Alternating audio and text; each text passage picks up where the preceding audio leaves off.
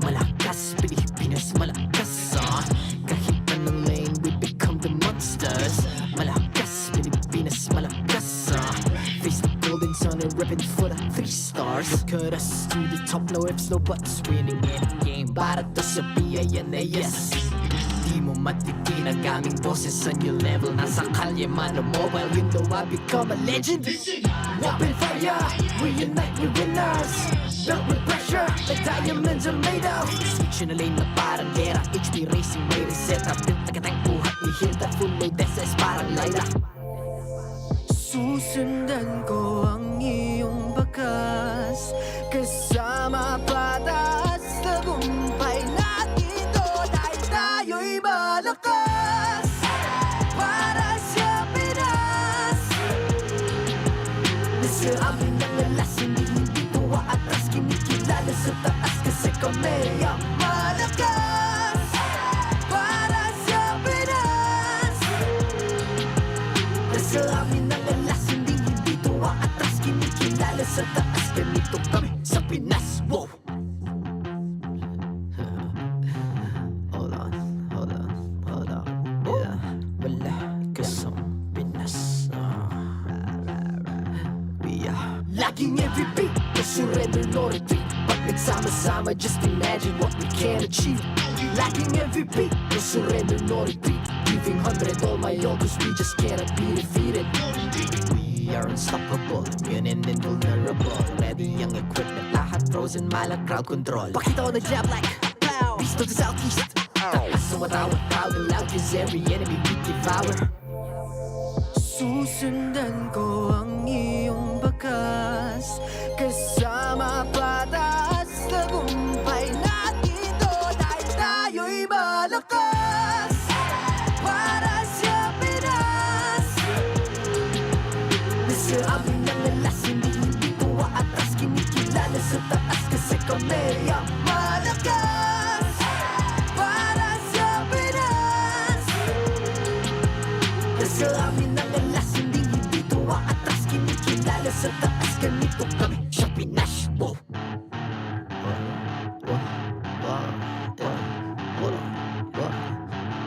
Malakas, Pilipinas, malakas kahit anong lane, we become the monsters.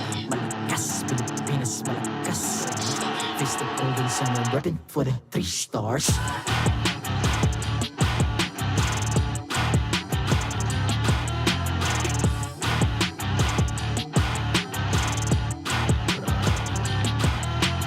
Ang lakas ng Pinas, we unite, be the stars. Ang lakas ng Pinas, we unite, be the stars. Ang lakas ng Pinas, we unite, be the stars. Ang lakas ng Pinas, we the stars. Ang lakas ng Pinas, we unite, we the stars. Ang lakas ng Pinas, we unite, we the stars. Ang lakas ng Pinas, we unite, we the stars. Ang lakas ng Pinas, we the stars.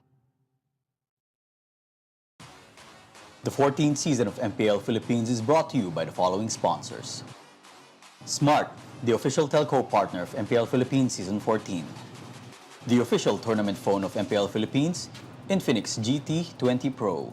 Official suppliers, EMC Asia and Index Salon. Experience the TLPH Season 14 action live at Green Sun, Makati City. Grab your tickets now via official MPLPH website.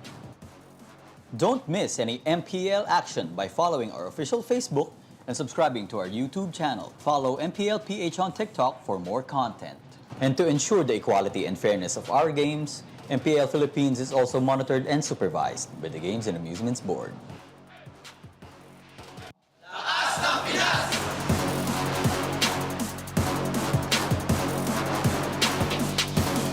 Lakas ng Pinas!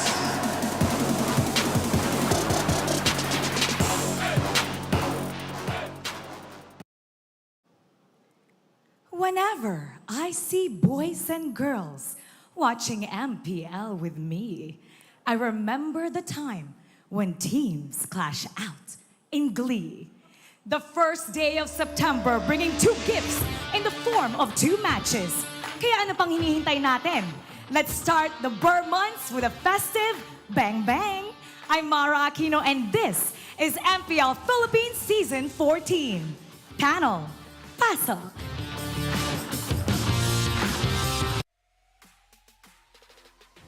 Maracino, welcome to week 3, day 3 of MPL Philippines Season 14. Leo at your service here with Joseph and Naisu Rezabek opening up the show. Joseph, how are you? Last night was a jam-packed, sweep-filled broadcast. It was. It was a long day, but it was a day that ended with a bang. It was the longest game that we've had in MPL Season 14 so far. 36 minutes. Yeah, 35, 36. Two Titans going at it. It was beautiful MLBB, man. And all of this would not be possible without Smart. Feel the power with every tap on the Smart app. Effortlessly manage your prepaid and postpaid accounts. Buy promos, pay bills, and redeem rewards all in just one app. You guys can download the Smart app now. All you have to do is head on over to the App Store, download it, because this is for Smart, Signature, Infinity, Bro, TNT, and PLDT prepaid home Wi-Fi, so grab it while you can. We got a jam-packed show again. Starting a little later tonight. 2 best-of-3s, but before that, let's talk about yesterday. We had, again, back-to-back-to-back sweeps. Any key and core memories that stand out for you? Because yesterday you were on the panel. Oh, yeah. I was on the panel. Again, number one, it was great to have our guests join us for the English panel. I love to have that, but I got to say, you know, the surprise for me was Fnatic Onyx still being 5-0. Like, Super fam, maintaining that super streak right now. Also, you know, with everything being said, it's rough. Like, I feel like as someone who used to also really root for Blacklist International, it was rough to see them in the position they are. Like, you know, from the top and now going to the bottom here, they're 0-5. Like, they don't have a point yet. You know who my heart goes out to? Who? The middle of the pack teams. I'm looking at our defending champions team, LiquidPH, who lost in glorious fashion, may I say so. And a new superpower in Season 14, Smart Omega. The new barangay seems to struggle, man. Back-to-back, they've lost. And I don't know. Is it time for them? Has their streak run out? Is that what we're looking at? Because they're not in action today. Ladies and gentlemen, we're opening up with TNC Pro Team facing off against Aurora Gaming. I'm wondering if that's where TNC gets their first win. I think it's a good opportunity because our match later on, match number 2, speaking of like who needs wins, and we know it's Blacklist International, they've got one of the Titans that's left to deal with as they go and face against TLPH. And they angry. They are. I mean, you lost a 36-minute match that could have, honestly, been yours. That was Team Liquid's game to lose, right? They somehow regained control after the 20-minute mark, and then it just slipped from their hands. So that's what you're in for tonight, ladies and gentlemen. I'm happy to see that maybe these teams that need wins are going to score, maybe, but I'm also nervous for them. Because they're facing off against very strong teams. Yeah, I'm a little nervous. I don't know, man. I think this is a good day for things to kick off, though. We know there's a running joke, right? September is the start of Christmas here in the Philippines. Maybe this is part of it. We'll hear more about that from our handsome panel. It's nice. This is nice. It's Rockhart and Renmar Santa Cruz. Let's go. You heard handsome. You thought it was Hans? It's us. I'm Rockhart, and this is Renmar, and we are back here for the last day of week 3. We're not last week yet. No, yeah. Erase that. It's still in the third week. But it is the last day. That's right. So right now, obviously, this tournament is, of course, hosted by Infinix GT, and we use the Infinix GT 20 Pro, the official tournament phone of MPL Philippines Season 14. So right now, I'm actually very happy to see this matchup, because again, we've always been looking for ways to test Aurora and TNC as well. You know, we got a pretty good matchup to do that with right now. That's coming up next. But you know what, Leo and Nice are right. I mean, I personally would not want to face a team LiquidPH that came from that loss yesterday. That again could have actually went either way. Yeah. Later we're gonna be seeing them again in action, so it's going to be interesting to see how they're going to be continuing the momentum. They didn't get that win, but like the momentum in terms of they played a banger of a match, game number 2 yesterday. But for this one with TNC Pro Team and Aurora, I like that we're starting this off because it seems like the timing's been perfect. Everyone in the community has been really discussing or been vocal about the idea of team chemistry, seeing things all mesh together.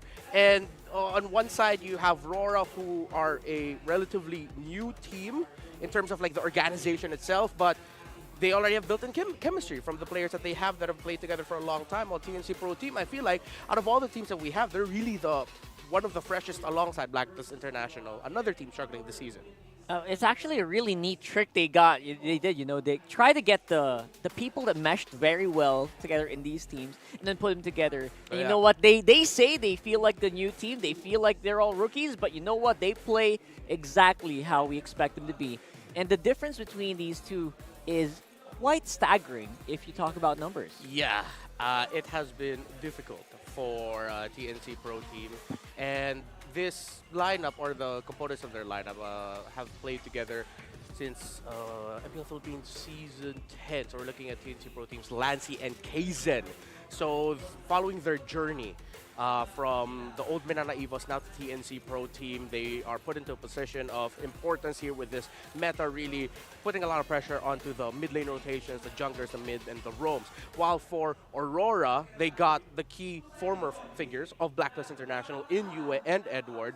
And I mean, come on.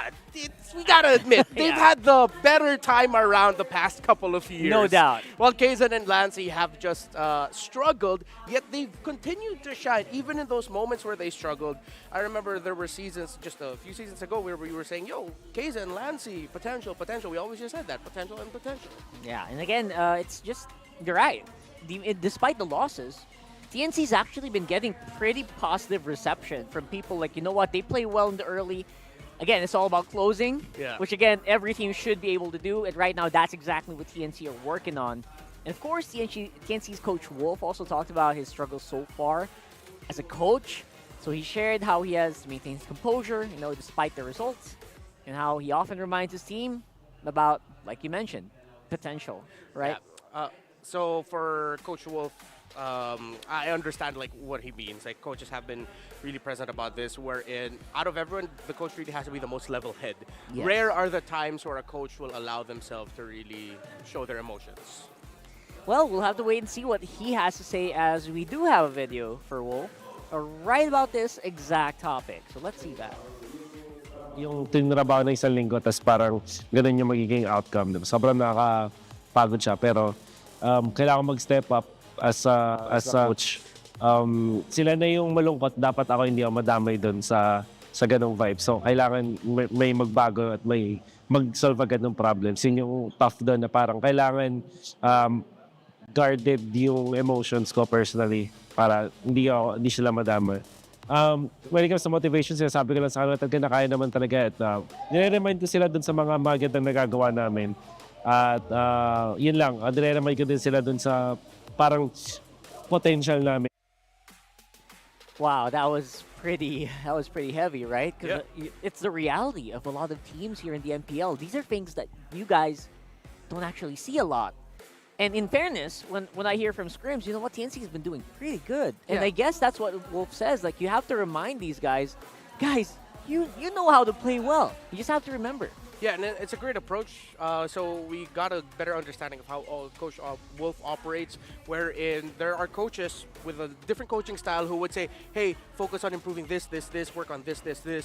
While now, considering that the TNC Pro Team has been struggling, Coach Wolf doesn't forget to remind his team that, hey, there are good things to look at your game. You know that you could do this right. That means you can get the other things that we don't do correctly right eventually. And again, just remind them to trust the process and give them that sticker. If you've seen a Wolf sticker, the don't be down sticker. Yeah. Is that the right translation? Yeah, it can't be down. Can't be down, man, because you know what? It is a very competitive scene here, and everyone, if you get down, you get eaten up. Yep. So I guess that's the reasoning for that. But right now, though, I think we have another one that we have to talk about here. This is our newest addition to the segments here. Oh yeah. I'm very happy we're very happy that we came up with that. We're gonna show up the voting. Who do you think is gonna come out on top? Is it TLPH or Blacklist International? That's for later. That's for later. Yeah, But we're a little bit ahead of the maybe for curve right now. But yeah, now you gotta vote for TNC and Aurora. And Aurora. There you go. You can advance vote if you want. We're just reminding you in case you forget TNC. that we I have just something realized, later. yeah. But it's TNC and Aurora. So please, let us know what you think. We also put in our own votes. There we go. Okay. All right. So we have already put in our own votes as well. Yeah. Personally, I feel like TNC has a good chance in this one, considering by this time, I feel like they should have figured some stuff out already. I don't know, man. I said RORA in mine, so that's our difference. I guess so. Wait, I'll have to double check that. We'll have to go into team intros, though. Let's see.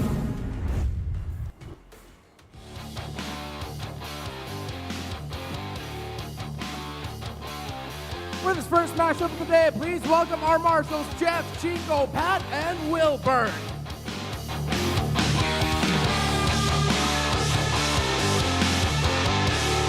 Entering the arena first, still 9-5, dared move. The Wolfpack have to show the improvements they've been prepping. It's TNC Pro Team.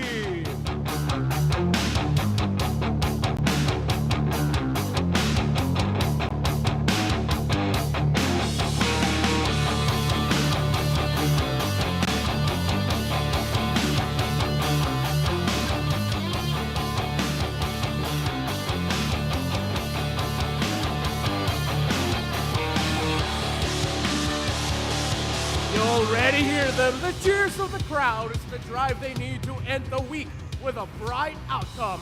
Let me hear the arena roar for Aurora!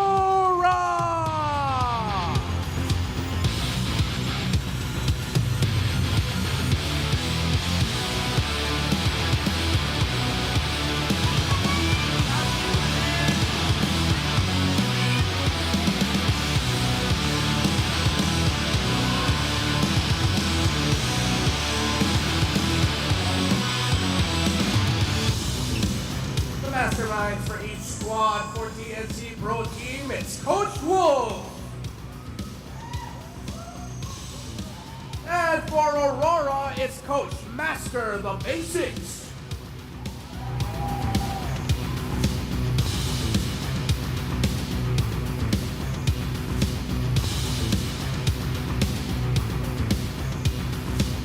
It's time for the face-off. Domeng, Kuzen, come forward. Domeng, ano ang palag mo kay Kuzen? Meron kaming 20 tips. Kuzen, ano ang palag mo kay Domeng?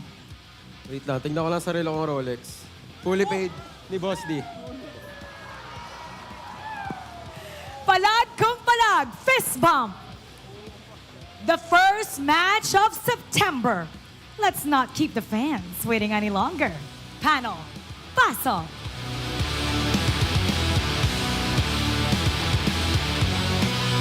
For a moment there, I had to remind myself what kind of watch I'm wearing, but right now, it is going to be TNC Pro Team, who seem to be pretty much buffed up by some presence here on the stage as well. Yeah, it's the Minana Evos flavored version of TNC Pro Team, heads on Escalera in the EXP in Rome, while it's Kaizen Lancy and Kozen in the respective positions. On one side, you have Pal Domeng, Rich Guy Domeng, it seems like for Kozen, it's fully paid Kozen for TNC Fully Pro paid Team. Kozen. And there you go. This is Aurora MLBB, who seems to have just picked up so much steam in the past week. Again, getting out of victory against Smart, Omega. Not a lot of teams can actually say that right now. Yeah, and there are a lot of people debating about like, oh, why come Aurora have gotten it right away? TNC Pro Team, how come you're struggling? But really, when you look at it, Aurora are a roster that has key members, 4 of them that came already from the same team, have international experience together, and they added one of the best jugglers in the Philippines in Demon Kite. While TNC Pro Team we saw earlier is a team that have put together a mix of what we call young veterans, maybe second or third years, and long-time veterans, and that takes time to build that together. And the stats doesn't lie. In the team head-to-head, Aurora is expected to take this game alone, with numbers alone. That's right. In terms of numbers, Aurora just is beating out a lot of teams, not just TNC as well. So right now, we're heading to Infinix keys to victory What do you think about this, Renmar? Yeah, strengthen your mid lane duo connection like that for TNC Pro Team. When you're up against Renegade and UA, you have to be decisive. And that's something that TNC Pro Team, hopefully they worked on in the long break that they had before heading into their only match for this week. While for Aurora, punish TNC's late game decision making. How many seasons have we said this now? TNC takes the early, then they just somehow lose a rotation, not even in the late game, the mid game. At around 5 to 8 minutes, that's where their rotations crumble, and that's where they lose track of it. While for both of them, hey, protect their cores at all costs. Their cores, rock hard. I Their know. cores. Their cores. I have to remind myself, who are their cores? Yeah. I'll find that out later. I guess I'll find out who you guys think are the cores in those teams. But for now, we are going into the draft very, very shortly. And again, these are one of the areas where TNC seems to be at least making up for it, right? I mean, despite the losses, a lot of people online also say, you know what, they draft pretty well. Yeah. I mean, you can't really fault it too much. At the same time, you got to make sure that draft the heroes do pop in, who actually do what they need to do inside the map. Yeah, I'm glad that you actually mentioned that. Especially there was this one lineup where TNC Pro Team didn't field any assassins. Excuse me, gold laners, or marksmen specifically. They put a Ruby in the gold lane, they put a Phoveus in the EXP lane, and then they rolled with a Ling in the jungle or a strong basic attack hero that could be the source of basic attacks. However, they just couldn't find the right execution, but that draft made sense. That approach made sense at that time. You know, one thing I also realized about TNC Pro Team, they've fallen to victim of being on the bad end of some really good last second draft picks by their opponents. A last second high loss, a sudden Zask priority, a Ruby out of nowhere, a Jawhead even, and those are all heroes that Aurora plays well. So basically, just like the big haymakers, they get punished by big haymakers from their opponents. So let's see if that will happen this week, because again, this is going to be the first time this week that TNC is going to be playing again. Yesterday we didn't see them. So right now we are heading into Game 1 draft, and it does seem to be an assassin-heavy ban here for Aurora TNC against Aurora. And of course, you gotta really respect Demon Kite. And I think TNC Pro Team have acknowledged one of their weaknesses is that in the team fights, when their formation gets broken, it seems like that's where they struggle. TNC Pro Team know how to fight when they're the ones initiating it, and if it's a slow front to back. But if it's the opponent having a hero that can completely shake up the draft or the fighting, come out from weird angles, that's where they struggle. So for the first pick, you have the Moskov and the Zask open. Moskov has fallen out as the first pick priority. Let's see if they'll respect the Edith of Edward, but TNC decides to prioritize the high loss instead, one of the hotter picks so far this season. Yeah, definitely super duper hot, 84% contention rate, and for a good reason. Again, a lot of good combinations that can be had with this hero. Not to mention just a beefy front line overall. Yeah. So now if you're Aurora, you're thinking, do we pick up the Zask or the Valentina? Do you pick up the Edith now as either a Ranger or an Edward flavored one? So they go ahead for the Zask, but they go and prioritize the Nolan, considering that they are running out of assassins in the pool. They take away a strong assassin out of the hands for Kaizen. So in terms of the top assassins that we have in the meta, they're all pretty much gone. Right. If I'm not mistaken, right? Yeah. There's always like one assassin that I forget. Oh, Julian's still up. Julian, which I guess technically is an assassin. He also has doesn't have a classification by fire, but I don't know. We'll check that later. But right now, the Julian definitely making an appearance here, right on cue.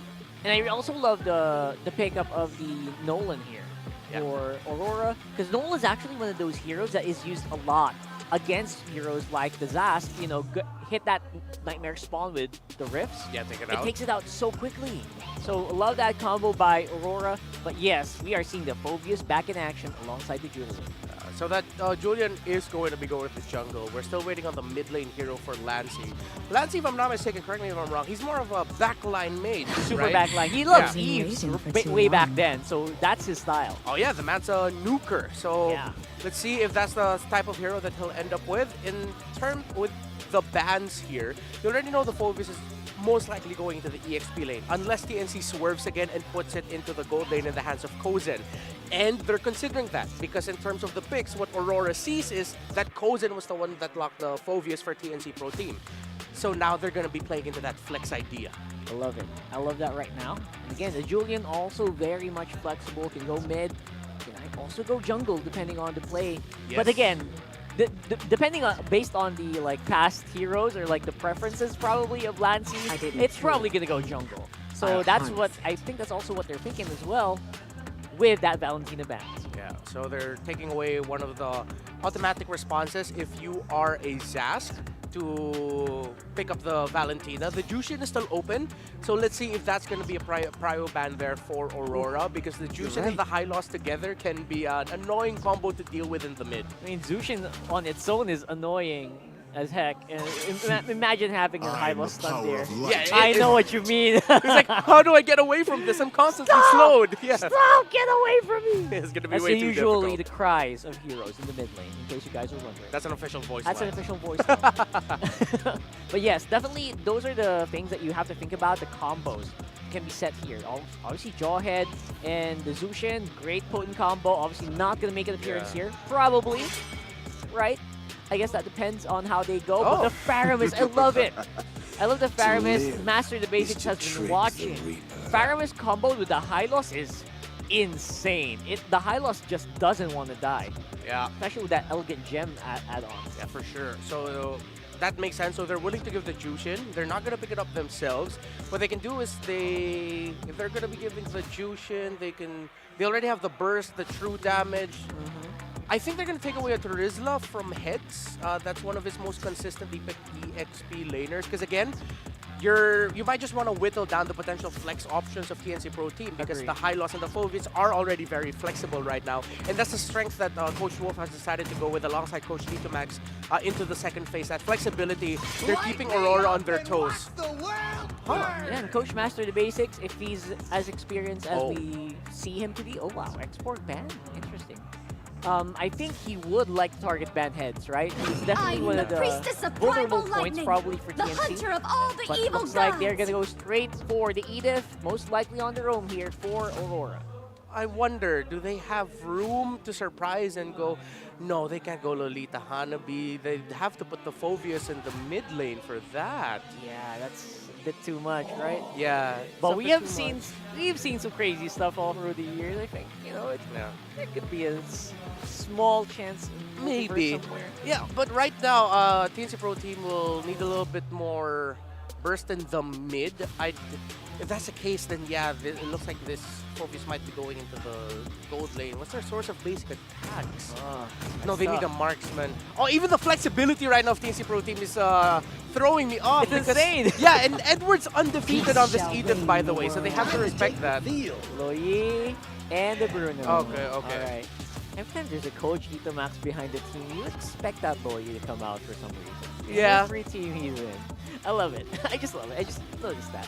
And now the Loyi, obviously a lot of teams have started to re-adapt Loyi starting the season. Yeah, and excellent I point. love it. I really love it. Yeah, she was sort of forgotten for a while, but then once people started to get adjusted again to the assassins coming back and all that, they realized, yeah, Loyi's still pretty good. And it does make sense going up against an Edith with how she wants to eventually just stand in one area and fight. But here comes Renegade. He gets his set man hero. Oh, the set man. I love it. I actually really like it. The Tigreal, you kind of always want the flexibility of an Edith on XP and Roam, and now the Tigreal always is. This is what we're talking about earlier, right? These haymakers that, you know what, can kind of be expected, in this one, but sometimes it kind of slips your mind as well. Yeah. With Escalera having a Loyi with him in the Roam mid combo, should be relatively okay for a high loss. What I'm worried now about, after seeing that Tigreal is the Phobius of Heads, it might be another game where Heads, unfortunately, will end up having a lot of deaths. Heads and Escalera have had a lot of deaths just shared between them. Yeah, I wonder what your fellow Bears think about this matchup as they are starting to cast up for game number 1, TNC Pro Team versus Aurora MLBB. Take it away, Leo Nyson. Rockhart, you're also a bear. What are you talking about? Welcome to Game 1. Aurora versus to Mobile TNC. Legends. Joseph, if I may. Yes, sir. That whole draft at the start kind of threw me off, but at the end, as much as I love TNC, I like Aurora's draft better. Do you? I like how I agreed with Renmar over there. You know, he's like, yeah, I love all the flexibility that TNC started with the first 3 picks. And then, you know, obviously it falls into place. And I think, again, that can be a part you can play in the draft where it's an advantage, you know? But, again, when I look at the lineup here that TNC's bringing, granted the fact, too, that this is a different iteration of TNC. Another new lineup. Another new lineup, which is good. They kind of need to go through this process. I want to see them be able to execute this, especially with the lineup that they brought for Game 1. Yeah, it's one thing to introduce the flexibility, but another to come through with it once the game begins. So let's go from lane to lane here. Kozen up against Doming. And again, Bruno is such an amazing duelist. Yeah. I'm surprised that we're not seeing him as often these days. Ooh, yeah, actually. Whoa. Domeng's going to get crashed into here. Flickers forward. What? Kozen going to be fine. Don't tell me Domeng somehow, some way, still able to survive the 1v2. TNC meet TNS. The next standard. The next You see standard. that? Yeah. Any other carry, hell, even my very low standard, but I would have died. Any one of us would have died. Yeah, I think so, you know. And, hey, that's the utilization of a defensive flicker, if you will, although it looked pretty aggressive. Amazing. He was putting himself right at the tip of the shield, too. Yeah. That was, I'm sure, key. And then a little bit of hesitation from Kzen. Yep. Would you have, again, as the Julian, would you have? I don't know. Right? I guess, and at that point, it's almost too risky because if Kzen pressed that situation and he gets gapped, he could be in trouble, especially when we're talking about the jungle matchup. Demon Kite especially, you know, specialist on the assassins, does have the Nolan pick here. We've seen this pick up constantly. And now they're going to set things up here for the Turtle. Heads pushing himself out there. In the face of advantage. Hey, look at the damage. Going to jump in, Infernal Pursuit. Wamps will be able to pick up a kill here, and now RORA in trouble. Kzen going to be able to get the Turtle too. Still possibly looking for more. Edward pops the Primal Wrath, takes a couple shots. But he's just going to have to back off, securing the orange buff here. So TNC getting a bit of a lead. Oh, diversion going to be used. Lancey, what? Don't tell me, Domeng. You already survived once. Get back to base. All right. First Turtle going over to the Phoenix Army. Demon Kite trying to push out Escalera from his orange. You into the rescue. They're fine. All right. So this is very trademark TNC. All right. Early aggression. Win big in the first or second Turtle. How do they follow through? Whoa. What? Wow. The jukes from Kzen. All right. With enhanced sword. He did have to give away the litho. Yeah, he did. All right. So we're looking forward to that mid-game ramp-up where TNC can make use of this early lead. Yeah. And then eventually deny Aurora any comebacks. And so going back to that point, you know, this is typical for TNC. Get the ball rolling. The flames are on fire, you know, early game. And I always feel like so far from what we've seen them, how do they maintain that flame? How do they keep it going? Because look at the setup here in the mid lane. Again, implosion. The toss up on Escalera. Thrown up, tossed up, and taken out. So RORA finds himself a kill on the board. And that is what I'm talking about, you know? TNC, they got to keep the flames alive and not get doused out here too early.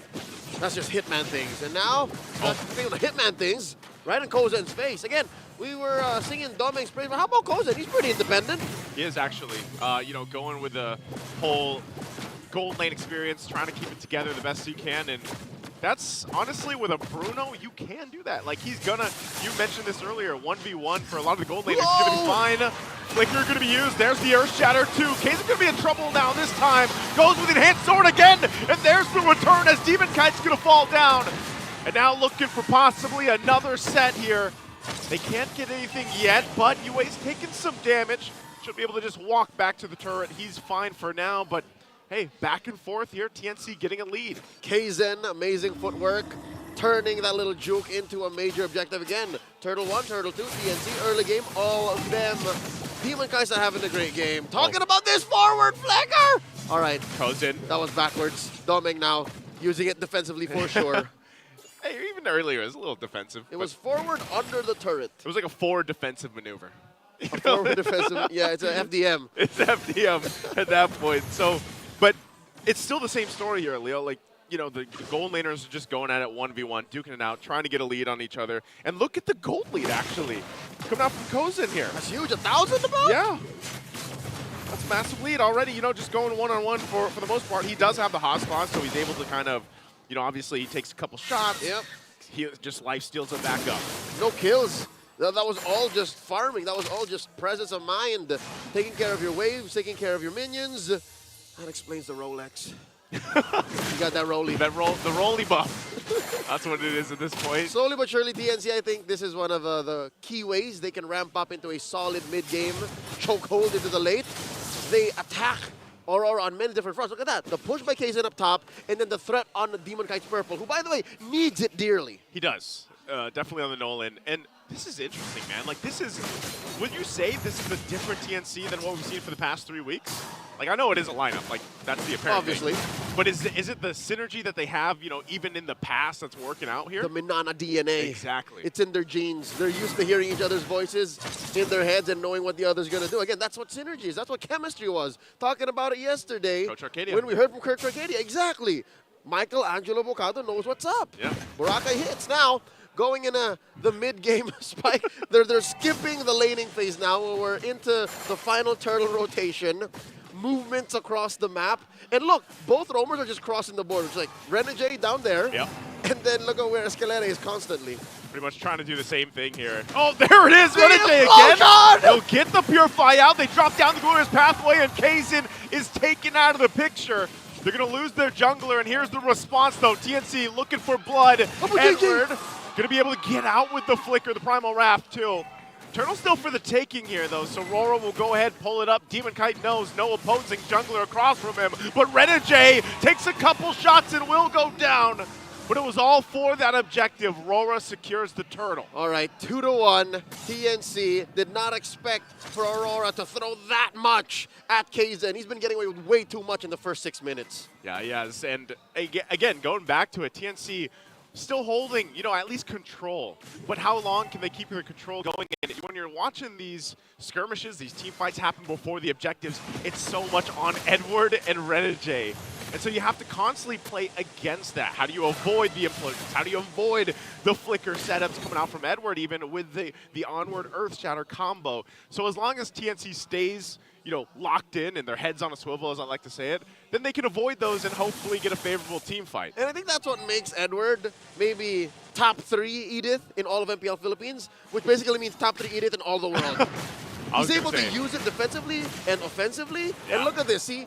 Heads is trying to buy time, but look at how they're tactically retreating. Oh! They're going to crash down. They cut him off the Glorious Pathway, and they'll be able to find the Hitman, Renegade, and Edward as well. Just as we talked about it, Demon Kite tries to find his own. Lancey's going to be fine, but hey, that's what we were talking about. Handle those set potentialers, those setters from RORA, and TNC does it by just cutting them off. And they didn't know where Lancey would have come from anyways. Because look, who would check? Look at the rest of the map. Who would check? Their 2 main frontliners were the ones getting chased down. And when that happens, you're left just running for the hills, man. Like, your frontliners are gone. What are you going to do? You know, at that point. That's why, again, Demon Kite just trying to, like, clean up a kill if he could, but better to call it off and try to slow things down again, because TNC playing on the momentum they have. Even looking at the items, you know, items are falling into place. There's the wings now, too, for Lancey. Still about 1,000 between Kozin and Doming. Slight lead now on Demon Kite over Kaizen. I think this is because Kaizen has slowly tried to get better setups, so he's not taking his farm as much. And Demon Kite here slowly going for a mid-game ramp-up. And maybe that's why the Nolan, despite having like a relatively bad early to mid, is still one of the most in-demand junglers. He's the #1 jungler for burst. Renegade again doing the same thing. Implosion's going to be there. They knock down Escalera. They take him out of the picture. Edward goes in with the onward, but the infernal pursuit of heads will keep him going. But finally taken down. Still a couple members left. Domeng has to flicker out. Lord's going to go in. Edward flickers in himself. They're looking for Kaizen. They'll find him as Demon Kite picks up the kill. And now Lord still under half health. They're working on him, but Kozin couldn't get the last hit on Demon Kite. But he takes out the rest of the problems there. Lord will reset, and they bring it back. And it's not like Doming was on the brink of death just 5 seconds ago. He just turns on the foot style and says, you know what, I'll just take the mid anyways. I'm just going to go mid. Nothing's happening. It's a tough past few minutes for the Zen brothers. Kaizen died. Kozin can't effectively kill. And they're going for the reset. Lord up about 4/5 of its health in. Escalera with the glorious pathway. Oh no, I think TNC wants to commit. Oh. Dominator's Ascent going to be used too. They go in a little bit further down the line, and now Escalera once again going to be the focus. Renegade finds 2 members here. They drop the damage, and Escalera is going to be taken out as well as Heads. TNC falling apart for this Lord here. They lose 2. And so Aurora looks to be able to just get this Lord now. Wait, hold on. Diversion going to be used. No one sent. They don't send anyone. They just call it off as Lord is secured here for Aurora. What a shuffle. What a shuffle. Aurora MLBB. They were on the back foot for the better part of the first 10 minutes of the game. And suddenly, even after that free pickup from TNC down bottom on Renegade and Edward, they're able to play footsies enough. And again, Joseph, they were pressuring mid. They just kept, Dominic never went home. He didn't. He's just, I'm just going to take Guys, this. I got the mid. Clear the waves. All right. And now, I would reckon he has closed the gap between him and Kozen. Yeah, we would have to see the numbers, but I'm pretty sure after all the last couple minutes he's done that. After all that, he's at that point where he's going to be pretty much, I don't know, even or above, but right now they're going to be pushing into possibly the base here once things get aligned. And I would say, too, for Aurora, that's the thing. TNC, we talked about, can they maintain that ignition on the wings? Well, it just got doused out. That's the problem that we see here from TNC. Now, can they rise to the occasion of defending this push that's going to come from Aurora? And you can expect Renegade or Edward to possibly force a fight if they want to. They slowly work on the shields. Holy shields are going to be down. Yeah, popped. Mid-turret still stands because they got to respect the damage, too. Escalera lays down the glorious pathway just to cut him off. Gets the flicker out from Edward, too. But I think that's all they get here. Whoa, look at this, a diversion. No, they're going to send it in! Implosion! Renegade implosions, he's going to be able to find Kozen. Kozen's the target, they get him down! And Heads too, even with the Inferno Pursuit as Lancey goes down next. 3 members of TNC, they wanted to go with a diversion, and they end up getting smacked down. Choked up, face down, burnt out, now pushing in mid.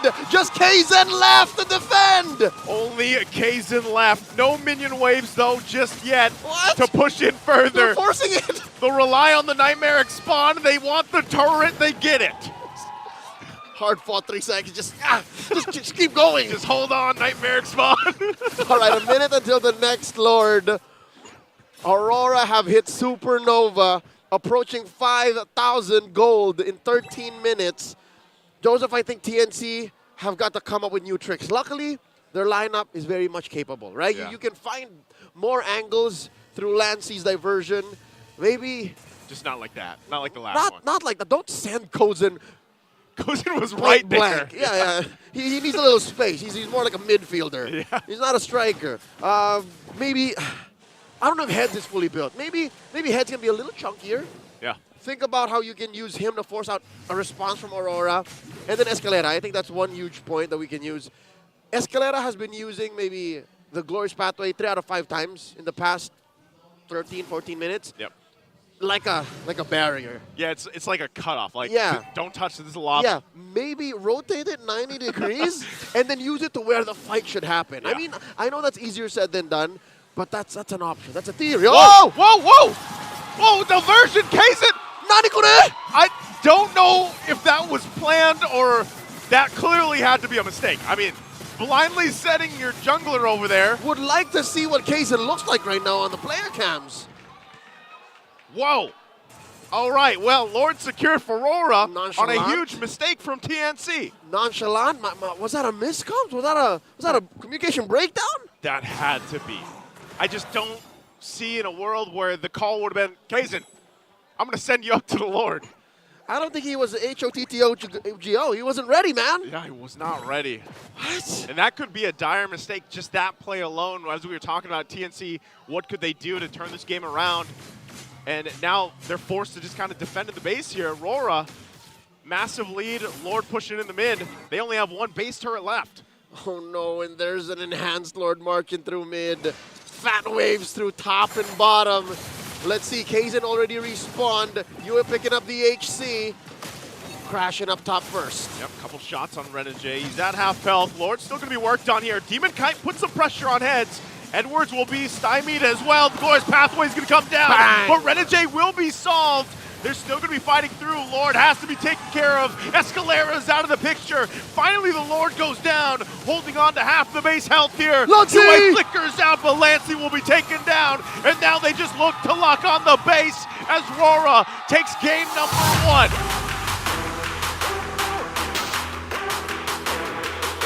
Clear pain points for TNC. An amazing early game into the ramp-up. Up until the final turtle, where it all seems to crumble. Again, the story of TNC, they light the flames in the early game, but for some reason, it gets doused out by mid to late. I wonder what our analysts saw there. Let's go to Venma Santa Cruz and Rockhart.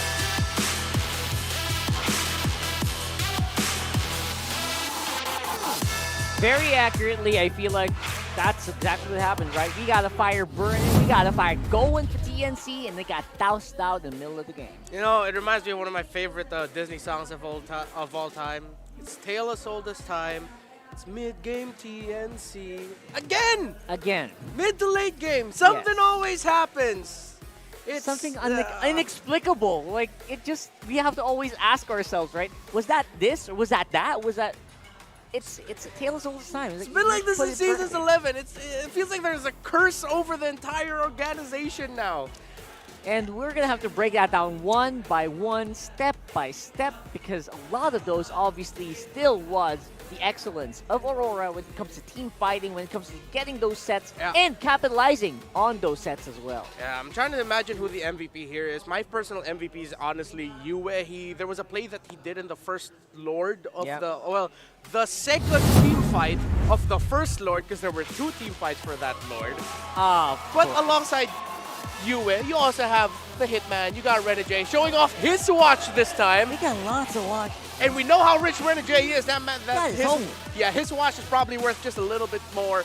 And his Tiger play, his setups, the information that he was getting, it was a thorn in the side of Escalera and the members of TNC Pro Team as the game extended.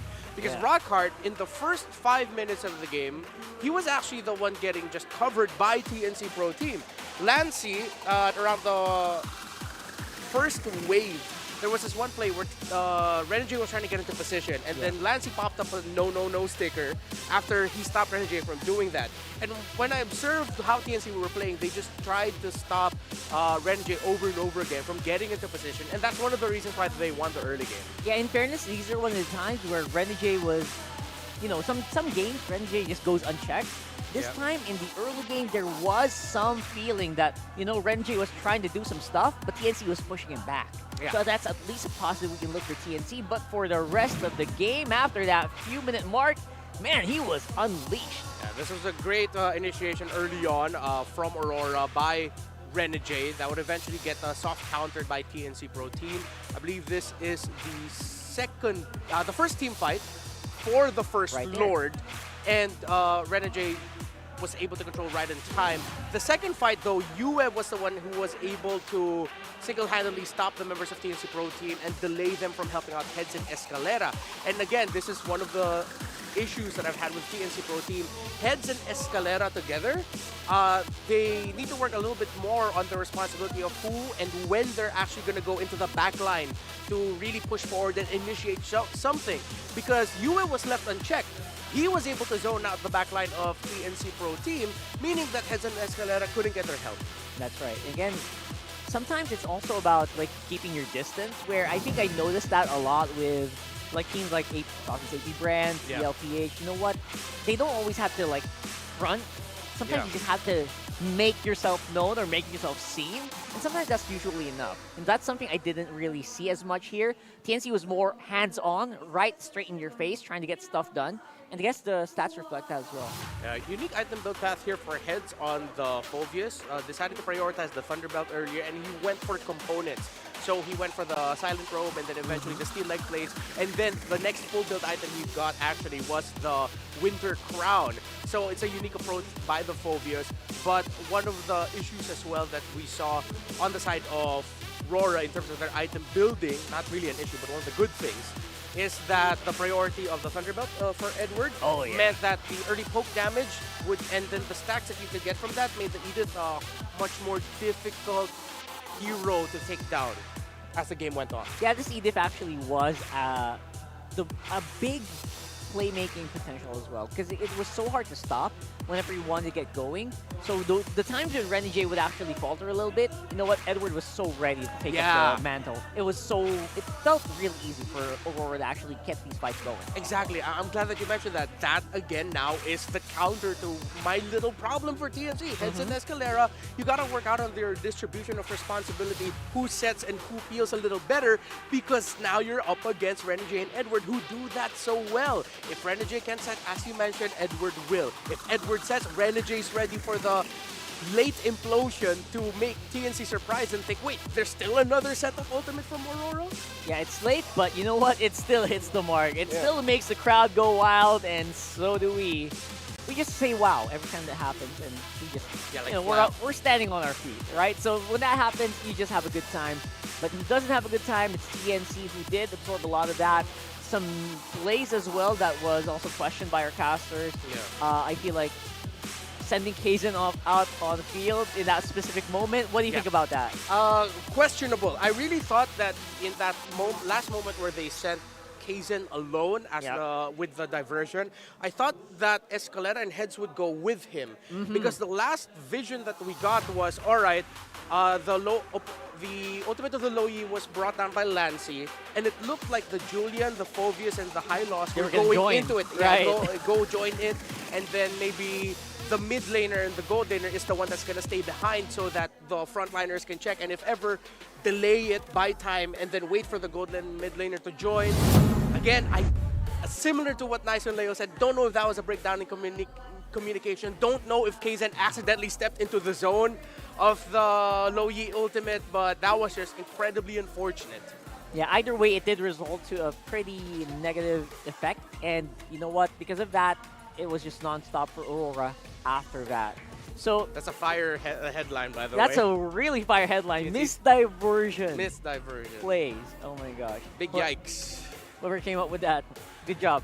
You caught that, and I think Aurora with the comeback here was cemented obviously by their decisiveness to actually take these fights whenever they could, and that's becoming a very classic Aurora thing, right? You don't back out. You don't make your opponent feel like you're scared at all of them. Again, we've discussed this a lot before. Aurora is one of the teams that really understand the strength of their power spikes at the right time.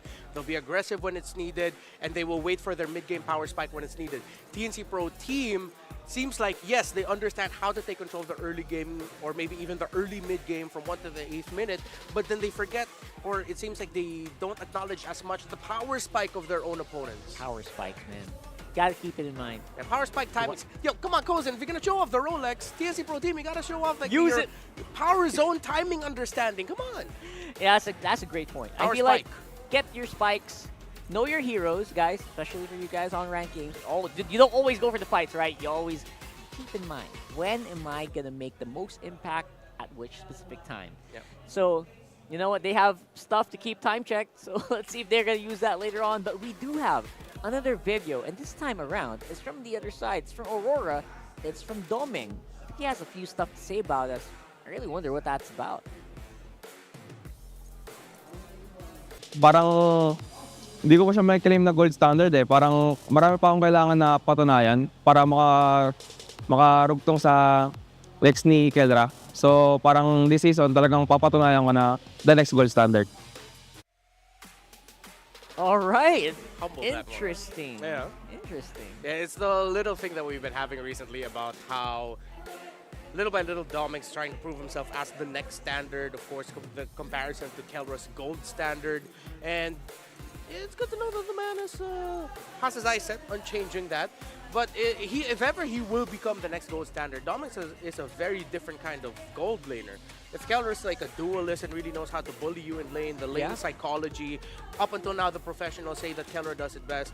Doming, again, understands his power spikes and knows where to find and how to find the gold for that mid-game power spike. And he's a very macro-focused guy. Just like what we saw in the previous game, that is pretty much what you want to see in a player, especially a player that kind of treats himself like a rookie, right? The whole team, they treat themselves like rookies.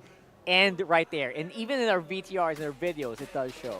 So, good job, and I guess keeping it up, you could be definitely a huge contender for the current gold standard, right? Yeah. Mr. Kelra himself, who does seem to have a lot of competition on his plate recently. Oh, if yeah. you'll notice. Yeah, in terms of the stats, though, we got to look at it. BennyQT and Super Marco have their own great clause to call themselves as the gold standard alongside Kelra. We'll catch that later on. But for you guys, you know what? You got to catch the biggest clash of legends every Monday with We Are Legends. You also get a chance to win 10,000 in-game diamonds just by liking and supporting the show. So more details on that for WeTrend's official Facebook page right there. I think that's happening tomorrow as well. So watch out for that. And that's WeTrend without an E. Without an E. That's so right. It's WeTrend. Returned. Technically. Yeah. That's a great catch. Thank you. Speaking of great catches, I wonder if we can catch our next item for here in the MPL arena. We're looking for the Smart Gameplays pose with hashtag the power of smart. So all you need to do is just copy the pose.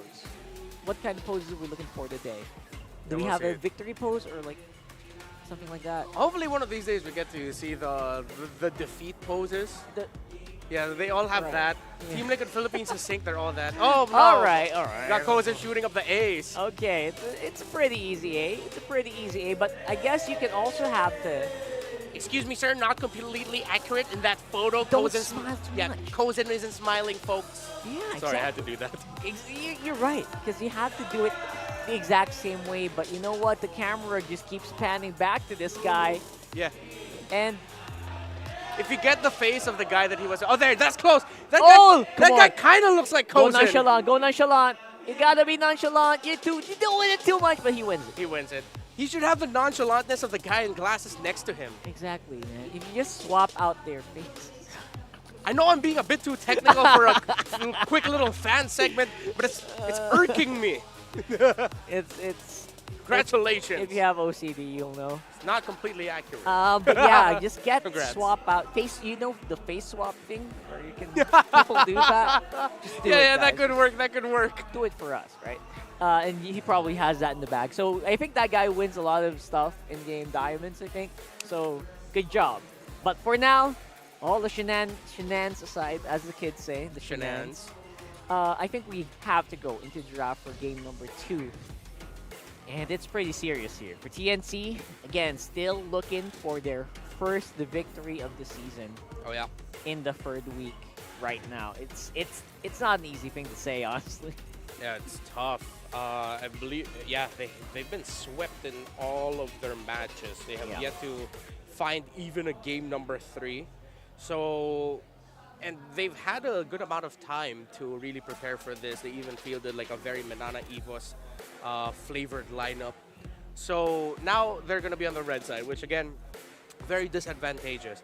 After day number 1 though, and especially after that last match, or the last game, the win rate is starting to balance out. Because this week we've seen a little bit more red side wins. So from 60-40 or even 61% to 39%, it's around 57 to 43% now where that's the chance of the blue side winning against the red side. So right now, obviously, it's not always going to be picked at that side. A lot of teams still pick red as well. So I wonder if TNC is one of those teams that kind of favor that as well. But for now, they will be on the red side. And again, not missing a beat. Assassins banned out. Not taking a risk of letting Demon Kite out on the map. Oh.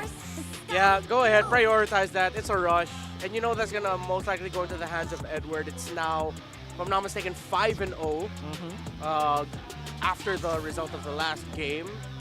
So for TNC, I'd really want to see them pick up the Zast. I don't want to see that in the hands of Yue. But the difficult thing is the Valentina is open. So you can go ahead and chase Assassins if you want to. With the Roger gone, you can go ahead and pick up the Harith or the Moskov. I feel like deny picks are also a thing where you can kind of remove US corporate hero Valentina. Probably use it, but again, we're talking about like the flavors of the mid laners of TNC. That Zast is gonna come down soon. And like you mentioned, just removing it, I guess they think, you know what, we gotta secure this out. Yeah. Okay, so they do pick up a Harith. The Ju Shin and the Valentina is open for Yue. If they want to go ahead and pick that up. If they're going to go Ju Shin, they might as well pick up the Jawhead alongside it. It's shown to be a pretty fearsome combo in the mid.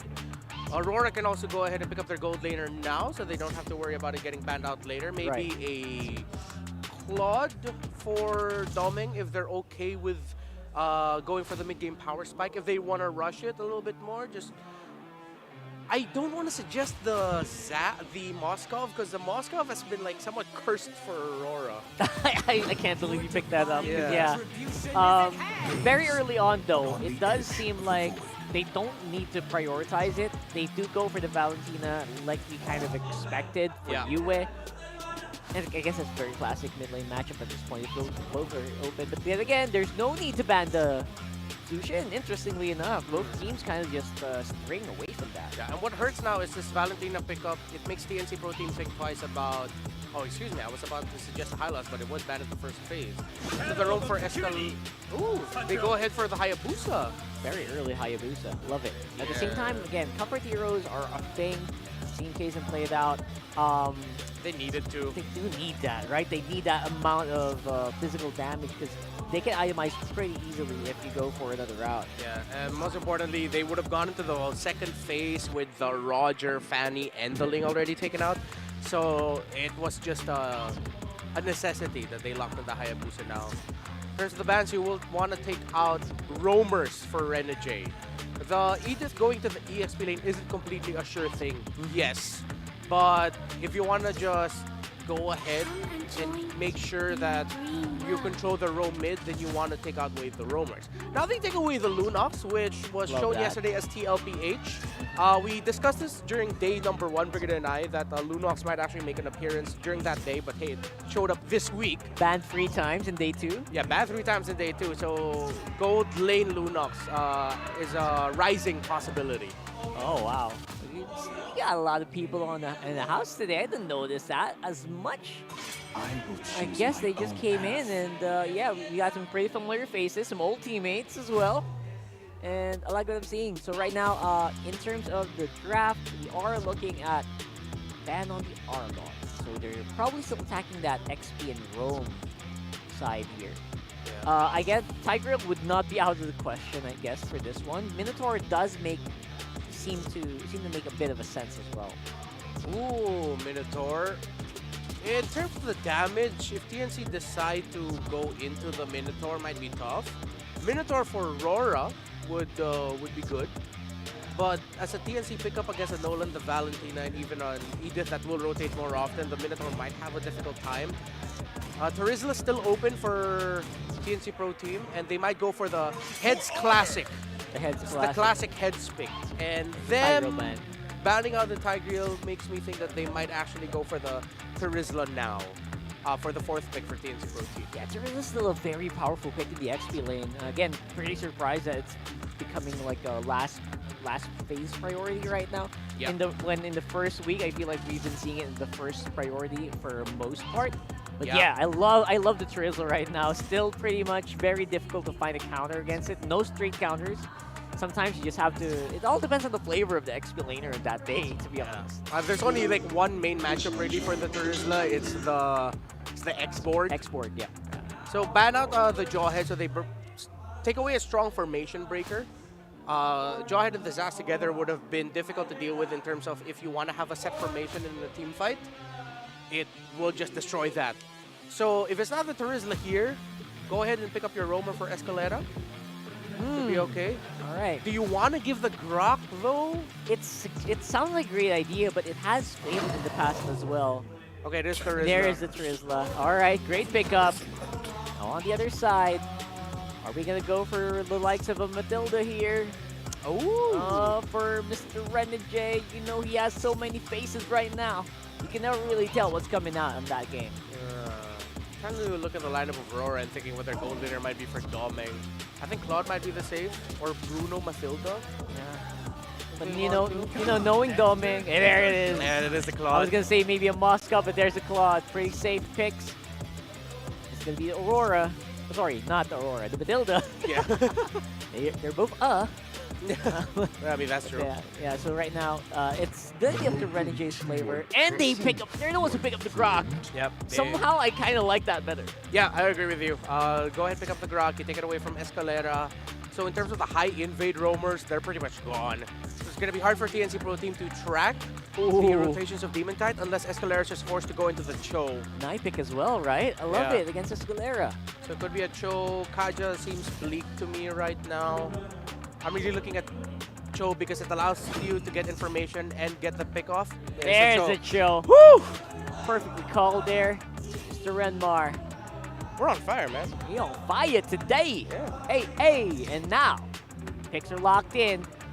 Obviously, it does feel like a very solid, very safe composition here for Aurora. They have so much control over the lanes, they have so much control over the objectives because of the Grok, and of course on the other side, it's more of can we pick some people up and can we get some gold on our side. And my only question right now is, this TNC lineup could work if Hez and Escalera really just time their initiations and their entries together, make sure that their backline is ready to respond to whatever Aurora throws at them, because UA will have the ultimate of disaster available for him. Oh yeah, that is a great point. So we're going to see a lot of nightmaric spawns. We'll see if that's going to be a case here as we head into game number 2 with throwing it over to Leo and Naisu. Shine. Much gratitude, Denver Santa Cruz, Carl Mobile Legends. Here we are for match point over for the Auroras as TNC Pro Team tries to pull one over them to force us into game 3. I like the fact that, you know, we get a little bit of a different setup, of course, for TNC this time around. I do want to see if they can have a better game this time around. Not to say that the early game, last game wasn't good. They can replicate that. They get a better snowball here this time around, hopefully, but they maintain it. I want to see that improvement from TNC and hopefully have less mistakes this time around for game number 2. Which on the contrary is, you're right, Aurora is playing a very similar lineup to last game. Yeah, it is. I mean, you don't have to change much, especially, you know, looking at things here like the Hitman turning into the Grok Man. Like, he's got that allowed. The Wild Chargers, the setups that he's known for are going to be there. You know, Edward's pretty much doing the same thing with Edith. And that's what you can expect from Rora's lineup here. And the same thing, you know, Domeng, this is a signature pick for him. I know we don't see Claude too often from other teams, but Domeng, this is a signature pick, and you have to keep track of him if you're TNC. He's been playing Cho on a professional level for the better part of 2 years. This young man knows what he's doing. Yeah. Looking at the mid lane, again, Yue on the Valentina. That's a straight mark goal! Well, that's already a great start. First blood going to the hands of Kazin here. Hitman. He's gone. I mean, there was a very similar situation in game 1, wherein TNC tried to rotate on to Domeng. They now know that as a practice in fail it's a frail approach, you know. Frail approach, yeah. He knows what's up. So they tried to catch Renegade. Whoa! Escalera, the clapback. Well, there's a 1-for-1 basically at that point. Both, you know, kind of roamers getting taken care of before the first turtle's going to get taken too. Kazin will be able to secure it up, and now I'm not sure if they're still going to be looking for more possibly from it. They get the objective. Right now, TNC off to, once again, a similar start from the previous game. Nothing too crazy, though. Pretty much even in terms of economy. I think TNC are slowly and very quickly at the same time learning on the fly. Renegade. Whoa! Renegade could be in trouble once again. Yeah, Kazin. Good timing there from Escalera to call that, too, for Kazin. And this is the best thing about a Hayabusa. You get 2 early kills, you're pretty much set for the early game. It is snowball. Escalera trying to bother Demon Guy, kicking him out of range. Where's this purple buff going? The retribution. Uh-oh. Escalera, should he be able to get away? I don't know. One hit. Whoa! How? Escalera, they can't catch him. Not enough range unless. Oh, Renegade. I thought if he picked him up with the Guardian's Bear, I would have been like, wow, that was not expected. I mean, Renegade is one of the prolific Chos in MPL Philippines, so he would know where to hide. He would know how to get away and where he would put himself if he was that low running away from an enemy squad. But yeah, no, I was saying TNC is learning on the fly, given that they don't have to force anything. They can just take targets, take wins from the map as they come and not force them with the threat of running out of gas. I think that's what happened in game 1. Like, they kind of burnt out. Yeah. And they kind of got gassed. And then eventually when Aurora found that window of opportunity, that golden window of opportunity, they took it. Yeah, they took it. And that's what I'm saying. You take a lineup like this, I feel like when I look at it, it's like, all right, we set ourselves up for early game to get the gas going again, but I'm just wondering, does this lineup give enough gas in the tank to get to the long game? You know, I think that's always the question with TNC. I think at this point they're running like 60, 70. Because again, KZN's sitting at 2-0 at 4 minutes. Yeah. So this is a good pace. They're putting it on cruise control, and basically it's on autopilot up until they can go for more without forcing anything. Yeah. And if they wanted to force something, it actually, like, Heads can do it again. I would say even better to an extent. On this Turismo, we've seen so many, you know, good team fights going in favor of the teams that have the Turismo with them. Playing around the penalty zone. You can see this going to start up, though. It's going to be Escalero. Look, could not find Demon Kite that he was looking for, but the penalty zone's going to find the targets down here. Demon Kite gets the objective, and Heads has to flicker out. Escalero goes down. And all this while, KZN committed Grand Theft Purple, trying to take one on Doming! Good trade. Kazin gets another kill, 3-0 now. A lot of gold here on the top two. It's a great trade. Yeah, Renegade a little bit too late. Nearly all the gold, but look what's happening on the other side. Trading that gold plating both sides of the map. So far, so good, because TNC were almost running away with 1,000 gold ahead prior to that engage, prior to that minute-long sequence. And now it's tracked out about 500, 600 across the board. So I think Aurora are also happy with what they walked away with. Maybe the only thing that they were hoping is maybe Doming didn't die. Because again, a gold lane death this early on, it's never a good thing. Yeah, it's not a good thing. You know, but them getting the kill in the hands of Kazin there like that, and you know, Doming trying to farm up on this cloud. You know that he needs the Trinity. Look at this already. On the Blazing Duet into the Zaman Forest. Both roamers also waiting in the whims here. A couple shots more for Kozin. Gonna get forced back to the turret, but look who is joining the fight here. I'm not sure if they pressure it any longer. Heads is now part of the fight. It's a 4v4. Gentlemen! This has to break out. Dominator's Descent going to be used too. They get the stun out on Yue. Yue uses his own He's burning! to escape. I don't think he will go down. He's fine. He's all right. Man, that was a whole lot of focus here in the gold lane. It's a lot of aliens. Yeah. And again, it shows that Yue, after playing the Zaskin game, wait, it's a duel! Little assassin 1v1. Kazin not able to connect on Demon Kite, just a little bit off there. Max range shadows. Max range. Talking about now the exchanges, the trades so far, because of how TNC are trying to find these big, in their minds and on their clock, they've gone into it. Oh, we'll talk about it later. Kozin dropping the Z-Force. I think they just pressure him off. Yeah, they get the turret. They push it. All right. In TNC's mind, then again, I would assume so properly, rightfully so, they have to speed it up because, again, Aurora are also slowly building up to a mid-game power spike. It's the same thing as last game. Yes. So, but I'm hoping now that they're able to do it without, and he miscomes the kick! There's a kick. Way the Dragon right on target as they take out Edward. TNC able to find a kill. That's going to happen every single time. Escalera does have that available. Luckily, it's only really happened to Renegade often, to Edward this time around, and then earlier on Doming. Once. Yeah. So Aurora can count their blessings and say, you know what, that might be the last of maybe the 2 more kills that TNC is going to get on us in the early to mid.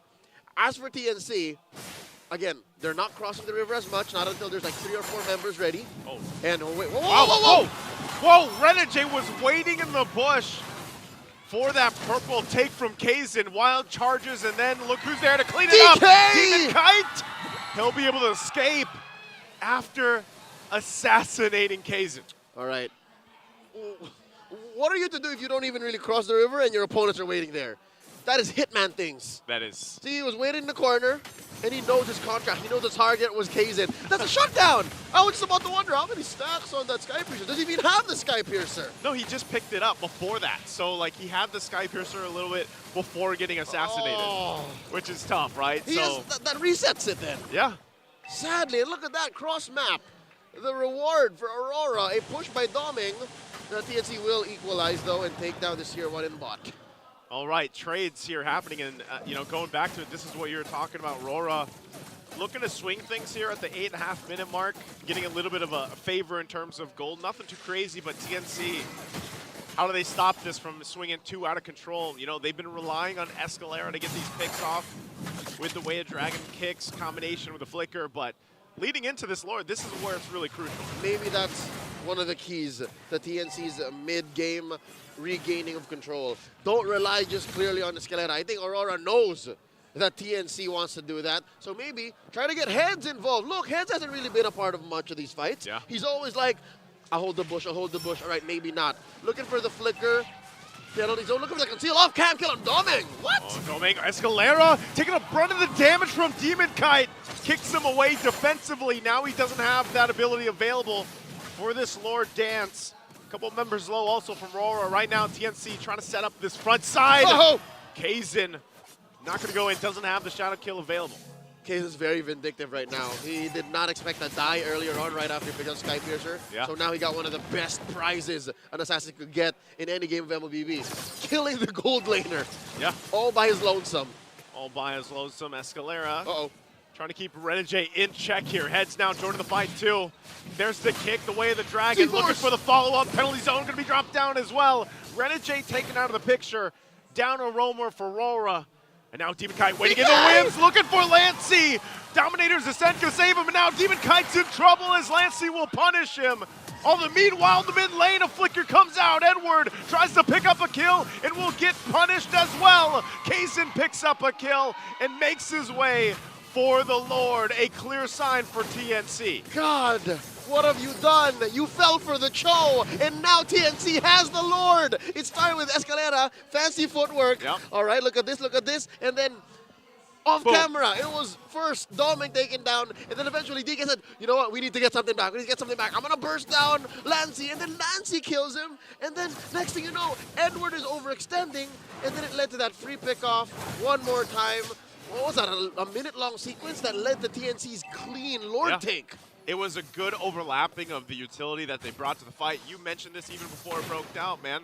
Heads had to do something too. His penalty zone off that way, the Dragon, was what really locked down the key targets for them to lead to the advantage they had. And look at this, Kaizen once again putting the pressure with the shadow kill. Can't get UA though. They have the Lord now in the mid lane. Should be able to take care of these tier 2 turrets. TNC in their favor. Game number 2, looking to knock on the base turrets of RORA. Look at this. For the first time in this whole best of 3, game 2, TNC in full control. 11 minutes in, about 3,000 gold ahead.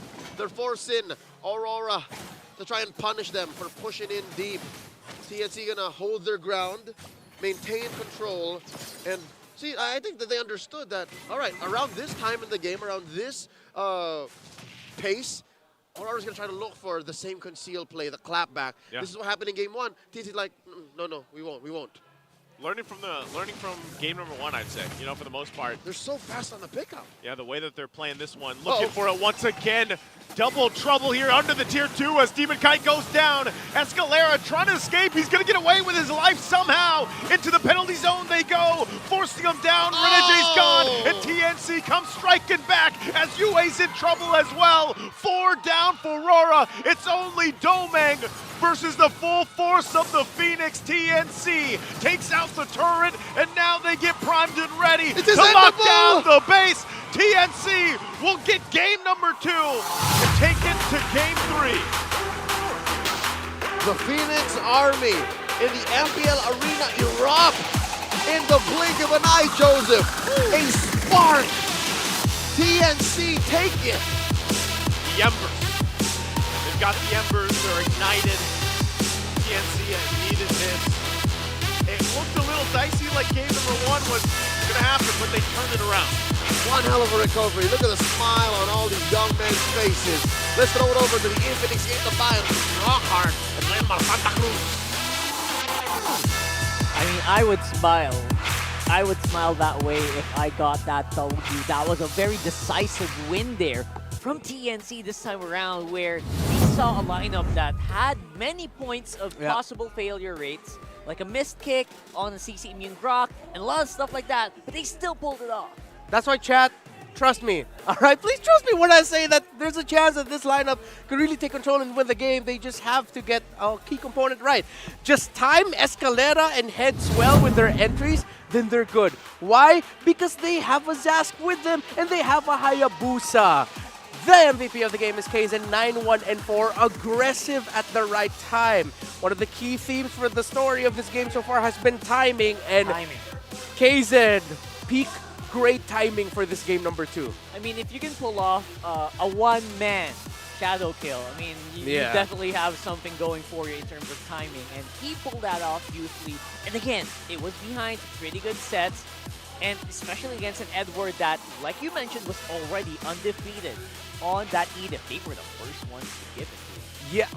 Yeah, I'm so glad that you pointed that out. TNC Pro Team are the first team to dish out a loss for Edward's Edith. And it was a great start. All you need to do if you have an Hayabusa on your side is give information. And that's what Escalera did.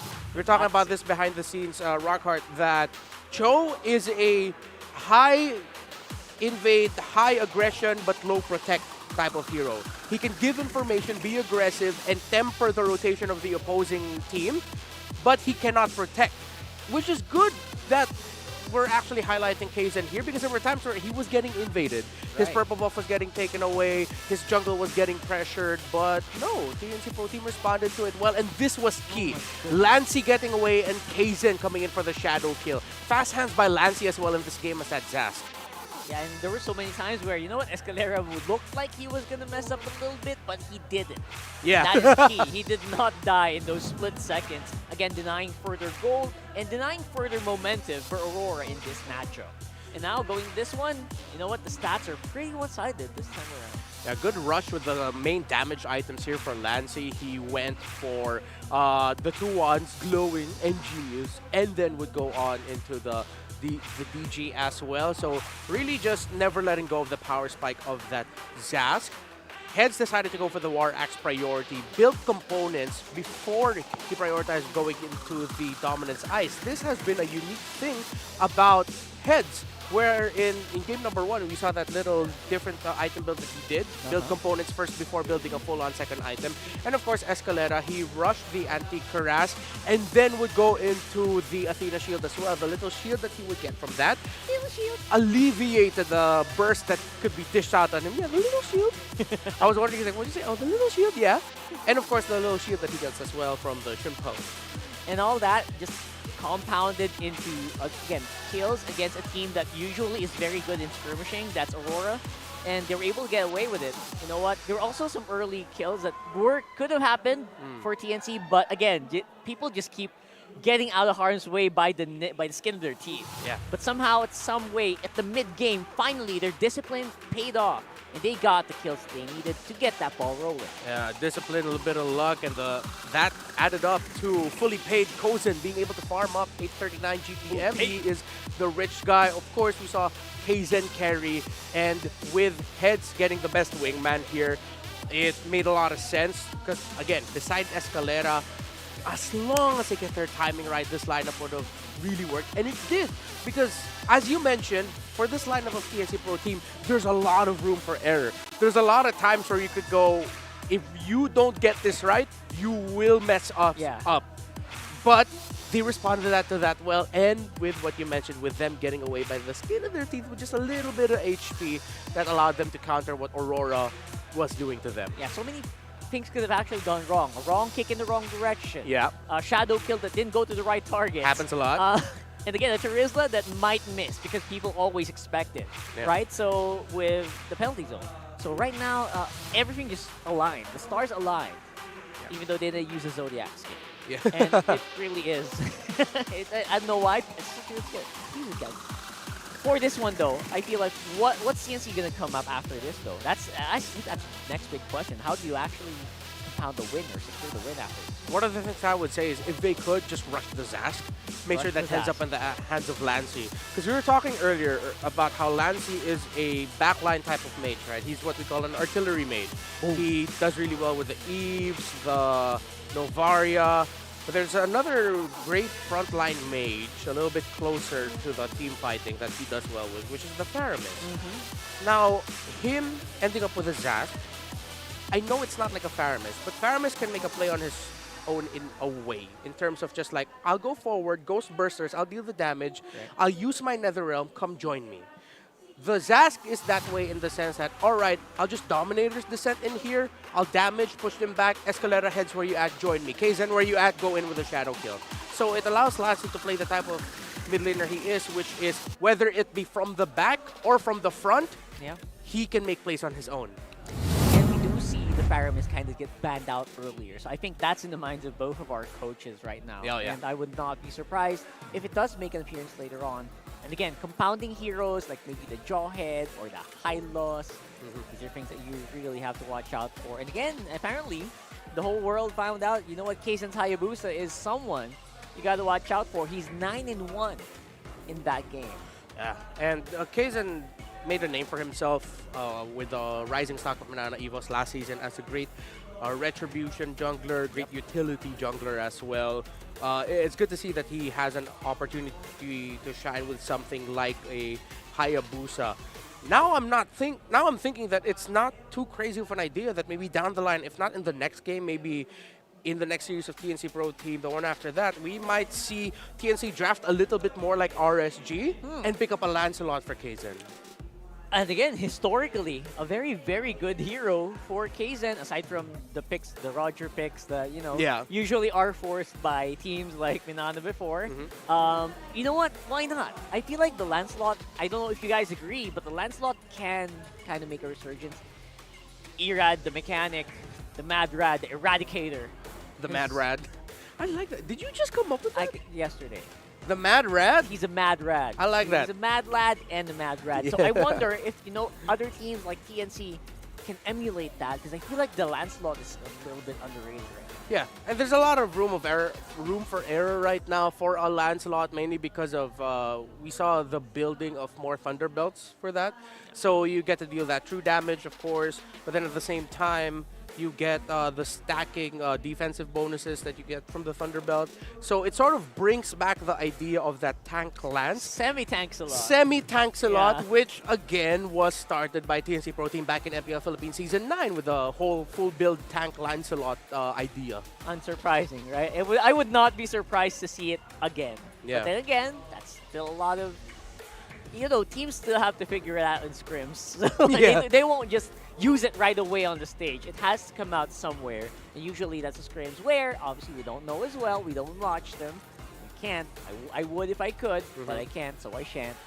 But right now, obviously, there's, aside from that, Kaizen's definitely only one factor, right? It's only one factor where TNC can actually shine. Yeah. Now, I think the bigger factor that you mentioned earlier is the Heads Escalera combo. Like, how's that coming along, right? So far, I think in game 2, they were able to get away with, you know, kind of being separated a little bit. Yeah. But what will happen if they face an Aurora that wants to group up all the time?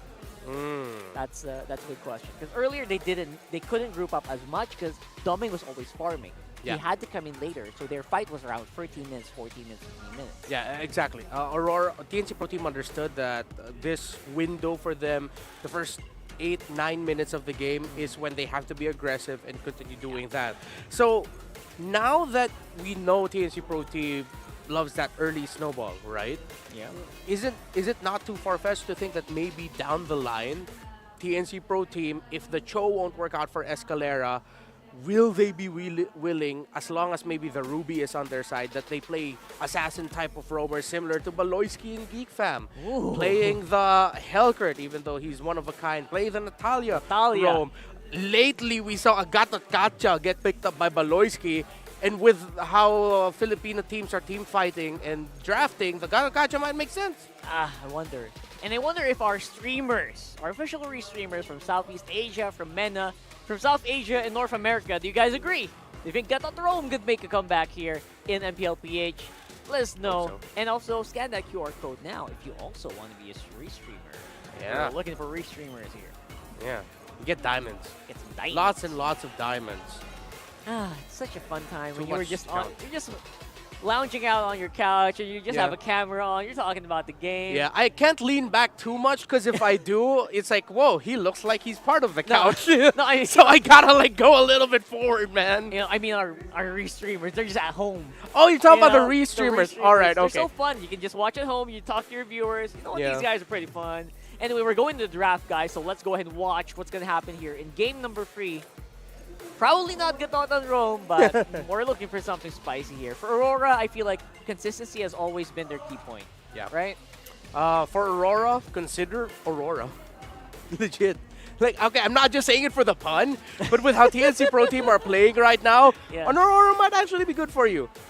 And you know what? The Aurora also gets practiced a lot by TNC. So it's kind of a deny pick as well. Yeah. I know Hatred's not here. Happy birthday, by the way. Belated happy birthday to Mr. J. Lord Gaylord Gonzalez. Gonzalez, Mr. Hate. He's in the aquarium with the teams. The aquarium. We kind of greeted him a little bit earlier. Yeah. But he's not playing today.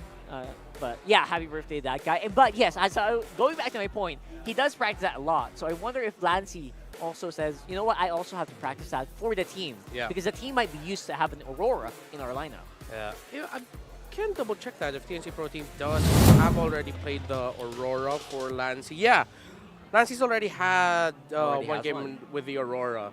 He also, other than the Aurora, Loyi, so we've seen the 2 out of the 3 heroes right now of the hero pool. Excuse me, yeah, 2 out of the 3 of the known hero pool of Lancy for this season.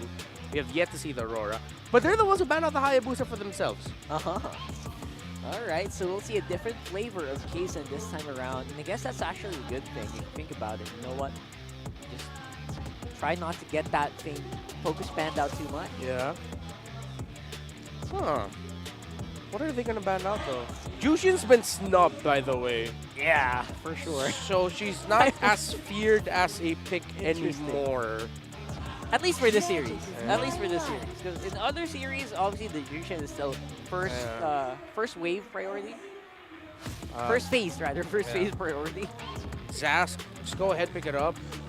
Aurora might adjust and pick up someone else. Oh, I lost. Okay. All right. I really wish that they got the Zask already for Lancy, because Aurora could just pick it up now.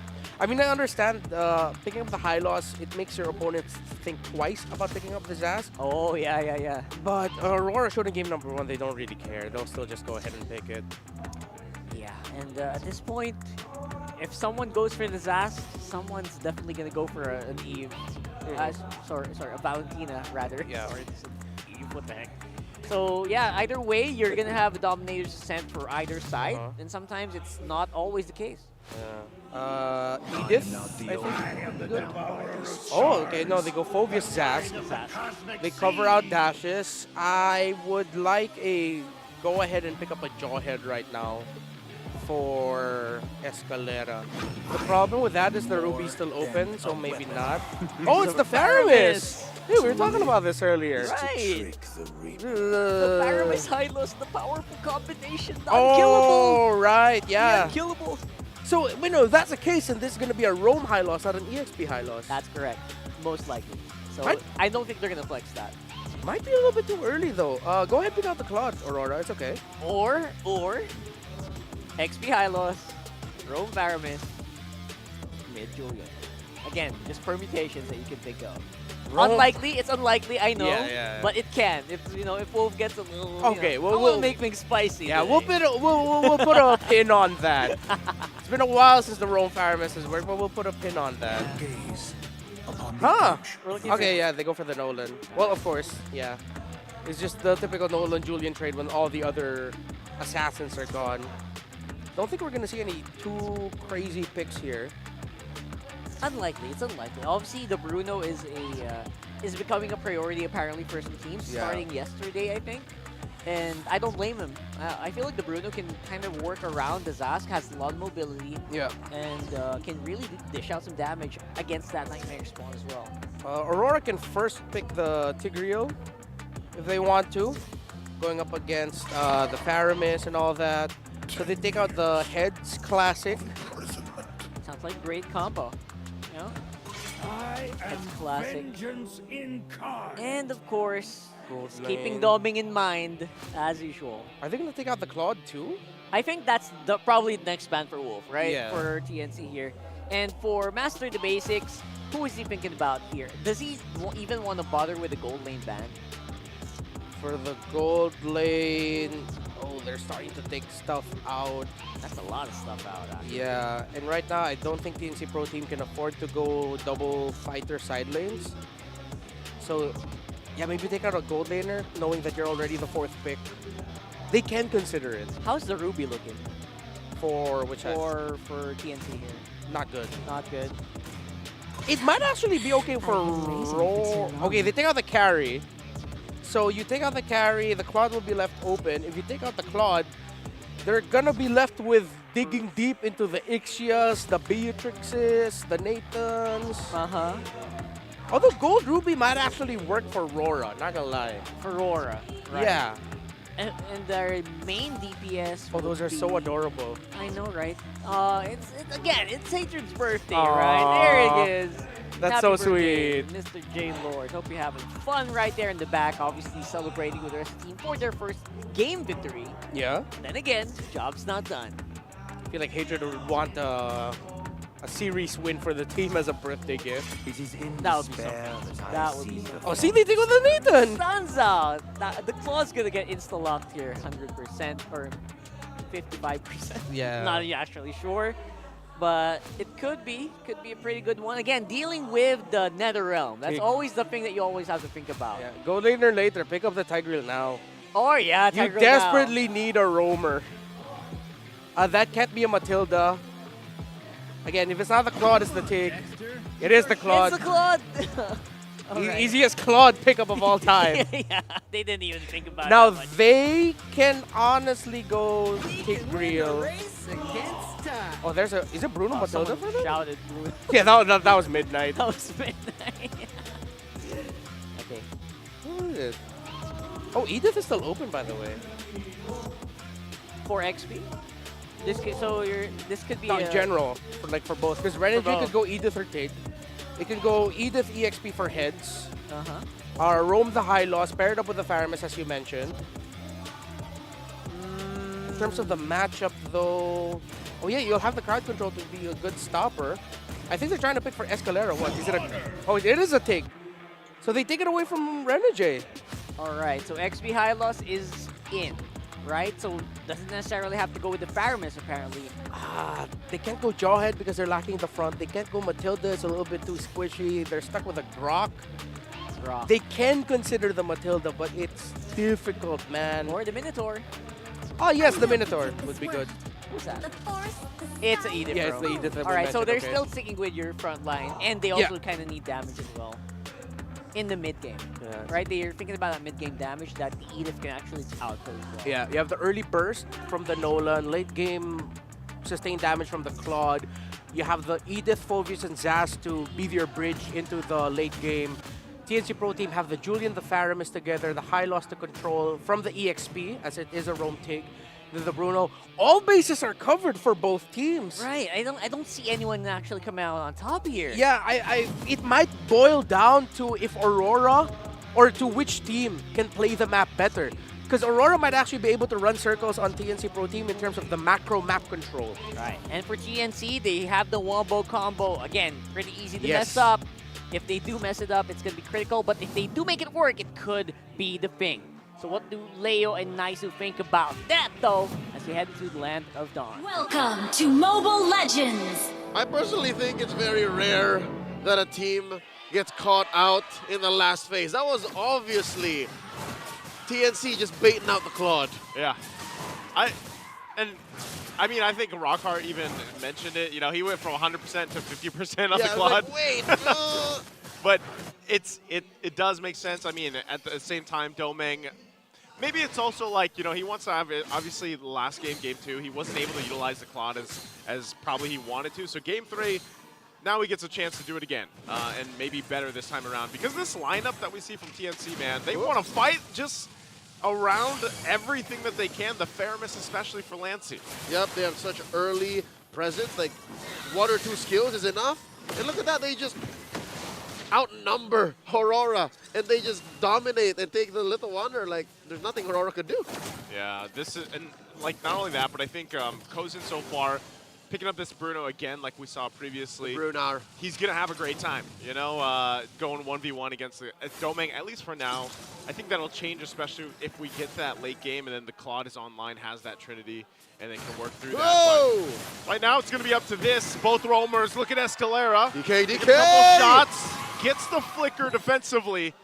Kaizen, Lancey, do they still want more? Retribution going to be used too. Drags him in a little bit further. Demon Kite, though, will be able to escape and stay alive. Joseph, he's not faint. You see how Demon Guy was like, all right, cycling out way. Whoa, whoa, whoa. JK. You want some? Yeah. You want some?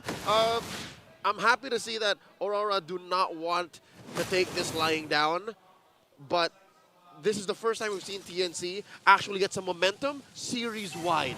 Yeah. Usually they're very strong early, mid, and then they just gas out. Here, they're coming off a big win, and they could score their very first point in Season 14. Maybe Aurora is thinking, hey, they might be vulnerable to little micro mistakes. Little micro mistakes themselves. I would say both teams obviously had their share of those throughout the series. Little ooskies. You guys probably caught some of those, but really what it comes down to is game number 3. And I would say both teams obviously learning throughout the series here already, kind of making their adjustments. I don't know if this is going to play a part too, but you guys saw it here on the international stream. We got Hatred's birthday buff maybe for TNC to get them that first point. That's right. J-Lord watching from the sidelines, switching it up with Lancey now on the Faramis. Check out bottom lane. Kozin pushing back, Doming. Now the fight breaks out. Heads going to drop the Glorious Pathway, and now the fight for this turtle still going to break out. Edward jumping in with the Infernal Pursuit. But Kaizen will pick up the objective. A big implosion going to come through. They collapse down, but Heads is taken care of. First one to go down in the exchange, and now Kaizen. Enhanced swords out. He's back to safety. Only one down, but RORA, they get a kill, trade it for the objective. Look at this. Domeng, despite getting so close to death, looking for the creep steal. Escalera knows, does he?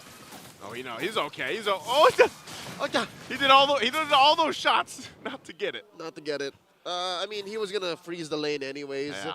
Kozin gets sent back home, able to top up and then farm back up. Heads here going to try to stop Edward from the recall. Oh, Heads does it. Edward, though, he's tanky enough. Heads is just kind of, you know, wants to annoy him a little bit here in the top side from going back. I think that's a successful technical knockout, man. Yeah. He sends back Edward and then denies him the plating. Yeah, true. That's a good deal. That's a good deal. Value. Heads. Got a good head on his shoulders. He's thinking with his head, man. Yeah. It's a heads-up play if you ever and on a micro scale, right? And that's what allows TNC to grab the gold lead back. And then it's going to swing now. Demon Kite picking up the Blade of Heptases here, so he's going to get real bursty. I reckon Kozin has to protect himself. Oh! And again, an implosion going to be used, and it's Renegade the first to go down. There's the cutoff for the Glorious Pathway. They're going to run down. RORA, Heads picks up a kill himself.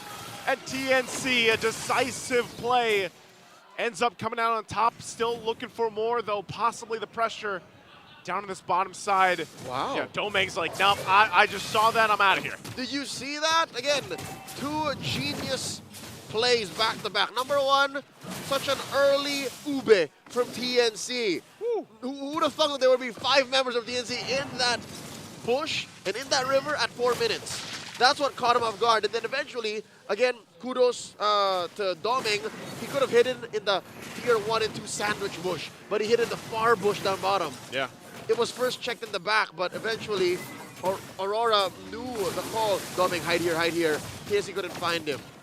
I think that's what they have to wait for, too, is Domeng, obviously, to hit that power spike himself. But RORA will get the second turn of the game, so they at least even out the objectives in terms of that. But still looking, of course, for that first turret to get taken down as well.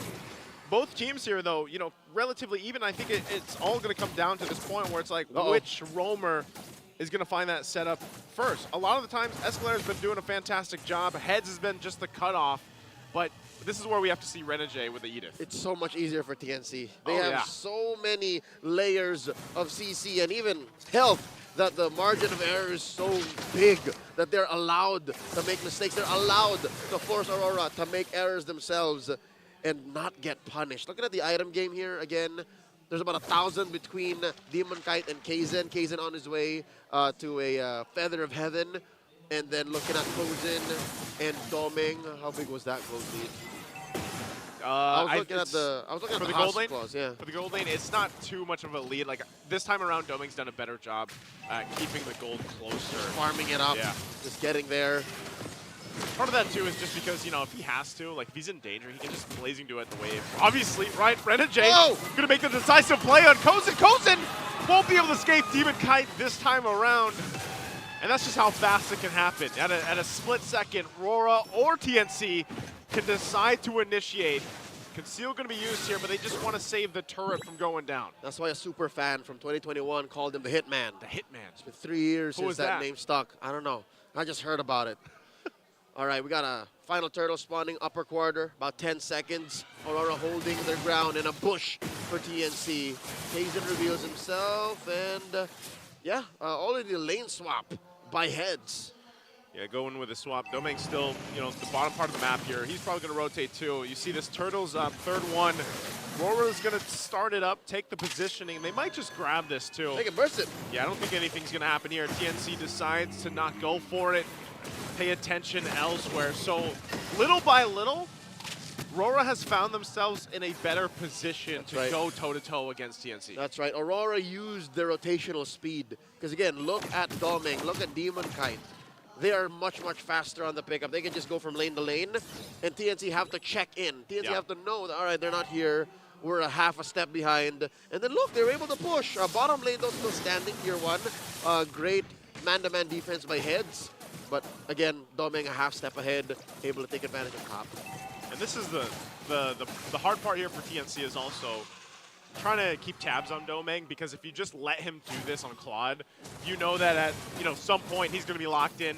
He's going to be just chunking down your tankier members as well.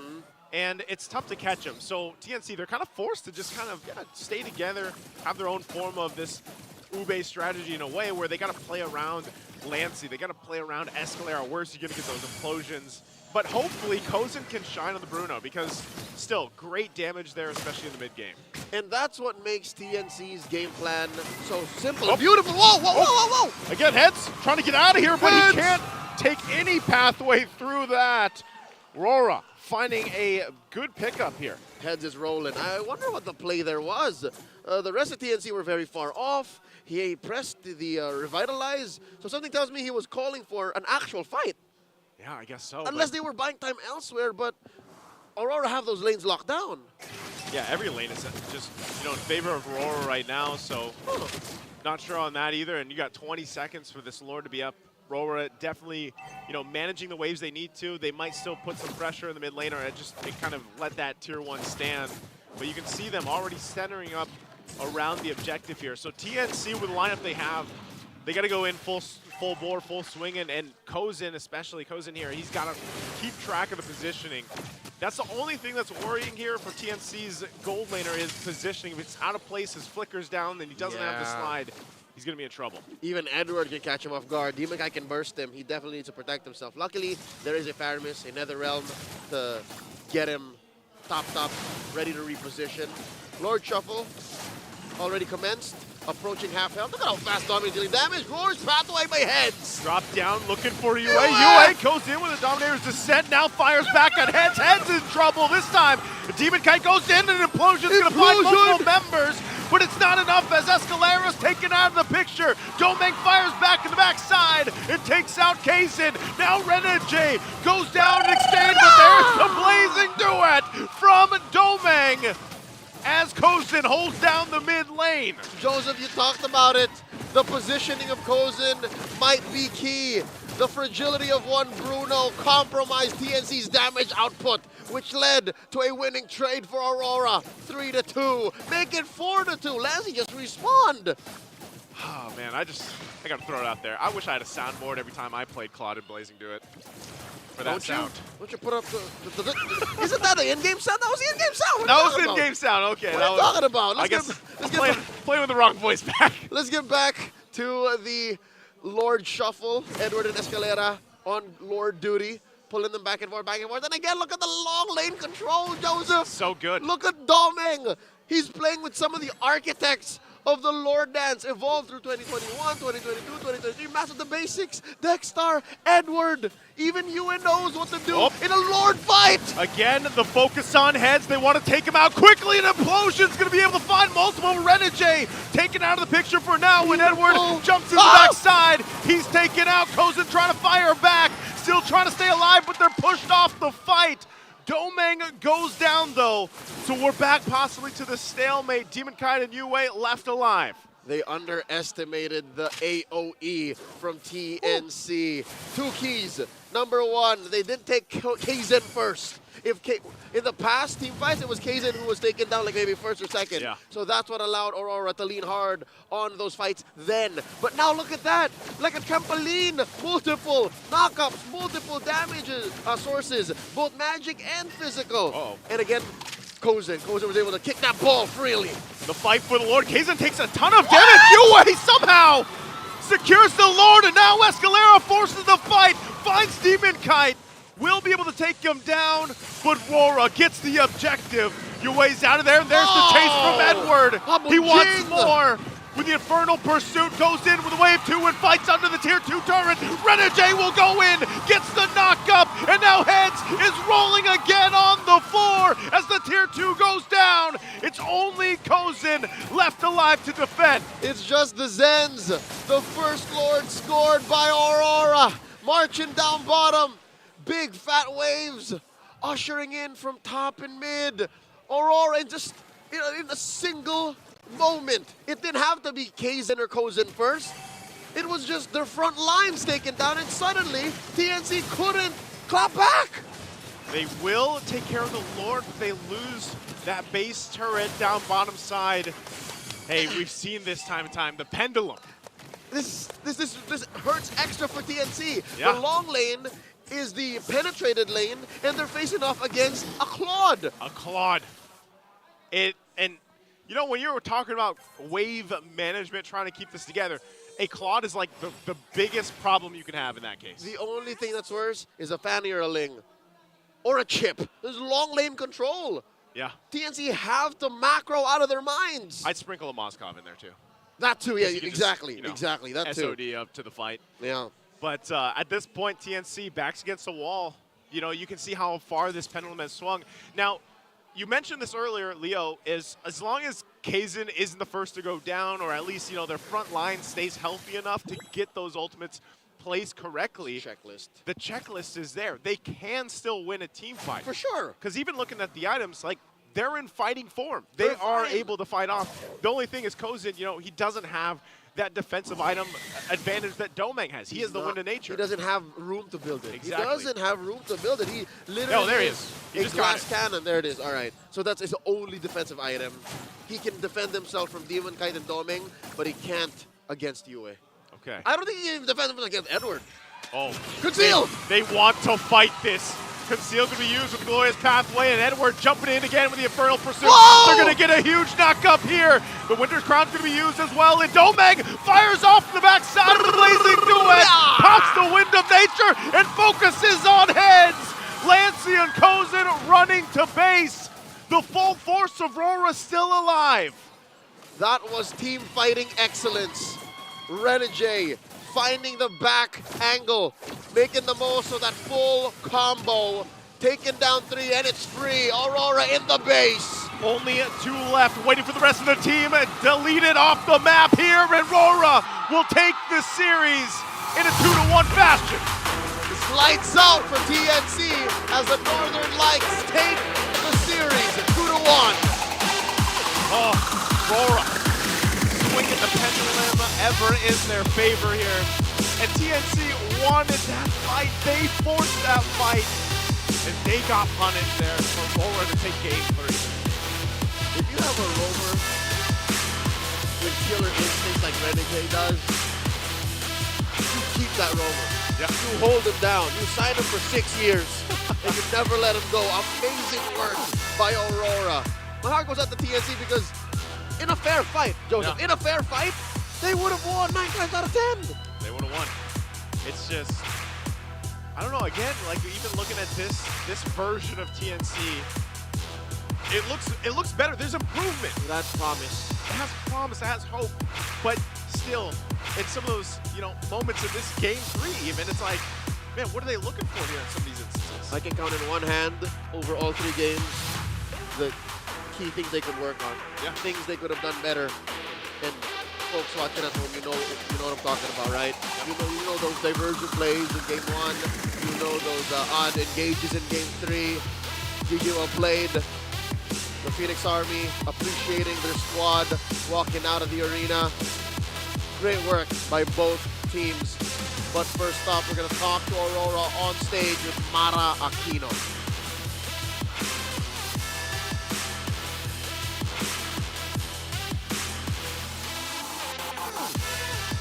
All right, everybody, make some noise for Aurora MLBB. Congratulations. Medyo kinabahan kami para sa inyo after game 2. What happened there? Siguro po parang naging maganda lang yung ikot nila. Siguro naging snowball yung sila. Tapos ayun, nagtuloy-tuloy yung execution nila.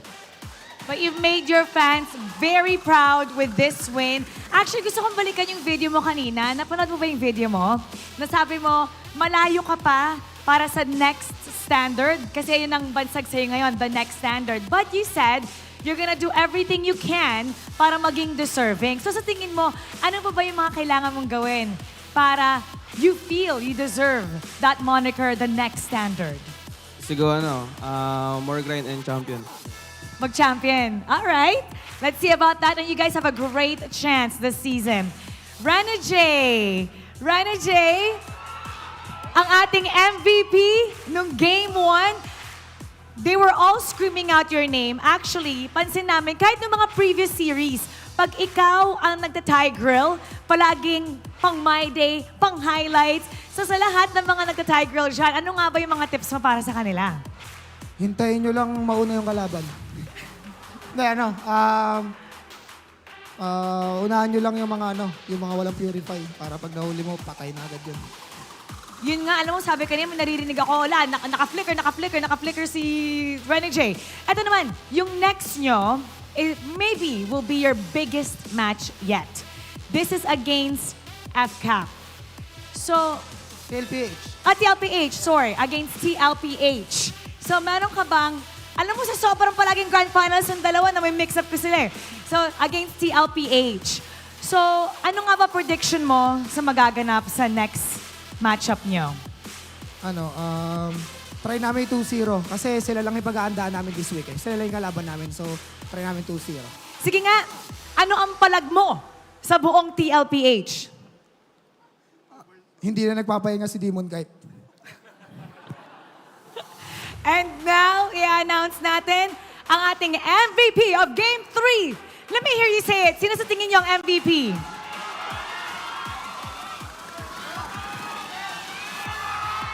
Let's take a look at the screen. The MVP for Game 3 is Edward! Edward! Okay, wait lang, layo natin yung mic. Alright, ano ang gusto mong sabihin sa lahat ng RORA fans? Once again, sold out kayo.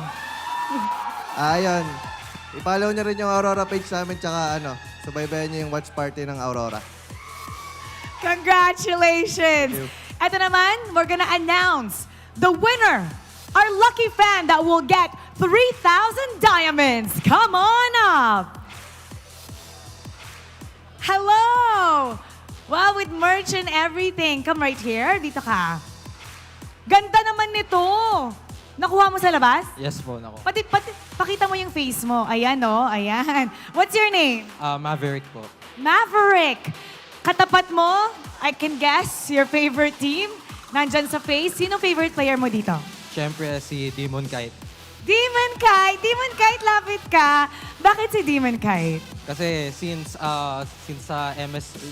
before nung nasa RSG pa po siya, medyo versatile na siya maglaro and sobrang galing niya as in kahit nakapag-worlds na siya sa MSC. So, naka-MSC na rin. Anong gusto mo sabihin? Katapat mo siya. Demon Kite, hawak ko siya dito, nagva-vibrate siya. Nervous na nervous siya. Anong gusto mo sabihin kay Demon Kite?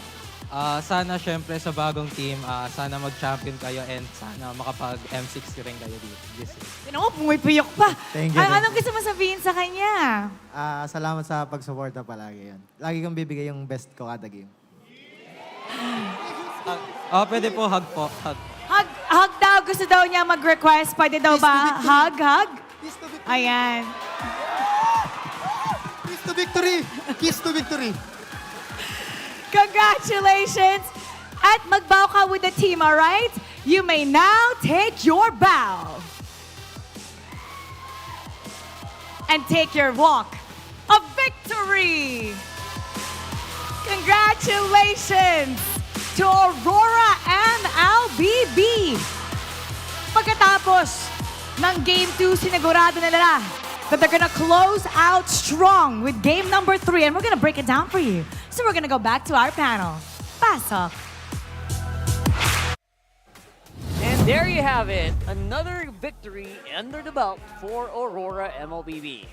Again, it was kind of, you know, when you see Renegade going like that, it's just hard to really mess against that, right? Yeah, I really thought it was going to be a difficult game for the Phobius, but no, Edward just timed his entries really well. Flap teasing himself before mentioned that as a Phobius, you really just have to wait for your timings. TNC Pro Team had so many heroes, so many stuns, pullbacks, that implosion to counter an entry by the Phobius, but Edward waited for the right time and just jumped on the heads of TNC Pro Team. Yeah, for MVP's highlights here for the Phobius, I think our casters mentioned it the best, right? It felt like he was on a trampoline. And again, this was a lineup that definitely could capitalize on the, you know, the movement of TNC here. And love that zoom in, by the way, with the implosion set into play here. Once more for Escalera. They were waiting for it, they were ready for it, and they were able to get that dub. Although, of course, there were some moments where, you know what, Renjay could have actually maybe positioned himself a little bit farther back. And again, in that specific one, I feel like the knockup was very much what you were looking for here. But, you know what, at the end of the day, you know what, TNC still came to play in this one. They had a Faramis lineup, which, to be honest, was super difficult to play around. And Aurora, honestly, this was a big challenge. I really love Doming specifically in these set of plays, where he really waited until the last moment of a big team fight before he would actually pull out the Blazing Duet. You know, pulling the trigger on that a bit later actually cemented the team fight victories for Aurora in that one. And I think the scores will definitely show a story where TNC did fight back. They were able to punch back a few moments after a scenario where, you know what, they feel like they could have actually gotten multiple victories in terms of team fighting.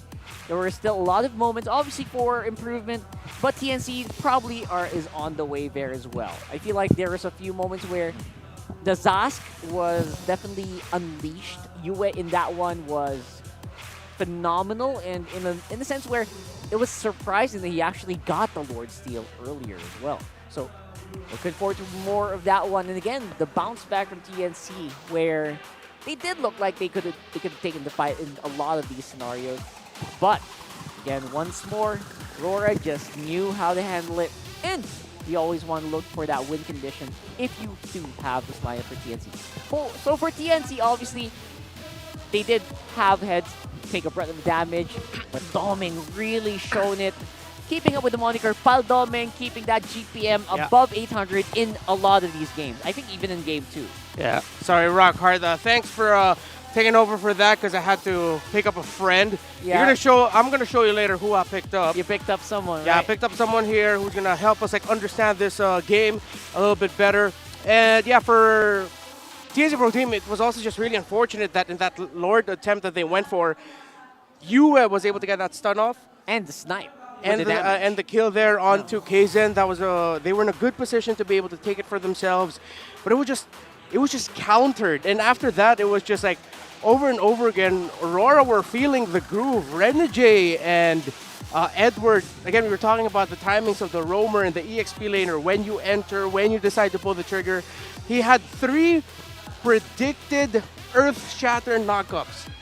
Flickers from far angles that would eventually get the knockup. for RORA and would just spell doom for TNC Pro Team.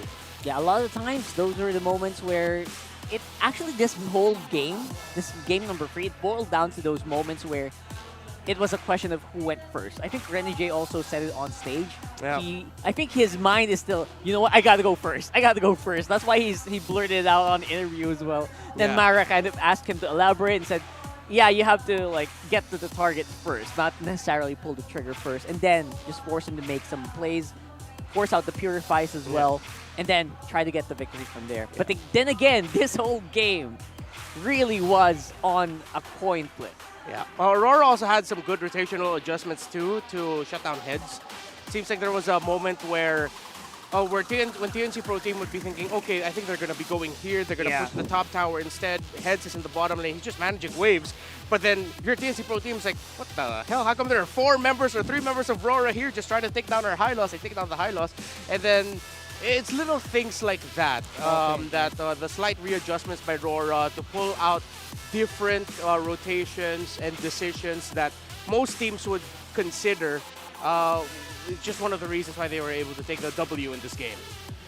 Yeah, the knockups, and again, the usage of the Phobius was phenomenal, but then again, in the mid lane so as well. Speaking of mid lane, El Capitan, and of course the now analyst as well, and coach as well for TNC, Eto Max is with us today. How are you, brother? How are you? Feeling good right now, even though we lost. We just get our first win, so there's also it's also we want to acknowledge our efforts for this one win. Oh yeah. So of course you're very proud of the first win, finally the first game win for TNC Pro Team. What was the decision behind fielding Kozen, Lancy, and Kaizen together for today's matchup? I think for us to get our win, we need to focus on the players that have already a synergy, like Kaizen and Lancy. Yeah. Because they from Minana. Yeah. Right, They already played for almost 2 seasons in the MPL together, so that's why we decided to give them the chance so that we can not focus more on the chemistry but on the tactical moves. Tactical Like play. synergy. Yeah, Plays, synergy. plays. Plays. Plays. I think that's pretty smart, right? There's already built-in synergy. How many years of friendship, right? I feel like that's very smart. Very smart for TNC. And it did show, like, there was a lot of big improvement in game number 2. You almost had game number 3 as well. Yes. And I'm very curious because a lot of the fans, they always say, oh, TNC, good early game, good mid somewhere. But then, late game falls apart. You don't need to go specific, huh?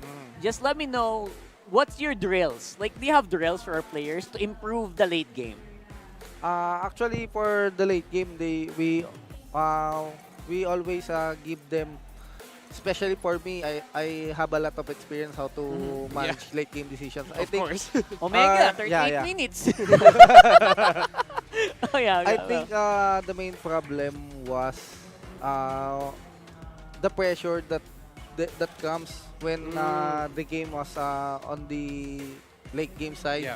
So the decision making of the team, it collapses.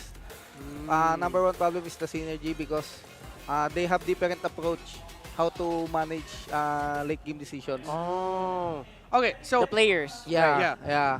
All right, so for us to understand it a little bit better, who in the team right now with the 5 members that you fielded today, who's the more, in Filipino we would say, go lang, sige, and who's the one who's more, sandali, wait?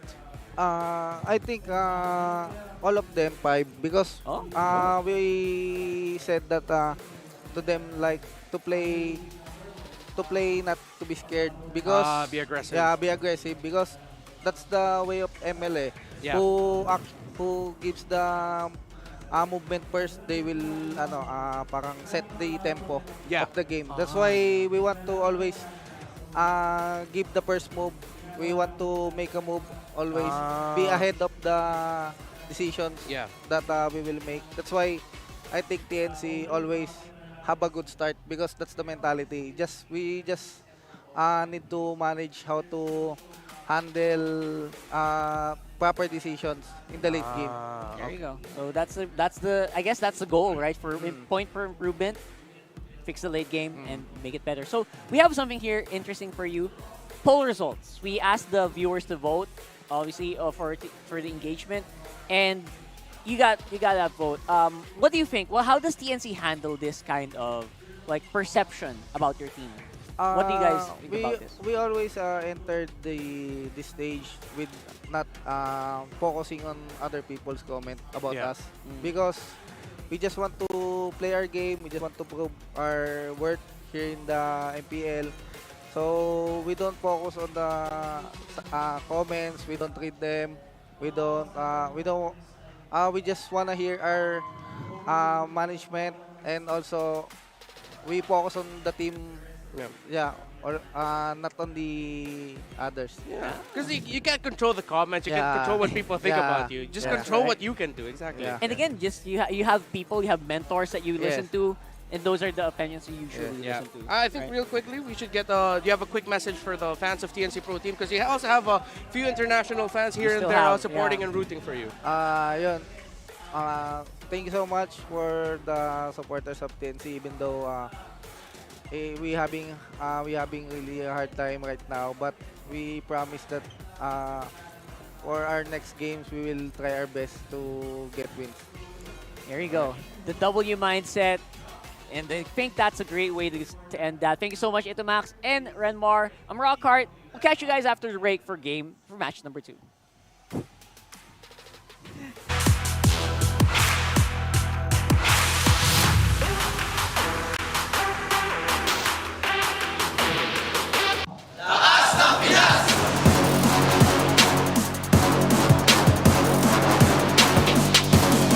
Lakas ng Pinas!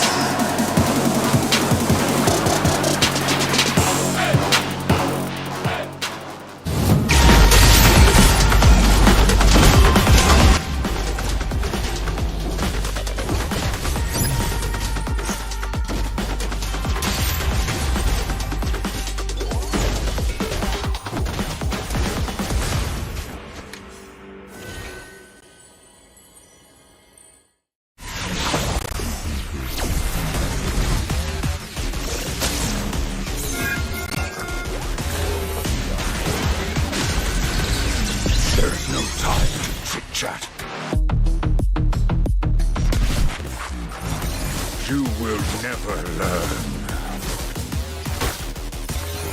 Mystic magic is so wonderful. Face yourself.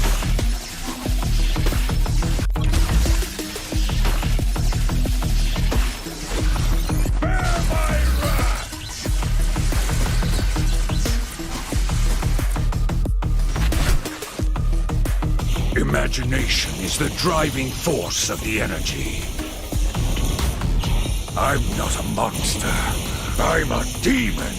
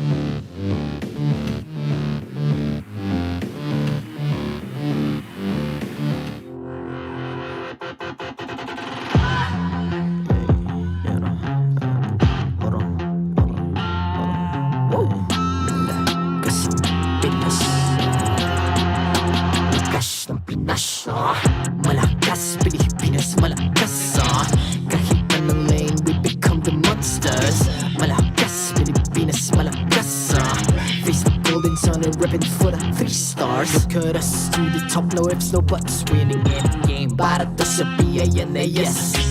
Di mo matitin ang aming boses on your level. Nasa kalye man o mobile, you know I become a legend.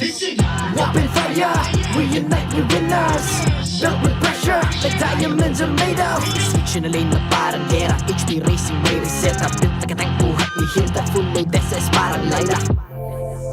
Susundan ko ang iyong bakas, kasama patas, tagumpay natin ito dahil tayo'y malakas. Para sa Pinas, nasa amin ang alas, hindi ko atras, kinikilala sa taas kasi kami ang malakas. Para sa Pinas, nasa amin ang alas, hindi ko atras, kinikilala sa taas, ganito kami sa Pinas. Wow! Hold on. Yeah, wala ka sa Pinas. We are laging MVP, no surrender, no retreat. Pag nagsama-sama, just imagine what we can achieve.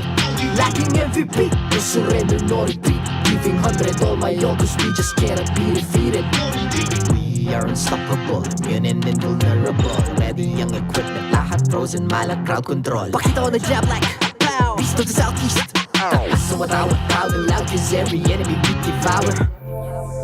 Susundan ko ang iyong bakas, kasama patas, tagumpay natin ito dahil tayo'y malakas. Para sa Pinas, nasa amin ang alas, hindi ko atras, kinikilala sa taas kasi kami ang malakas. Para sa Pinas, nasa amin ang alas, hindi ko atras, kinikilala sa taas, ganito kami sa Pinas. Wow!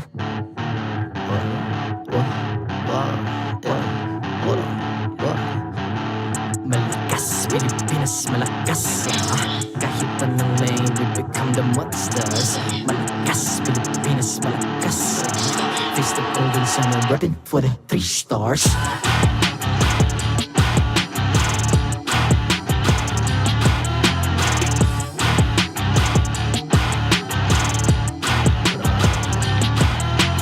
Ang lakas ng Pinas, reunite, be the stars. Ang lakas ng Pinas, reunite, be the stars. Ang lakas ng Pinas, reunite, be the stars. Ang lakas ng Pinas, we the stars. Ang lakas ng Pinas, reunite, we the stars. Ang lakas ng Pinas, reunite, we the stars. Ang lakas ng Pinas, reunite, we the stars. Ang lakas ng Pinas, we the stars.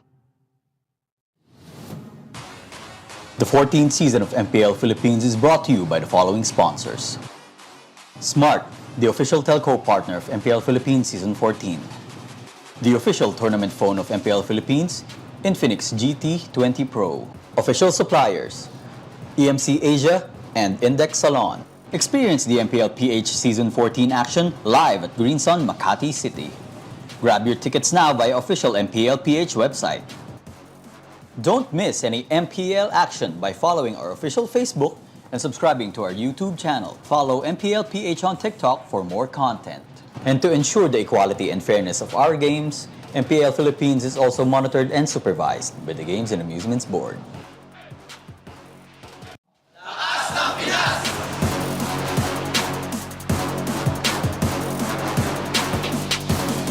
Lakas ng Pinas!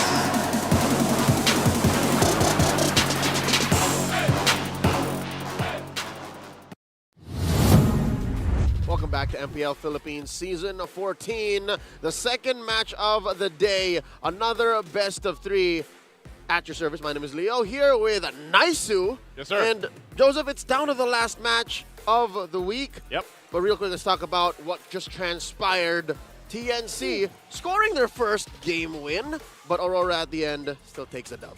Yeah, again, I think this is probably the better form that we've seen from TNC so far up to this point. I like the, there's some promise there, I would say. But, as you can see from a highlight here, Renegade and Edward, their heroics lift RORA up against TNC, and I think they were key components to why it was so difficult for TNC to kind of maintain the momentum that we see them naturally build in the early game. So again, still looking for that first point, basically, in the standings. The full point. The full point. TNC still struggling, but at least we know that they are ready to do anything and everything it takes, because this time around, they played with a lineup that uses Kaizen, Kozen, Lancy, Heads, and Escalera. So that lineup looks like it definitely could get dubs. It's just work out the little kinks. Some refinement. Some refinement. And if it were up against a team that you could shock and awe into submission, then maybe sweep it, right? This is what the standings look like right now. Wow. TNC and Blacklist still down at the bottom. Now, they're literally at the same record. Yeah. They have 1-10 in terms of games and matches, 0-5. And Blacklist International can change that. They can change their current standings, of course, going against a team like Team Liquid PH. I know you see Team Liquid PH in the middle there with 2 match points, but, you know, still, Team Liquid PH looks good as ever. They've definitely, you know, after what we saw yesterday, if you guys missed yesterday's Titan matchup versus Falcons AP Bren, you might want to rewatch that one. It was amazing, even though it was a sweep. It should have been like a 3-game series. Yeah. Treat last night's matchup like a good movie. You know, like, it takes an hour and a half to watch both games and then get a full storyline in there. Yeah. But that's last night. We're talking about right now. Real quick, I got a question for y'all. Are y'all feeling bored with your usual ranked matches? Maybe it's time to spice up things. Be a Snapdragon Pro Series MLBB Season 6. Because it's time to step up your game and face off against the best. Signups are going on right now for the qualifiers. Just head on over to esl.gg/SBSMLBB. I can't believe another season's already about to start. Right? Season 5 was recently won by Falcons AP Bren when they took down Team Liquid Philippines in a best-of-7 series that went all the way in Quill City Mall in Jakarta. Who knows? You might be next. That might be you. That might be you. This is your chance. Chance to join, a chance to get involved. And again, I love that there's so many competitions going on right now. Speaking of competition, we're about to get into our last best-of-3 tonight. It's Blacklist International facing off against Team Liquid Philippines. Let's throw it over to the Infinix Game Tambayan. Yeah, Leo and Naisu are right. There's so many competitions. This could also be you. Hopefully. Could I'm not skilled enough to be to enter tournaments. Maybe I could coach, analyze, but play? Hell nah. DMs are open, guys, if ever you want.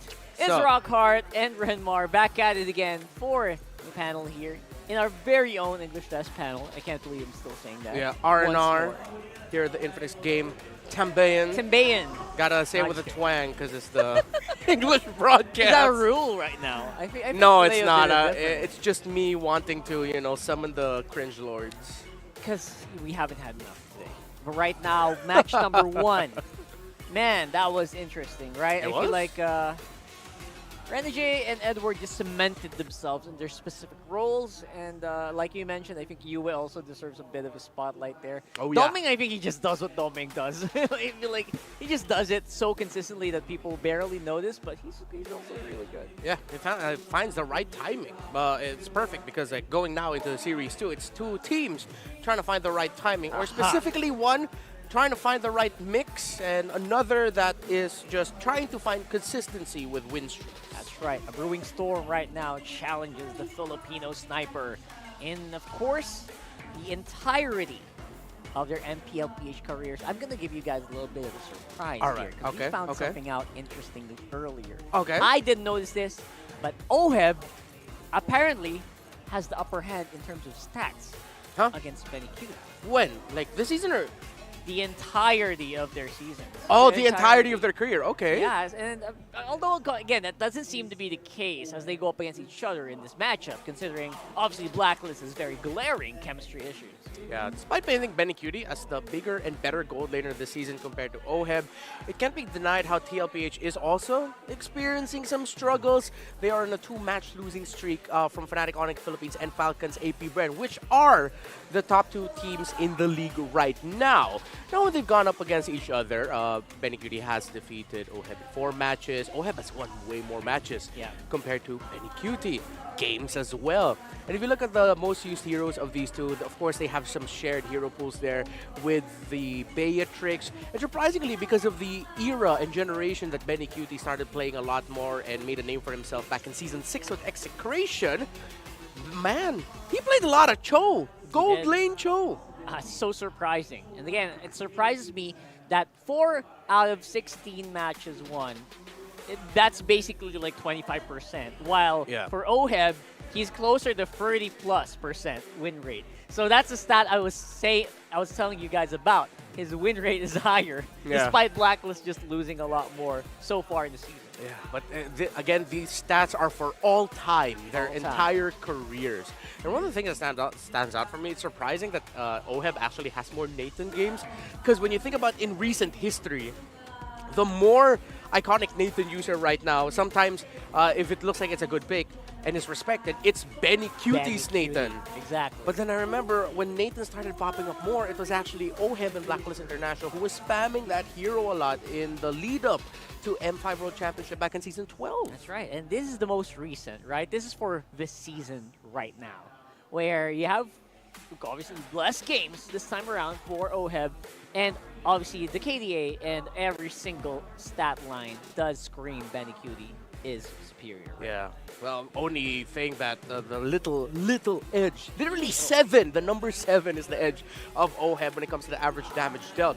But BennyQT is one of the toughest gold laners to catch with a KDA of 9.11. That doesn't just mean he gets high kills and high assists. That means he's hard to take down. He actually has what I would like to call 5 bulletproof games throughout the season, wherein a game that Team Liquid Philippines won, BennyQT was not taken down a single time. So that happened 5 times all throughout the season.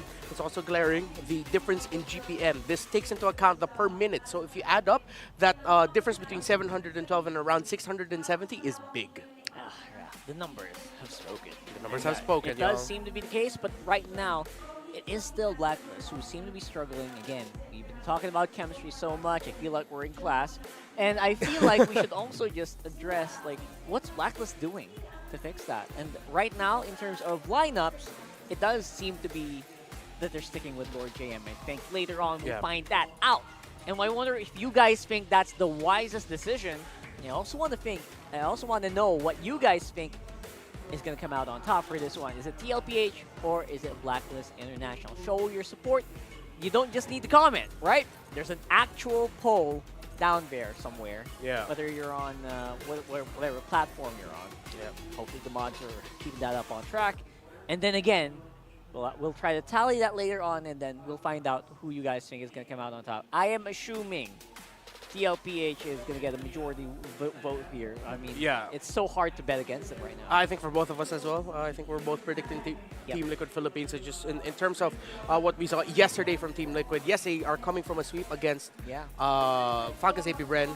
The last time we saw Blacklist International, I believe it was up against RSGPH earlier this week, a little bit better, but still not completely there. Not sure if they'll be able to, stand toe-to-toe with Team Liquid Philippines on this one. I'm waiting to be surprised because at the end of the day, we all just want really good matches of MLBB. Yeah, and it just so happens that it's also just literally storming out here in the Philippines. So let's find out who's going to be playing today. I know you guys are excited for the team intro of Blacklist International and Team Liquid.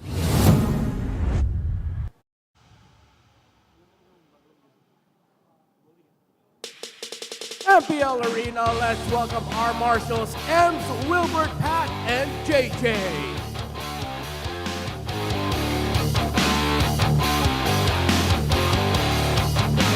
Entering the arena first, the Cavalry. A team coming from a loss, but hungry to make a comeback and start another streak. It's Team Liquid Philippines!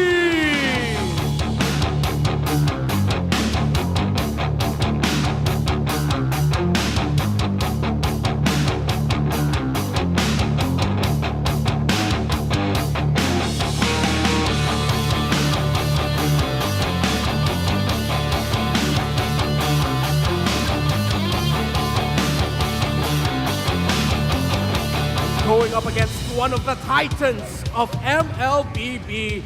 A code that's waiting to be broken. They won't stop till they find the perfect combination. Agents, they need to hear you cheer. It's Blacklist International!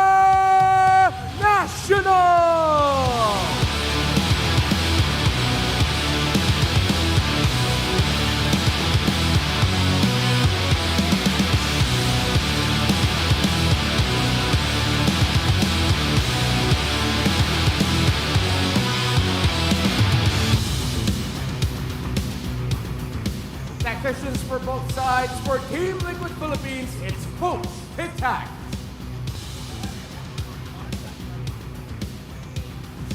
And for Blacklist International, the legendary Coach Bonjan.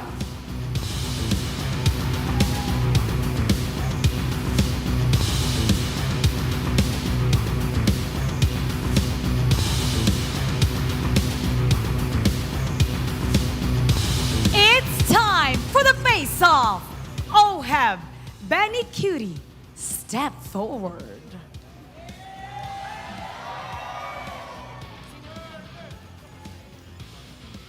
Oheb, ano ang palag mo kay BennyQT? Wala pa eh. Baka mamaya magkaroon na. BennyQT, ano ang palag mo kay Oheb? Matindi ako. Palag kung palag, fist bump. It's the last match of the week. And who knows, we might be in for a surprise finish. Panel, pasok.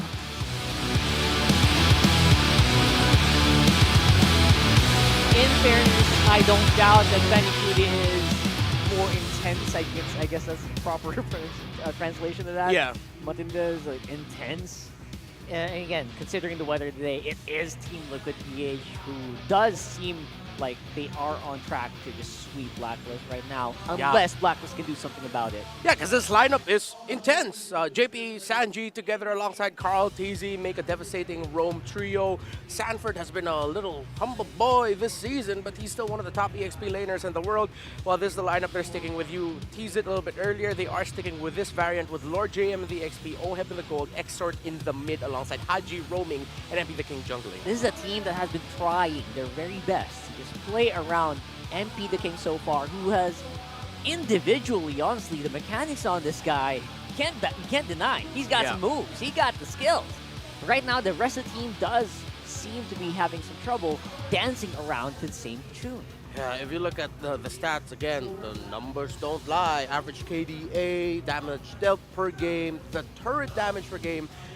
Even Team Liquid Philippines, well, again, there is an outlier because they had the longer game, the longest game of the season so far last night.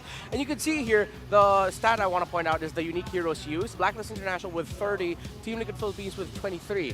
It just really goes to show the experimentation phase of Blacklist International right now in terms of really just finding the right mix of meta heroes, the right mix of individual hero picks, comforts that work for them, for the right lineups against a team like Team Liquid Philippines that plays around solid stability. You know their identity. It's very clear what they love to do and how they play. The pick-off, they play fast, they play for objectives, and they play to surprise. Will they play for their keys to victory, brought to you by Infinix? So first off, again, looking out for Oheb's Mage Gold Laner hero pool. That's really something to talk about for sure.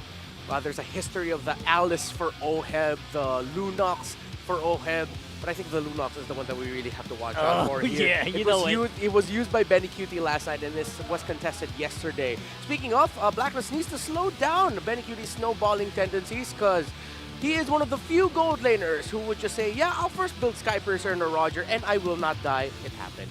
And of course, Ice on the opposing team's trio mid. Check out that mid. Also, just want to bring up, BennyQT also played Alice, actually. Yeah. Alice in different lanes. So I feel like that's always going to be in their pockets, and I feel like this is definitely a mage gold laner matchup, possibly. Unless Oheb tries to go for the Ruby again in the gold lane. And again, the marksman seem to be just really scarce between them. No, obviously more on Oheb, because I feel like he's trying to play a bit more safer, and less of the carry, more on the again, position 2, position 3. Yeah, it could be very difficult though if you're Blacklist International to bring a what we call a hyper carry style of approach against Team Liquid Philippines, who does pick blue side for game number 1. So they're going to be the ones dictating the tempo of the draft. They'll be getting the first pick. And because of how Team Liquid Philippines likes to play, you might be lacking a little bit in terms of the damage in the early to mid to really cross into a good position where you just snowball out of control if you're going to go with the double fighters, if you give the Ruby to Oheb. Because right now, what you know is the roam mid trio, a roam mid jungle of Team Liquid Philippines is more solid than Blacklist International, so it might be really risky to go all in again on MP the King. Yeah, again, just having a hard time. It feels like MP the King's tempo in this game is just a little bit higher BPM than the rest of the teams right now. And I hope and I wonder if they've already fixed those issues right now. And again, they're fielding the same lineup they've had a bit of a struggle with as well yesterday. So I'm not sure if that's the case here. But again, a lot of people do trust Bonchan to come up with these plans. It's been a theme for this guy. He's a genius, and you can only just go so far with the team you have. Yeah, MP the King, Blacklist International, they really have to switch up their gameplay, because if they went into this thinking that they could just plug and play the see you soon Cambodian back-to-back MPL Cambodia champion MP the King version, and he'll just fly here in the Philippines, I don't think that's going to cut it. Because he's coming from a region where See You Soon and a lot of top Cambodian teams can play bullying MLBB, where there's not a lot of responses to the initiators getting all of the information, where it's a little bit easier for the roam mid trio to bully a little bit more. Here in the Philippines, you can't do that as much. The most that you can do is, get information, disrupt a little bit, but then you have to back off or you will get counter-punished. So I think that's one of the adjustments as well that MP the King is trying to go through, understanding that, yes, he is an incredibly talented jungler, but he's coming from a whole different region with a playstyle that you cannot easily translate into the Philippine meta. And against a team that specifically is just so good at punishing. Yes. And who is a guy who has that Carl Teasy on the other side, willing to play again these assassins he's known for, who seems to be on the rise on these assassins he's known for. Hayabusa is not out of contention, and judging by the games yesterday, maybe Carl Teasy was watching, maybe the Lancelot could also make an appearance here. Oh, baby. Let's look at the draft. First pick. The priestess of primal lightning. There it is. The hunter of all Edith, evil go ahead gods. and rushed by TLPH. Super quick. Take one away from Haji, take one away from Lord JM. And this is a hero that is good at what you mentioned, Rockhard, counter punishing. Bam! If you don't get the Edith down right away, if you initiate a team fight, blow too much abilities, the Edith will be able to just pop the Primal Wrath at the right time, and just when you're trying to escape a team fight that you started yourself, the Edith is there to punish you out. In terms of the next response, the Mosque of the Harith is available. Valentina for Exort, maybe a little bit later for the Exort pickup. They can go for power picks if they want to. You can go ahead and steal it to Rizla, because this Edith is still very flexible. They go for like the a high Hylos and the Harith. All right, so very much the Blacklist, or the players that we know. We have the Harith once more for Oheb, and of course they're not playing around too much. They know the power of the high loss. They are drafting it, most likely on the roam, and again, I wouldn't be surprised to see it on the XP lane. Yeah. We were talking about this earlier in the Keys to Victory. Watch out for Oheb's Mage Hero pool. So he is going to be using a Mage. So to balance out the potential scaling of one Harith, TLPH decided to pick up one of their signatures, which has been the Jawhead for JP. So that Edith will be going to the EXP. And they decide to go Julian for Carl Teasy. Although that could still be flexed into Sanji. Although I am leaning more towards the idea of that going into the jungle for Carl Teasy, if maybe the Fanny gets taken out, or the Lancelot, if there is a slot in for it, so they can be aggressive in the early. Wouldn't be surprised, again, to see this Julian on the jungle. We've seen it happen. Then again, always has the possibility of going on the mid lane, so you can just pull out a few surprises. TLPH, they are very happy to do that and oblige. Right now on the other side, I think they're more worried about the gold lane picks here. Yeah, our gold lane pool seems to be expanding a lot recently, right? I feel like we haven't even banned out the Lunox yet here. Yep, Lunox is still open, and I won't be surprised if Blacklist actually considers banning that out in ban number 5. But if TLPH goes Lunox, they go a little bit too heavy onto the magic damage. Oh, yeah. They will need physical. Actually, true damage would have been great, but that's why they banned out the carry.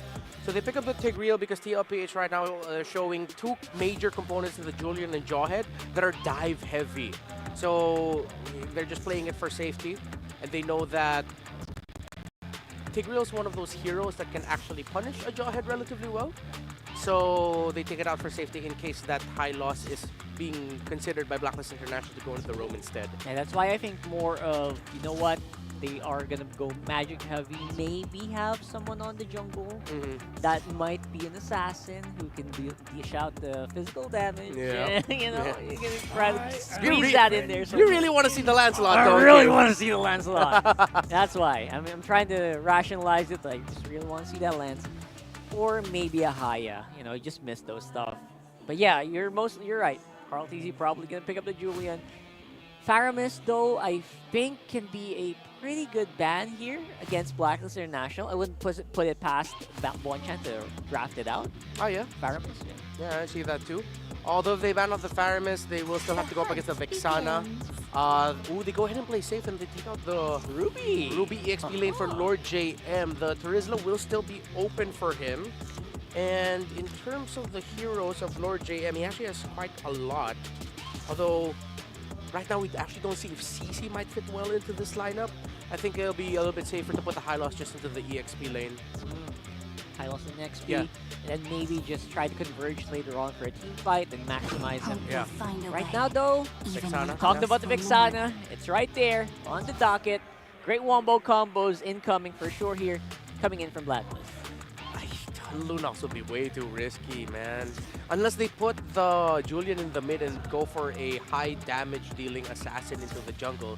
Either get the Fanny or the Hayabusa for Carl TZ. That's the route that you want to go for if you're going to go for Lunox Gold. If not, they could just go ahead, play safe, go Claude. Yeah. Yeah, because you already have a roaming trio, as what we can see from Team Liquid Philippines, that could make the late game come a little bit faster. They can be the bridge to the late game while the Claude is just busy farming up. If they want to match the raw damage early on, they could go Bruno. But yeah, Claude's the safer one. Safe. Yeah.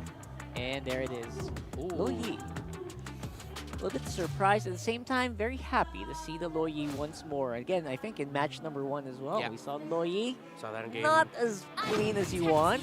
It was tough. And yeah. looks like Lolita coming into play here. Okay. We are going to see a high loss XP. What I'm trying to see right now is, yeah, this will be a revitalized Lolita, but how well is it going to fare in terms of checking the bushes and helping control the mid alongside the Vexana against the Jawhead and the Loyi? The Loyi pickup on as one of the last picks blue side was great because the lineup of Blacklist International wants to fight under things, under their glorious pathway, under the range of the ultimate of the Lolita and the Zaman Force of the Harith as well, that it's so easy for Aloy to stop them with a well-timed and well-placed rotation and dispersion. And so many zones that can, I think you mentioned it, quite easily avoided here by TLPH if Blacklist are not decisive and they're not careful. Let's see what our casters have to think about this in match game number 1 of TLPH and Blacklist International. Pass. I honestly think Blacklist is cooking with gas. Let him cook. Coach Welcome to Mobile Legends. Right at the last spot means there's more than just the glorious pathway they have to deal with. We're going to have to cook a little longer. All right, let it simmer. Let it simmer. Low heat for 5 minutes. Yeah, low heat. You know, and I have no idea what I'm talking about. I don't cook. You don't. Yeah, me neither. I just use the air fryer. Anyway, going back to this TLPH, of course, after what happened yesterday, I think in a way they're going to want to go ahead and get the sweep here against Blacklist International. I think they're going to come out swinging. You saw the lineup that they brought to the table for this game number 1, 2. And it's quick. It's quick. It covers the bases. It seems to be that there's maybe a trend happening here in dealing with the Hylos and the Harith combination that we're talking about, where that Luyi does play that part, where like Renmar mentioned, you can just kind of drop down to the dispersion. You also have a diversion to use too and everything else, but you force those interactions, that reaction time, the reaction proc, I should say, with that Luoyi in fighting the Glorious Pathway and the Zaman Force here. So I wonder also with the Lolita pick coming in, Revitalize and everything else, like how will this play the part? That's why I feel like there's a lot to digest here coming in from Blacklist, is because, yeah, if there was just maybe the Glorious Pathway and the Zaman Force, sure, you can remove yourself from the situation, right? But what if they overload? What if there is the Numenon Blast, right? What if they add the whole flavor of Blacklist where they still got a Ube, right? And then there's a Nolan roaming around. Not to say that they are going to go full on Ube. And then you also have the EG, right? You got Vixana in the hands of Exort. Got that Eternal Guard. Talented veteran holding down the fort in mid for Blacklist International. So yeah, last 30 seconds before the game starts, it looks like our fans in the MPL arena are having fun. This is somebody's friend. Somebody's friend. Yeah, at one point, they got to throw up all the Womi pictures that has been thrown up now. And this was even on day one. It was day one or day two. Our good friend Midnight. Guilty as charged. Threw that up there. It's always nice to see everybody here too and happy spirits, of course, while we wait to get back to the game. Quick tip if you guys are planning to come and join us here in Green Sun Hotel in Makati City. If you're flying out, traveling, I would reckon you. Hey, that's a baby friend! Oh my God, that's a cute little orange dude. All right, I was saying, bring a thick jacket. It's cold up in here. It is. It's nice that it's cold, by the way. It's chilly. It's chilly, and we're jumping in back into the land of dawn. All right, let's go. It's not chilly here. Right now, it's full force. MP the King getting a good look at him. He's up against a titan in the jungle, obviously, himself, Carl Teasy. For sure. We'll see if MP the King can... I would say that my biggest critique with MP the King so far, watching him play, is just, you know, he's a very... we even heard this from Coach Arcadia. He knows his attitude when he plays, and like he is for those playmaking abilities. But he's got to rely on the team and play around that too, I think, a little bit more so. And that's been the struggle, honestly, for Blacklist International. Different variations of the lineup they brought to the table. Which I think here I'm gonna side on the I'm gonna err on the side of optimistic, right? Okay. Look at the bright side. Let's look at it. You will. The hero he's on right now, Nolan. Yeah. It plays to his strength. Like he's allowed to be a little selfish here, long as he's aware of what the situation is like. Yeah. He can say, all right, whatever, you know, Lord JM, Haji, do whatever, drop the bomb, exhort, I'm going to clean up house. Like, that's what a Nolan does. So luckily, that's what the lineup is making possible for them. On the other hand, though, Team Liquid PH, it's not going to be so easy given that, again, they come off quick, you know? Like, off the snap of a finger, JP can just be right behind you. Yeah, and not only that, but this Jawhead, man, speaking of just JP in general, the Jawhead alone as a hero has popped up in, I don't think every single series, but it seems like it's more often than not. And the Jawhead is such a great roam option right now for those pickoff potentials, you know, letting you get that favorable skirmish going on early game. And it's something that teams kind of have to play around too. And so with that, like TLPH, you're going to see them go ahead and kind of get in position for the first objective. Carl Teasy's making his way here. But that's who you want to keep your eye on. It's either JP to force it or even Sanford once he joins the fights here. Because that's what we see from Edith time and time again. Luckily, all 4 members of TLPH that's willing to fight are here. They do send BennyQT off to farm, which means Oheb will have to answer back because he is missing quite a few waves. And look at that. They're delaying this turtle, man. Have you ever seen an early game turtle shuffle? Like, this is what it is. It's very delayed. Whoa! Glorious Pathway going to be dropped down, and there's the ejector we're talking about. MP the King will get the turtle. They're going to go for the fight. And see the Eternal Guard being dropped down already. And they get stopped in their tracks. TLPH has to come to a halt. There's a huge diversion, though. The re-engage. But they won't be able to pick off the targets of Blacklist International. What impresses me the most about that whole sequence is Blacklist knew that that's where TLPH would send themselves, and they knew how to disengage. Yeah. That's amazing. That's a great exit. It's a plan. Oh, Lord JM. Oh. Lord JM, he's taking it up. He knows it too.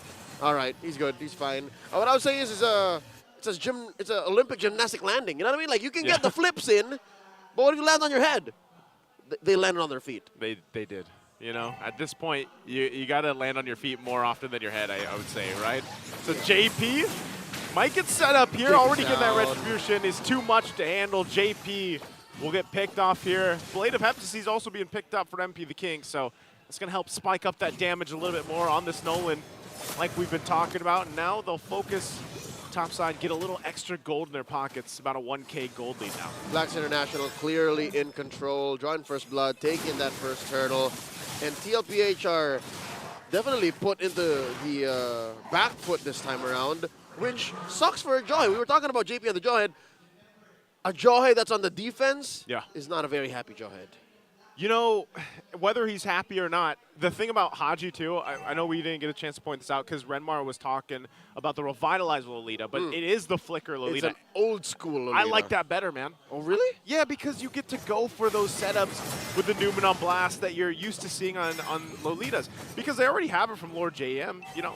Yeah, like, let Lord JM on the high-lows take the revitalize. Get that playmaking potential battle spell for Lolita. All right, to be fair, I don't think we've ever seen a Lolita and a Hylos be together. But wait, Haji trying to catch JP, bonking him, forcing an ejector. Let's be on cooldown for the remainder of the turtle take. Now at about 4/5 of its health. You can see it, Haji setting up for what I was talking about, but Sanford goes in first. They're going to force the fight. Nuno Blast comes down. MP the King will get the objective again. BennyQT on the backside, forcing him back. Exort in trouble. Even with the Eternal Guard will be taken out. And on the other side of the map, it's Lord JM that goes down, and BennyQT gets punished. Right now, the trade going still. MP the King possibly looking for more as he's focusing on Sanji. Sanji trying to bob and weave, but won't be able to escape. He was but a half second too late. Too late. All right, so BennyQT on the sprint. I mean, he knows what he's doing. It's just there was way too many members of Blacklist left despite him cutting right through, dropping that blazing duet into the back line. Let's see where he was. Yeah, he wasn't nearly even kitted up to do that much damage. He's behind the Filipino sniper by about 1,500 gold. That's huge. Joseph, there's already a Starlium Scythe on Oheb. On Oheb.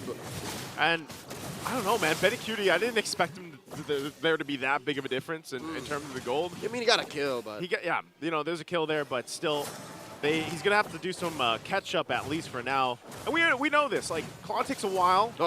Diversion's gonna be used here. Multiple members, the whole squad coming through that one. They get knocked up though into the glorious pathway, and they fall into Blacklist International's trap as Sanford goes down too.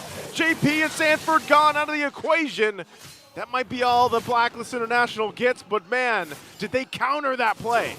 They picked a fight with a 5th grader as 2nd graders. There was a gold lead, and they're punching up, man. They were punching up. They're punching up. This is not the playground you want to be punching up Give me on. your lunch, never mind. Give me all. 7 minutes in, Blacklist, about 4,000 gold off. The last turtle spawning in the upper quarter. You know what? I'm not so sure if that last sequence that obviously TLPH got punished for would be enough to stop him from doing that, because Carl D's notorious for forcing plays like that and still getting away with it. Yeah, and you know, at times it might be a risk, but they made the call. They tried to make the play. Doesn't happen in their favor, and now objective secured here. Once again, diversion could be used, but Blacklist wants to fight under the turret. Haji does get down, but they get collapsed in under it all. 3 down. Oheb finally gets taken care of, and Haji out of the picture as well, but Sanford's going to be next as Exort grabs the double. What did I tell you? It was just mere Benny? moments. Oh, BennyQT! He's got it! Okay! Run, Benny! Run! But MP the King won't let him.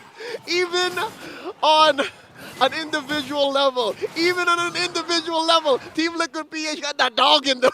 Oh, man. Nothing comes for free, man. I see a kill, I want to take it. He needs more of that, you know? BennyQT's like, I know I'm behind, I'm going for it. And then, unfortunately, MP the King is not going to let him withstand that, you know? Not going to let him get away with it. They're already punching up. You can't take some coins and money and walk away. And they're not trying to get as much. Yeah. All right. Still maintaining a 4,000 gold lead. TLPH, you know what? I'm wondering if they keep going, if they keep doing this, they hit critical mass and eventually they close the gap. What if, right? What if this is the Team Liquid PH manifesto? We're just going to keep going. We're going to keep forcing fights so that eventually Oheb doesn't even scale up anymore. MP the King can't even clean house. What if? Just keep... What's the gap? All right, 500 between Carl and MP. And I think it was almost nearly 2,000 between the gold. Oh, that's a dangerous part. Oh! Yeah. And so BennyQT, like, he's scrambling at this point, trying to find anything that he can. He needs the money. He needs that money. Like, he's got to catch up. Give me the money. Oh, man, BennyQT. You can see, get a good look here, too. Oheb, as we talked about, outmatched in that gold lane right now against BennyQT. The panel mentioned this, by the way. They did. They did talk about the difference with the gold lanes between these two players. They look back at the history, and going head-to-head, Oheb has won more bouts against BennyQT than the other way around. So now, you know, art imitates life. This is literally how it looks. BennyQT needs to farm up quite a handful more to get to where Oheb is. And I like this because they're going to go ahead and slow down the Lord take for now. You're going to see, you know, MP the King grabbing this buff that he needs here. They have plenty of time to go ahead and do this. Diversion going to be dropped in. Not sure. It looks like they sent BennyQT down to the bottom side. It goes back as well. So very good usage, diversion. And then, of course, the BMI. And now Lord here. Half health for the taking. A Blacklist will initiate. Dropping down the glorious pathway. They get knocked in. Lord JM, though. There's the stun with the Numenal Blast. JP has to run on the defense. Still looking for the Lord here. Sanford will push him off. Now Exor on the front side here. They jump back in once again. BennyQT blazing through to the backside, and Carl TC will get the Lord from it. BennyQT does get punished. Only one down for now. Oheb crosses Zaman Force looking for the kill. Sanford will pick up a double, but MP the King will punish him before he goes down. That's 4 members of Blacklist International gone. And Team Liquid Philippines walks away with the Lord. Highway robbery. We'll see it once again in the instant replay brought to us by Infinix. It started with, all right, I was going to rewind a little too far back, but the fact that all of Team Liquid PH were on the same page. Yeah. All of them were saying, you know what, Benny's down, but we got the Lord and we can force the fight. And Blacklist wasn't ready for it. I think this is where, Joseph, this is so full circle. This is where chemistry comes in.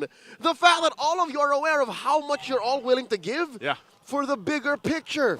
And here Team Liquid PH closed the gap. Hell, they have the lead now. They got their money back. They got their money back. The little bit of money that was stolen, they got it back. Oh. And it's completely back in their favor here. Whoa! Oh, looking for more. Lord JM just taken care of. Just like that. Have you ever seen a horsefly? I have now. There's a reason why they don't. Save for one. Save for Pegasus. Give him a. I was gonna say, give him a Pegasus skin, man. Give Hylos the Pegasus skin. There's another skin coming up, but ladies and gentlemen, look at the map. It's turned blue. The Cavalry have had their way, and it came from back-to-back-to-back attempts at turning the tables on Blacklist International. Now they're looking at about a 2,000 gold lead, 12 minutes in. Prior, I'd say maybe 6 months ago, 9 months ago, it was just Carl Teasy calling these shots on the Baksha, on the Akai, forcing these plays. Yeah. But now that he has a little bit more oomph, and the rest of them understand that this is our play style, this is our pace, they can all do that like that. Now it makes sense why BennyQT was forcing kills earlier. I was going to say, it's like you mentioned earlier on, you know, maybe this is just the concept that TLPH wants to continue to play with. Even when they're down, they still force the fights of like, hey, look, we do believe in our synergy, our chemistry, whatever we want to call it, and we can go toe-to-toe with you even when we're down in terms of economy. And they've done it. So at this point, you know, they've pretty much brought things back, I would say, in their favor for the next Lord. Liquid brings us a new definition of playing from behind. Yeah.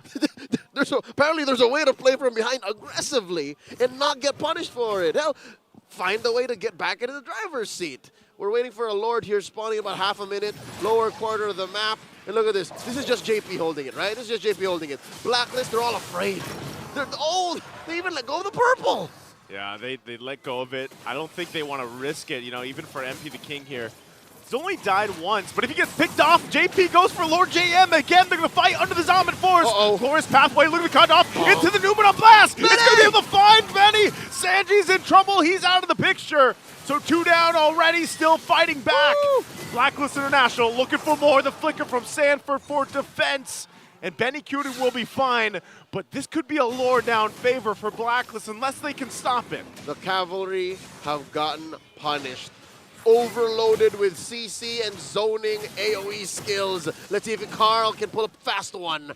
Oh, look at the pressure Carl is just putting up here, just showing face. The young goat. Sanford and Benny waiting on, has the stacks. Glorious Pathway going to be dropped down once again. Tries to get out of dodge. He's going to be fine. And MP the King will get the Lord, but it looks like they're going to fight. Diversion coming in from the other side. They give the call to go. Jawhead goes in, looking for the toss-up. They're on the escape. Lord AM trying to run. Haji won't be able to get away, and neither will Oheb.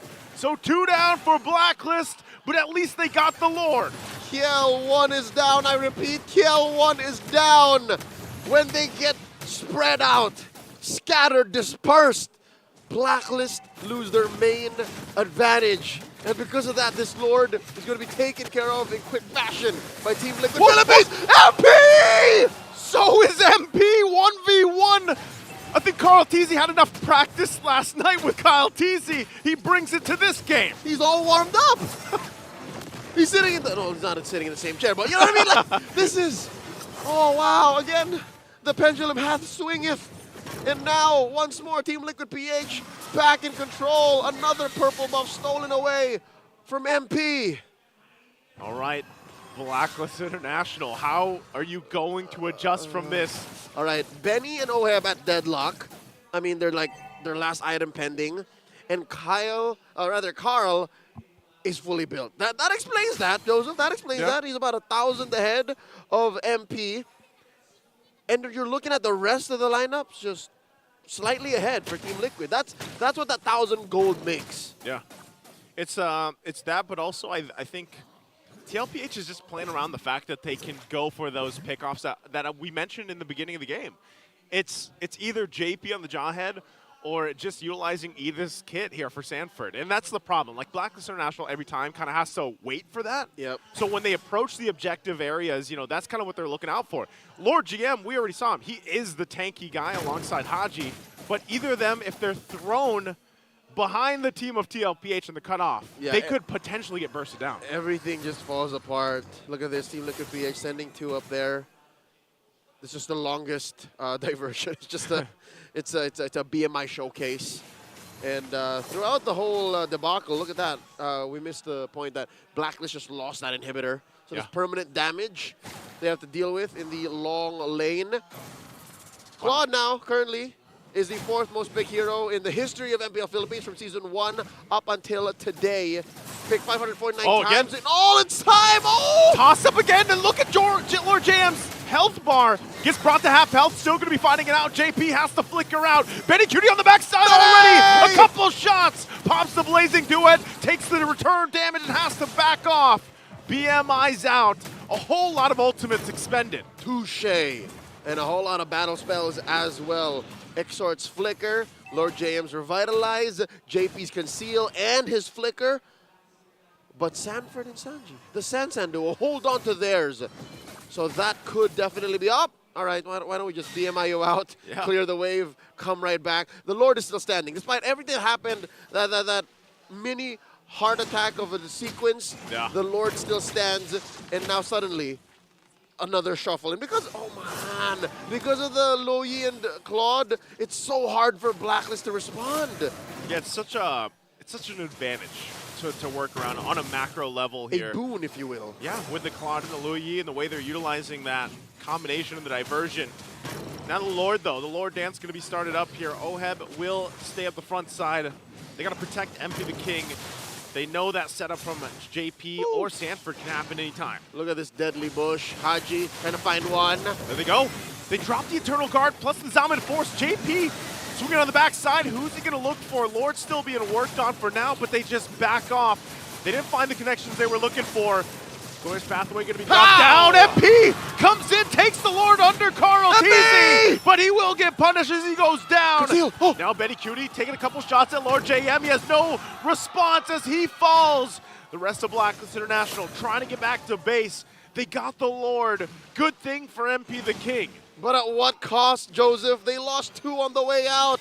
Lord JM, the King MP, Royalty out the door. Carl TZ gets Extort and Haji dealing with this Lord. Yeah, he's going to clear this out. Rest of the team focusing here on the base turrets, keeping those waves from pushing in, wanting to get the base turrets if they can. Eternal Guard's going to be used. Stay in that front side, trying to keep them from going, but BennyQT's going to jump in anyway. Goes in with the winner's crown and looks for more. Oheb's going to be punished as he falls, and Sanford will survive it all, but JP won't. All right, JP sacrificed himself for 40. I think that's a better deal on the way out anyways. JP's your roamer, he can afford it, and they traded out for Oheb. It's been a tough past 10 minutes for Oheb. He was in control from the early to mid, and then suddenly, after Team Liquid PH hit their growth spurt, once they both have puberty, it was just so hard for Oheb, man. We have taken the full circle just in this is the game playground alone. This is the game of life now. The game of life. It's the game of life now. But mind you, Oheb actually has higher net worth right now at about 13.7 compared to Benny's 13 flat. So if Blacklist can actually hold on and get a little bit more gold, luckily they can. There's about a minute and a half before the next Lord spawns in the upper quarter. Oheb can juggle. Oheb can, play around with an immortality, play around with a winner crown, and then that's what makes Team Liquid PH's approach to this Lord a little more difficult, because you saw there, right? Everybody was watching. You guys were watching. Blacklist still has a very good 5-man team fight. They have a great team fight. Like we just saw, even, Lord JM just picked up his own winner's crown. So if all he does is drop down the glorious pathway, let's say he gets thrown by JP, he's actually okay because he can still pop that, the winner's crown and be alive for a little bit longer while the rest of the team comes in. Do it under the glorious pathway with a revitalize. Yeah. It's like a little fountain. Little you got a mobile healing fountain. You got a mobile hospital. You see how many shields they have too? Because of the fact, again, you have this Lolita, you have the Flask of the Oasis there. That's right. Look at that. You're shielded up. That's right. Esmeralda would have a field day with you. Yeah, I'm surprised we haven't seen Esmeralda, come through. We'll see. We'll see. Because it's a pretty wide open metagame, man. That's true. I like where we are with the current metagame, and even for this game, reaching this 21-minute mark. Oh, yeah. TLPH, I feel like after yesterday, they're primed and ready for this. They got the cardio in. They got the cardio in. They had an endurance test last night.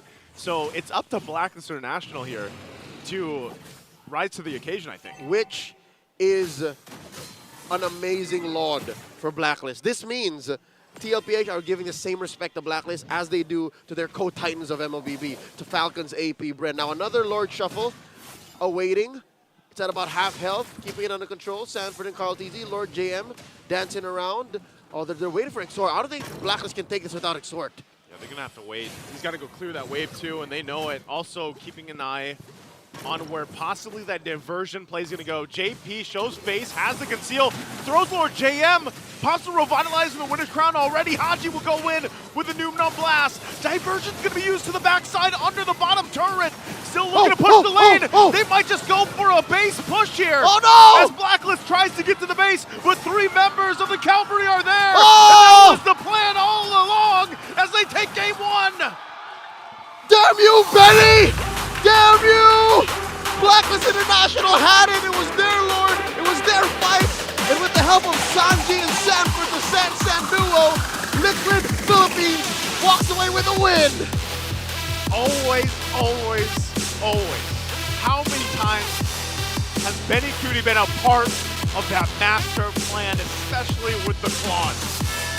Anywhere, anytime Benny's on the map, you gotta watch out. Watch out for your base. Let's go to the Infinite Games of Mine and break it down. Yo, Geragard, how many times? How many times? Watch your minion waves when you're up against Team Liquid Philippines. I mean, how... We should have a sign somewhere, right? We need a counter. Is there not a sign somewhere here that says, if you are against TLPH, watch your base? That was art. Team Liquid just did art. But it was art that everyone knew was coming. It's a funny thing, you know it's coming. You saw the minions were coming. A big stack of minions. You're up against a Louis, Edith, and Claude. And BennyQT as the MVP.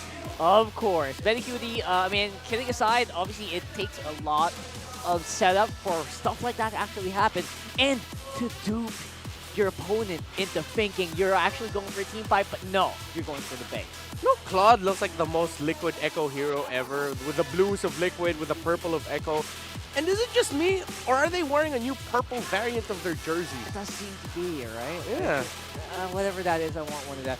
Anyway, he also has that snide look, like, hey, I just stole your base. Yeah, I What you just gonna stole do your about base. it? Yeah, right? but dude, BennyQT, you know what I loved about his performance here, other than the fact that he did BennyQT things, damn you, Benny, again, great itemization. He went for 2 key items here. He built the Rose Gold Meteor so that he gets a little bit more sustain from the magic damage dealt out by Oheb and Exort as well. And most importantly, he went for the Winter Crown so that he could go in for those really what we call sour, a little bit too eager dives into the backline, Blazing Duet, Winter Crown, so you can Blazing Duet without a problem. Yeah, I think Leo pointed out, I mean, each and every single member of TLPH knowing the limitations of their heroes, even fighting against Blacklist International, like 4K, 3K gold ahead, Yeah. and still coming out on top. Yeah, and they had to crawl back by doing things like this. In this Lord here, TLPH, it was initiated, countered, Sanji and JP actually fell.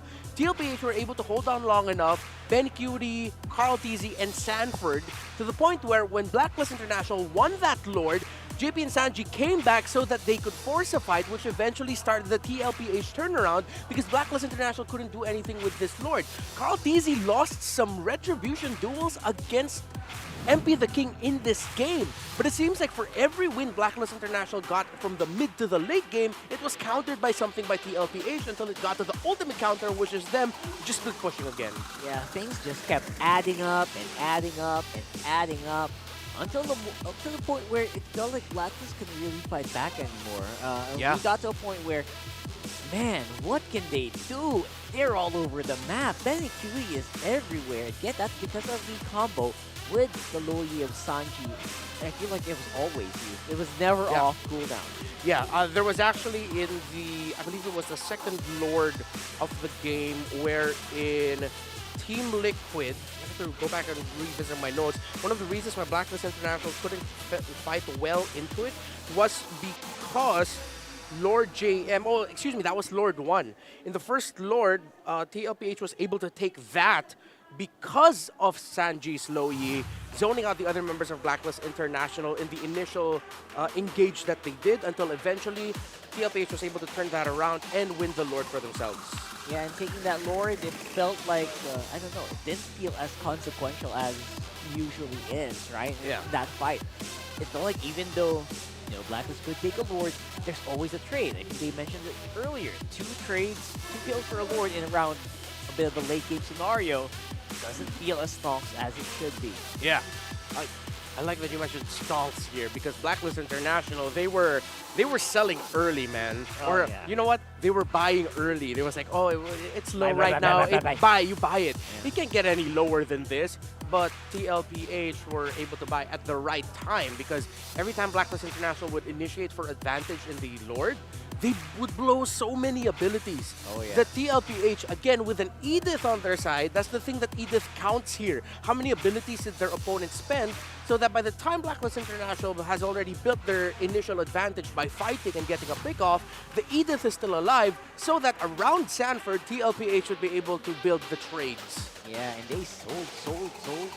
Yeah. And in the right moments as well.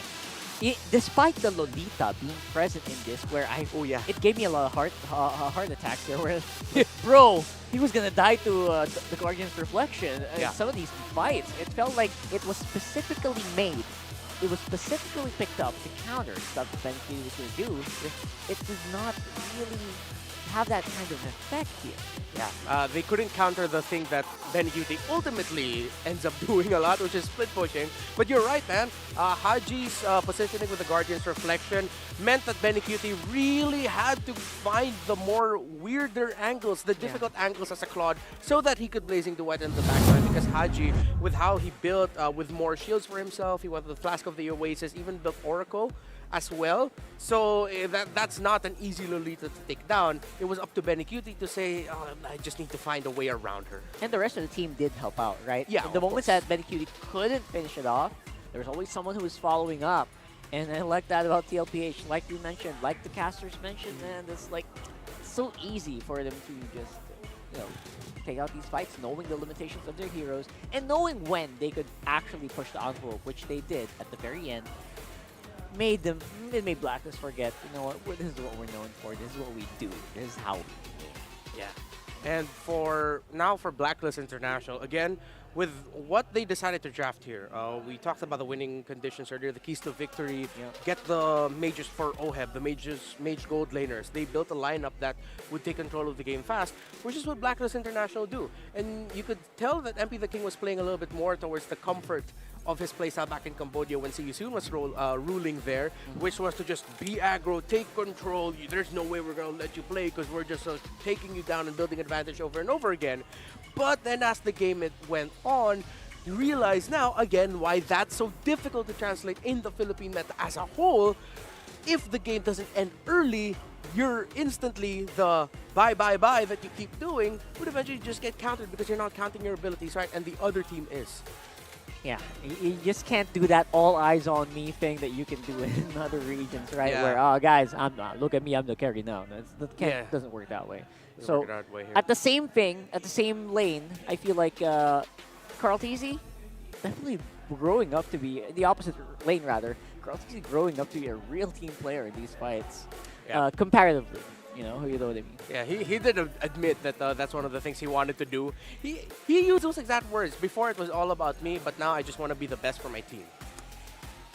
Man, how they have grown. How they have grown. Yeah, man, you've been here since season 1, so you've literally seen them grow up. Yeah, and again, it's very impressive to see them do that. And again, the consistency that TLPH are building towards what we know them to be, what they can be, a very powerful team, and again, top tier in their class.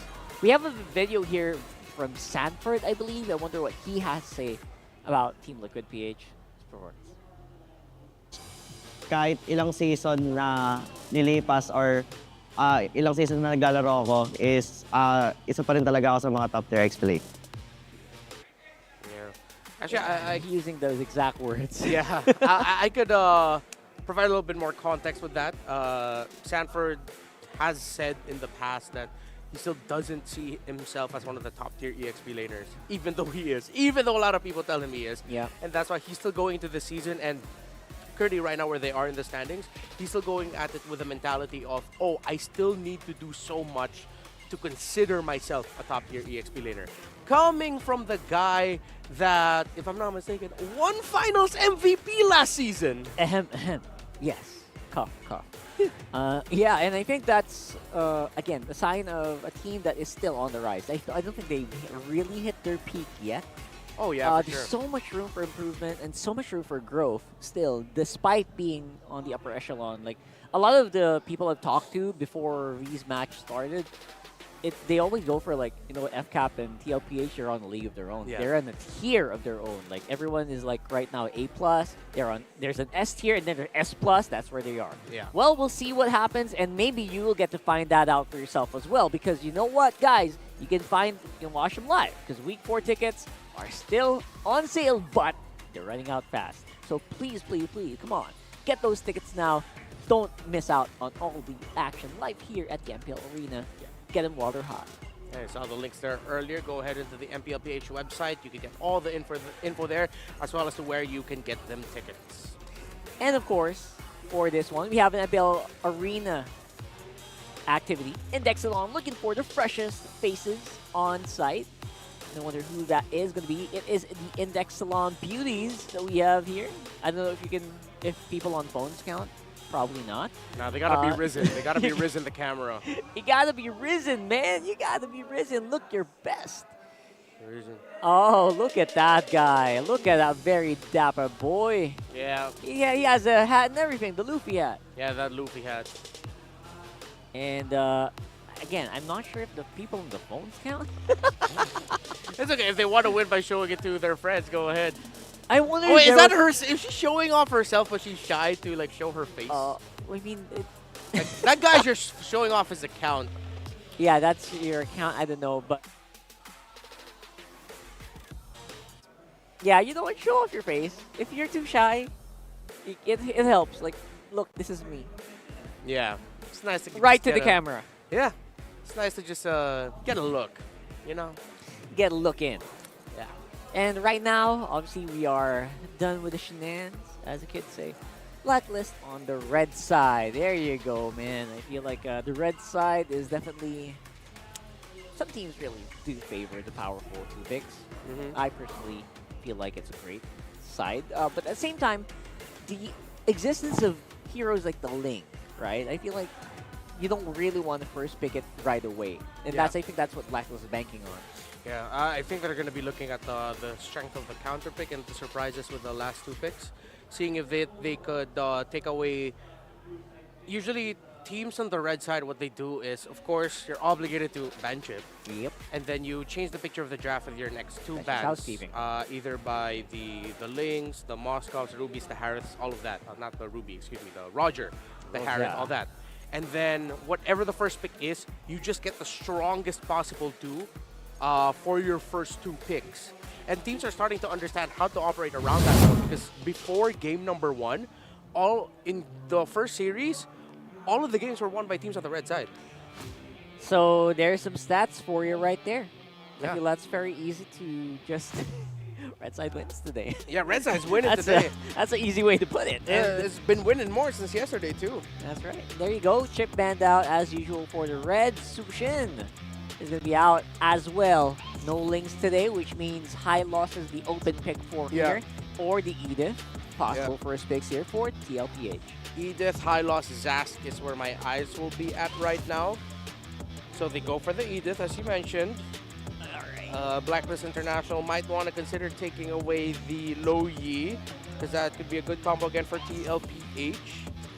You don't want a replay of that. Oh, man. Yeah. That is going to haunt nightmares for sure. And it's funny because like if Blacklist International decides to go Zask here, then even more so TLPH can just hammer in again at the thought of, you know what, let's just go Claude Lo Yi again and just hope we can cross it into the mid to the late game. I thought you were going to pun out the hammer for Lolita, but maybe that's going to happen later on.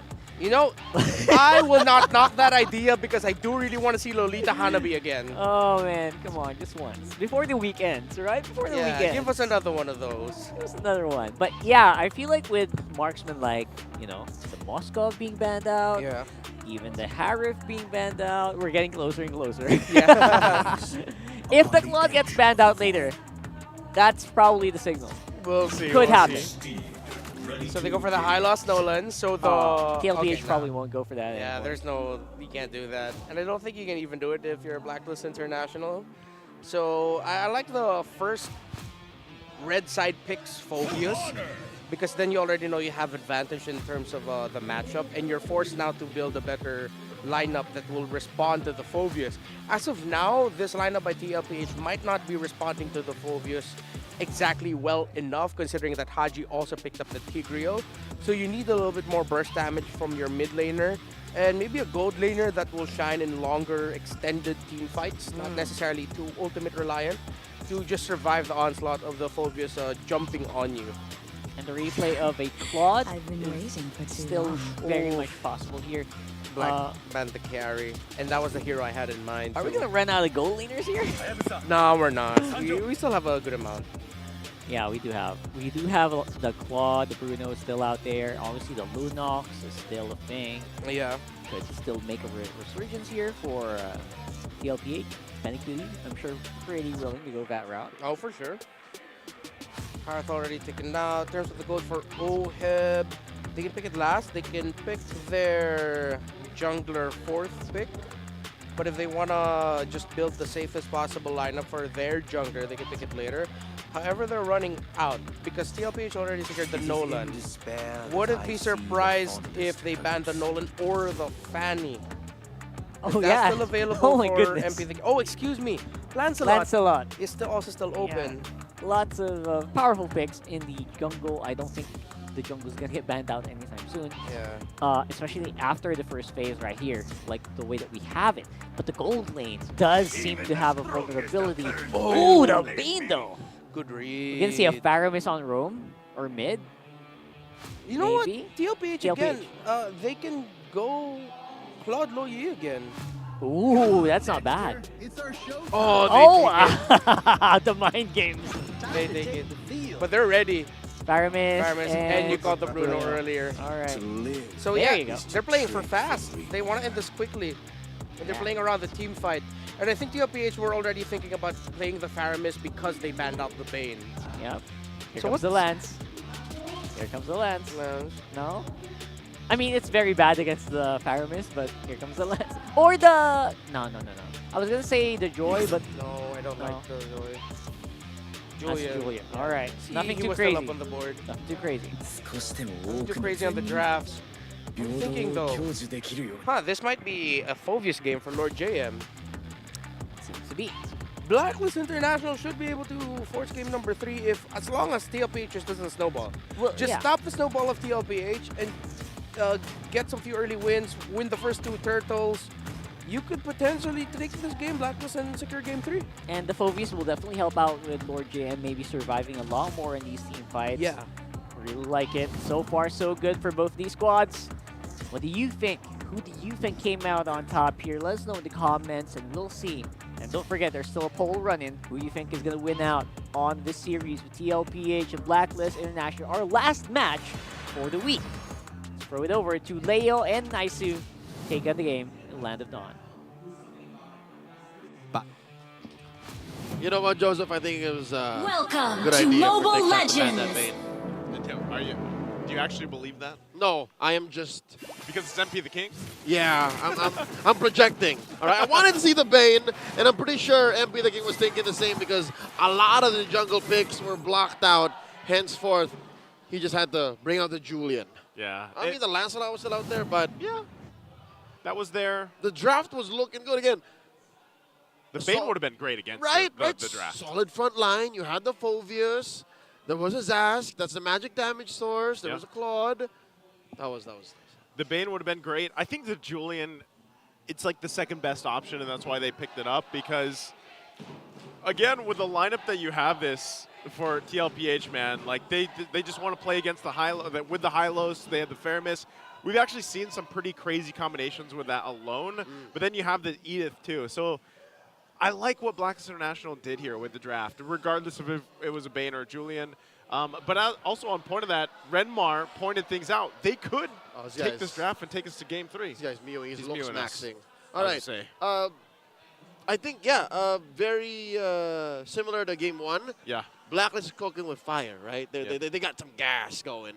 But maybe it's going to come down to execution. Which, looking at Liquid PH's draft and how fast they picked those last 2 picks, right? That Faramis Bruno. Yeah. They knew exactly what they were getting into. Like, regardless of whatever the last pick for Blacklist was, they were going to go Faramis Bruno. Faramis Bruno, I don't know. Faramis Bruno is great. Faramis Hylos is great. There's a lot of great things about the TLPH lineup, and I think as long as you're able to answer that, which is Tigreal does that, Julian, you can knock him into the air, you can work around that. But overall, I think you just have a lot of answers to what TLPH brings to the table, and Blacklist International did it in game 1. They just unfortunately lost to the back door too at the end, That's just what Benny does. That's just That's just how it is. He needs a shirt. He's merch. He is merch. All right, here we go. Game 2 already commencing. Normal rotations, movements from our junglers. Let's talk about the lane-to-lane matchup. Again, I'm going to stand by it, man. Bruno's still one of the better duelists in the gold lane. Yeah. Like, if you could talk about, like, his damage profile in terms of the other gold laners, he's probably, like, the most, if you could say, pound-for-pound, duelist, heavy hitter gold laner that there is, because it's almost like point-and-click damage, for the most part. Like, maybe only second to the Raj. Yeah. But Roger has mobility. I was going to say, you got to be a little more fancy with Roger. Like, Bruno's literally like, charge up, auto attack. Just, pure glass cannon. XP lane-wise, Edith versus Phovius. We're going to see this more often as the season goes through, especially since we've proven now that Phovius isn't a flavor of the week. He's definitely here to stay. Yeah, and for good measure, because of the fact that, again, you're such a nuisance to the enemy team that's going against the Phovius, and especially with the Vengeance and the Brave Smite combination that you see, you're you're just flying in the air, tanking up a lot of hits, and that allows you always for your roamer to focus on what they need to do. They need to get those set potentials off the implosion. But I think even in that case, like Haji has to work against NetherRealm like we talked about, but also the 2 Purifies. You know, like this is also something where that set potential that Blacklist International has can be stopped in its tracks. Sanji, though, real quick, taking up a kill early on, first blood in the hands, and that looks like that's just gonna be an objective too. There was way too many units there early on to amplify the Ghost Bursters. I don't think XOR was expecting that. Yeah, I don't think so either. There's just very quick damage, and what a time to go down too, or even get the first blood if you're TLPH into the objective. We see here mid, let's talk about that. Again, Exort was rotating up and was caught out under a crossfire, giving Sanji first blood. And this is what we can expect. That the fact that mid lane isn't really much, right, between a Faramis and a Zask, action's gonna happen in side lanes. They're gonna go for those rotates. You can see already the thing that TLPH really likes to do is, of course, play around their trio here, the mid lane trio setup. JP and Sanji both making their way here bottom side, trying to put some pressure possibly on Oheb. They're just gonna plant themselves here, allow BennyQT to get a couple shots on the turret, get some extra gold, but it's gonna be stopped. Blacklist International knows it as well. All right, looking at where the gold has gone, look at that. Massive lead for Carl TZ, about 4,000 gold, 400 gold, 300 on Sanji, and 300 on Sanford as well. What's going on? I think they're just slowly, you know, like it's those little wins. The leads are well spread out. Yeah, the little wins that they're able to find, the little extra gold on the turrets. Again, they got that first blood earlier, and then the turtle, like all unanswered, basically, from Blacklist. So all for free. Yeah, if you're looking at this, you're wondering, you know, for Blacklist, it's a little bit slower start. I know we did say, hey, let them cook for a little bit, you know, but at this point, they don't want the second turtle to go that way. So I think either for Blacklist, you potentially find a pickoff before, or you just go full force and fight. And it might be better with the lineup that they have to just fight for that turtle, get the set they're looking for from Hot. We'll see now, 10 seconds before the turtle comes through. Sanford picks up his Thunder Belt, so he's going to want to start hitting people to get stacks. And yeah, I don't think Blacklist wants to get it for free. He's going to go in with a flicker, actually. There's the implosion we were talking about. They get the NetherRealm out. Exort's already down, though. Carl TZ bobbing and weaving out of there. He's going to be fine. Haji will get punished. Once again, Sanford outside of the Primal Wrath form finds Lord JM. Carl TZ possibly looking for MP. He gets dragged back with a Stampede and falls as well. 4 kills here for TLPH plus this turtle. The river runs red with Blacklist blood. I didn't expect for Blacklist to actually lean hard into this contest. I mean, it's one thing, Joseph, to say they're not giving it for free, but another to say, you know what, we're taking this fight. Prior to that whole engagement, prior to that sequence, I was looking at Blacklist lineup and saying, the only real hero that's ready to fight here is the Julian. Everyone else needs some level of items for them to be able to say, all right, we're going to contest. And that led Team Liquid PH to just zoom in past Blacklist in gold. 4,000, 5,000 now, 5 minutes in. That's a massive snowball. I know, colossal. You know, when people ask, what is a snowball? Because I know some people have asked this is a snowball. Like, this is playing off the advantage, the momentum that you build, and it just continues to go down the hill. You can see this once again. TLPH knows they have that advantage. They're going to press it here on the gold lane once again. Fighting under the tier 2. Turret's going to go down. They have the NetherRealm available. Completely fine. Won't be able to get any pickoffs. Wow. But they're happy with the objective. Is there going to be a counter punch here from Blacklist? Oh no! They center it down here on the backside. From the flank. Forcing them in, and they go in, trying to get Sanji. Sanji's burning, but he's going to be fine. They don't find anything off the exchange. And all this while, look at Carl, just working on the turret. I think Team Liquid PH got away with a lot by forcing that push on bottom and then giving nothing over to Black. Again, they had the NetherRealm, so that kept them top. And oh! Sanji with the ultimate form of respect. Yeah. Just showing your opponent, hey, I'm here. What are you going to do about it?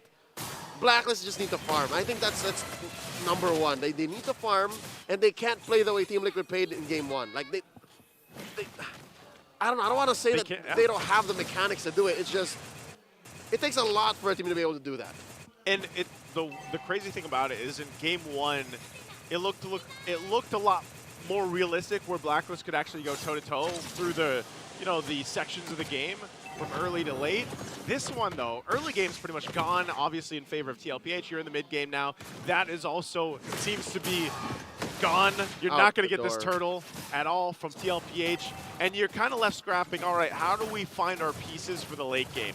And like you said, man, Blacklist, they just have to farm up, get what they can, and allow themselves for Oheb. And that's the downside, man. Like, obviously with Quad, when your team is struggling, it almost feels pressurous for you to be like, oh, I need to get the items even faster now. Yep. But luckily, this is the Filipino sniper we're talking about, Kill 1 Oheb, world champion, multi-time MPL champion. He knows what the stakes are. He knows what he needs to do. It's just the whole team just has to understand. We need to get farm on Oheb. We need to get farm on Exhort. You know what? That's what's difficult about Blacklist lineup. They need so much farm. Hell, I'd say even or JM needs items. You can't send Phobius with just like half-built items with Dreadnought armor, with like a jerkin with a pair of pants. Like, it's not gonna work. Yeah, I mean, even with the Vengeance, you're gonna get pretty much taken care of quickly, especially with the lead that TLPH has. And so you're wondering, Blacklist, this point, they kind of have to, they might even just have to give us the tier 2s, honestly, because if they force a fight under them, TLPH will win those fights. And you can see it here. Uh-oh, Glorious Pathway going to be dropped down. Blacklist going to try to set something. Haji goes in, but they have the Nether Realm plus the Purifies, and they're going to get punished as MP the King goes down.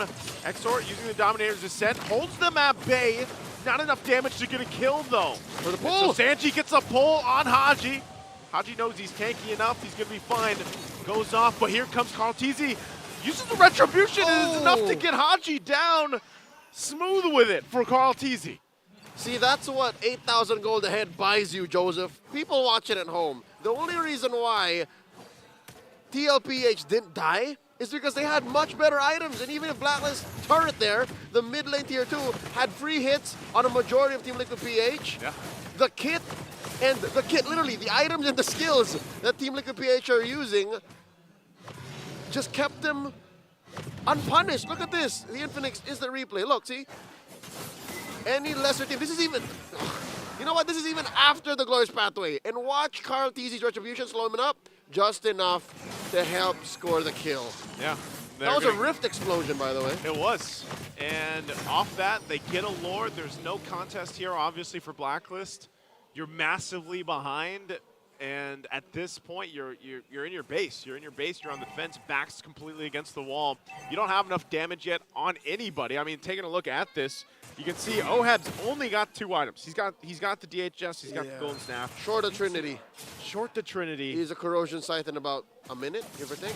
And Thunderbelt only, here for Lord JM, like you pointed out. You're not going to be able to tank much with just the Thunderbelt. Nope, not going to happen. So I give Lord J maybe 2 or 3 more minutes.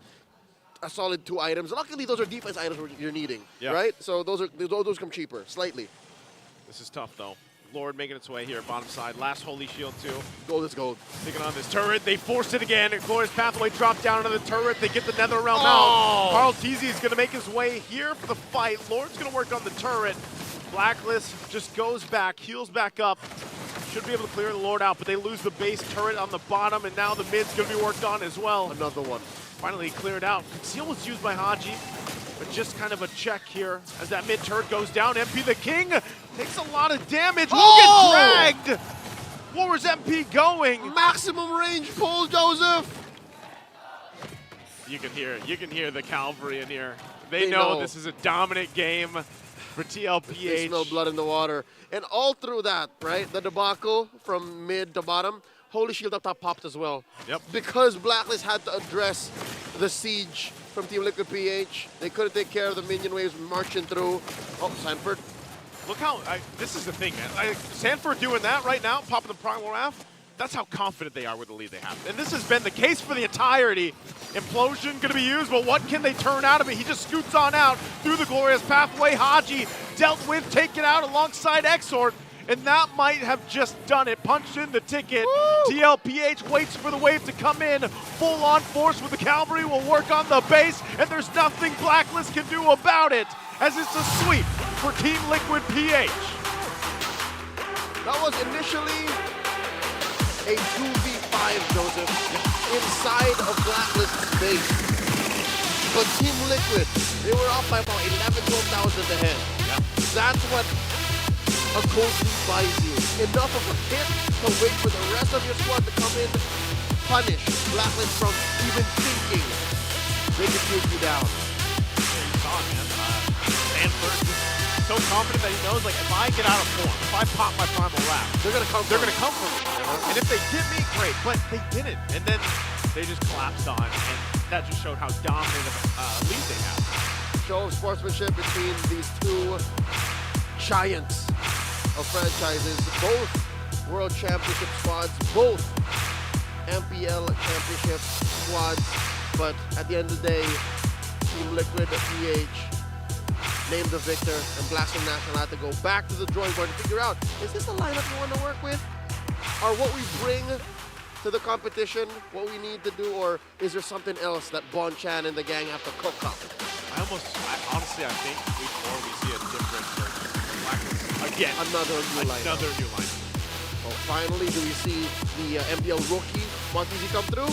Let's go to the stage with Mara Aquino. She's with Team Liquid PH.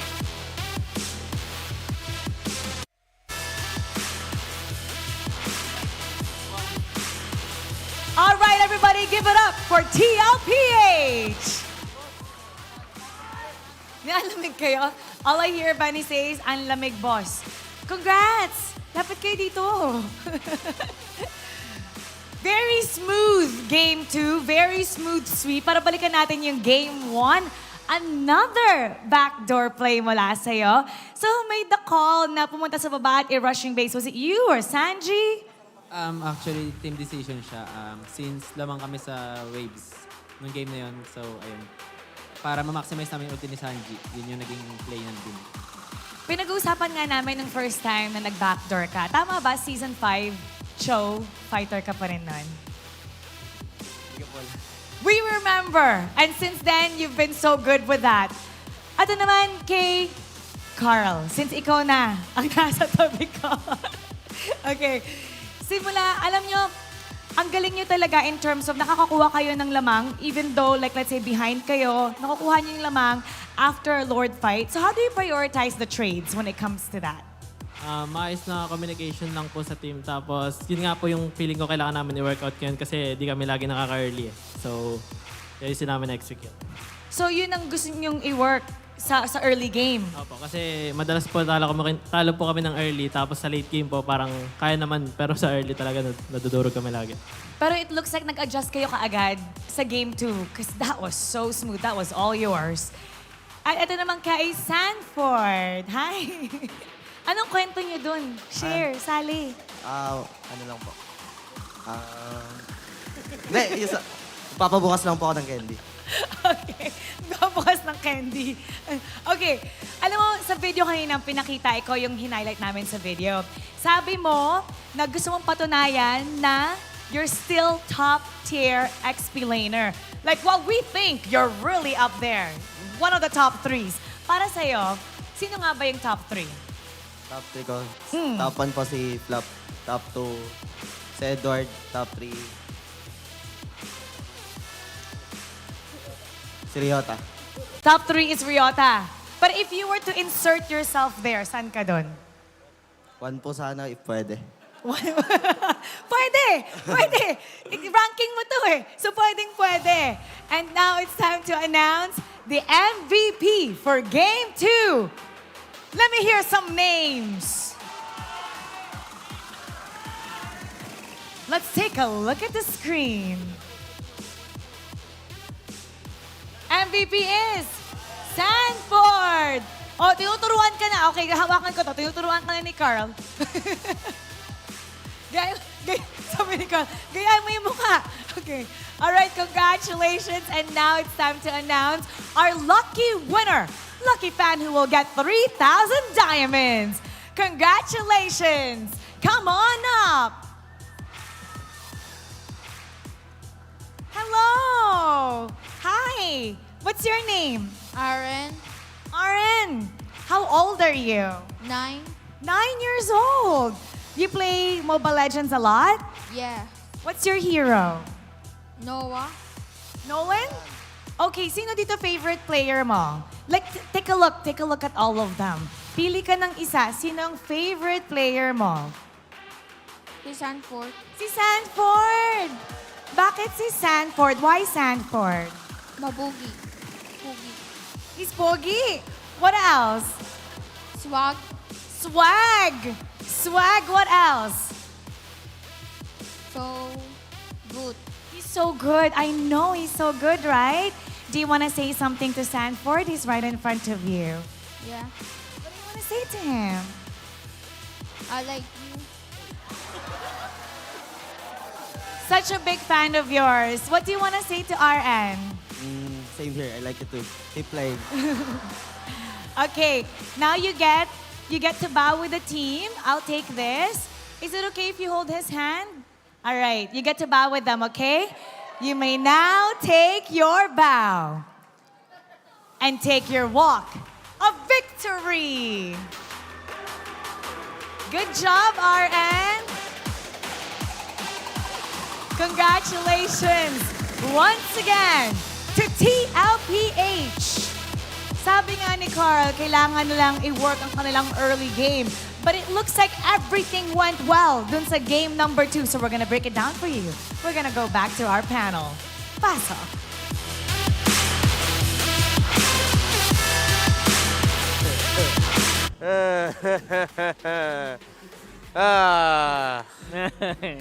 Yeah. Yeah. I don't know. That was, I'm still grinning. They got egged, bro. They got egged. It was 10-0. Egged. Oh my God.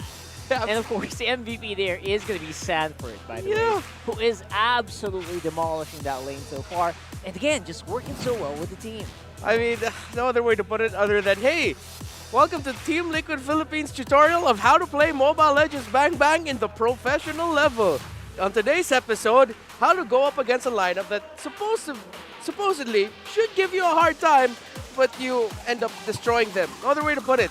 The only thing that I realized as this game went on, especially the early fights, was that this is actually tough for a Julian. Yeah. I was thinking of it in the scenario that, okay, MP the King, you pick up the Julian, you know the scaling, the early game magic damage, that's your bridge into the mid to the late game, right? And maybe you could use that to force out an early Netherrealm. But it wasn't Blacklist International initiating, it was Team Liquid Philippines. Every single time, if it wasn't JP, it was Sanford. Sometimes it'd even be Sanji, who's just going to the front, using the Shadow Stampede, pulling people back, Ghost Bursters. It's a Blacklist just could not play at all. Almost got a perfect game. One tower down was all the Blacklist could actually do there. Yeah. And man, oh man, I just can't believe that, you know, it went that quick. It was relatively quick in terms of like, our current average game time. If I'm not mistaken, this is now the third fastest game of the season. And for Team Liquid Philippines, really no other way to put it other than they did everything correctly. First off, they were honestly just able to do it in such a way wherein when you're positioning around the major objectives, you have Sanford in the right spot. If it's not Sanford, he's coming in for the late entry. Sanji and JP are always in the right spot. They know the information, they know where Exort is, they know where Haji is, and just continue to play around that. Once you have the info, commit the play, stop Blacklist from doing anything.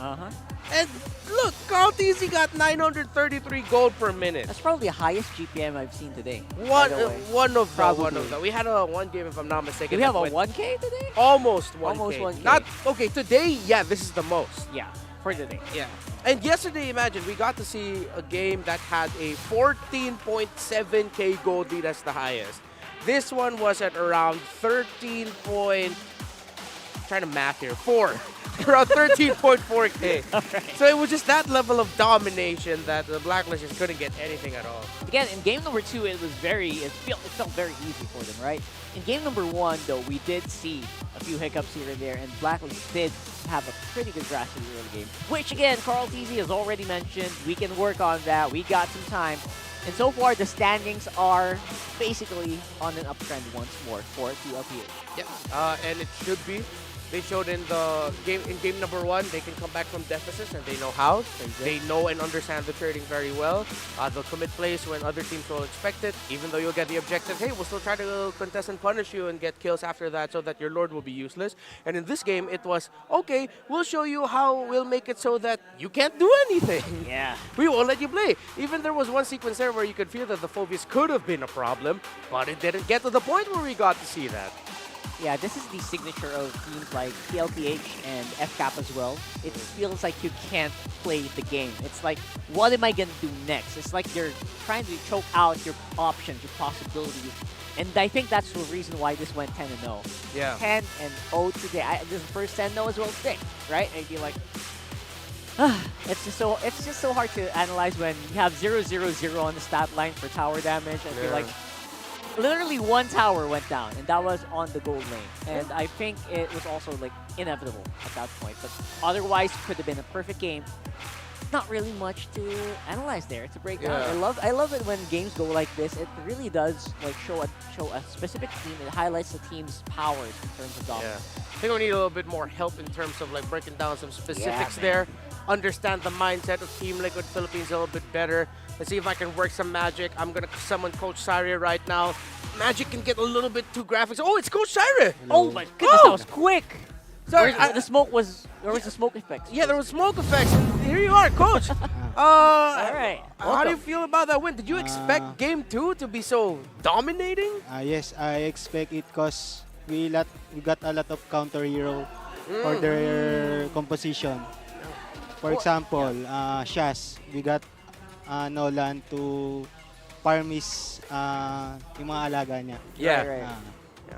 Then also Hylos can tank Shaz damage. All right, so you basically just try to play for counter. Play for counter. It felt very easy. Can I just ask, what's the?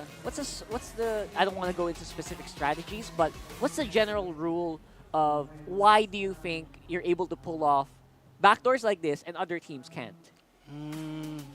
Because of Benny's playstyle. It's just his playstyle. His map awareness is so good. Yeah, and I remember you were able to play with Benny during the earlier portions of Oh, his career. Yeah. Season 5. Yeah, in Season 5. Woo! So how has Benny evolved from then to now? Like, you've seen him in the early days, and now here you are playing or coaching Benny in this time in his career. He improved a lot for his mechanics and decision making, and also he matures also. He's more mature. Why is he? Wait, before was BennyQT like a bit more like emotional or? Ano pa lang siya nun eh. Bata pa lang kasi siya nun. He was just a kid. He was a kid. 17. Oh right, yeah. Oh, I forget that these guys. And now he's a father. Yeah, I know, right? Daughter now. Yeah, now he's a dad. I just wanna bring it up, man. I remember you playing Leomord. Do you remember those times? That's one of the reasons why I played the hero. So now I have like 1.5k games on that. So this guy, watching this guy, he created you. He created Leomord, exactly. For your Leomord. Leomord, man, I miss those times, man. I know you played there, and I remember the name. Yeah. So right now we do have a bit of. What can you say about Blacklist, right? We have to talk about your opponent. What can you say about them? What do they need? They need to improve their chemistry. It's really just the chemistry you feel like? Because it's hard to build a lineup. Kailangan nilang ma-maximize yung mga hero nila. Yeah. They need to maximize their own, their comfort heroes. Synergies, right. Mga ganun. So you still feel like they're in the discovery phase, like they're discovering their own strengths and all that. They're 10-man lineup din sila kaya mahirap. That's true though. That's true. Iba-iba ng timpla. Kailangan nila mahanap. Yeah, they're always just changing, and it's even more difficult to find that. So now, for you, I want to hear it straight from one of the coaches of Team Liquid Philippines. What is your favorite strength about the team and why they're so good? They are so very aggressive.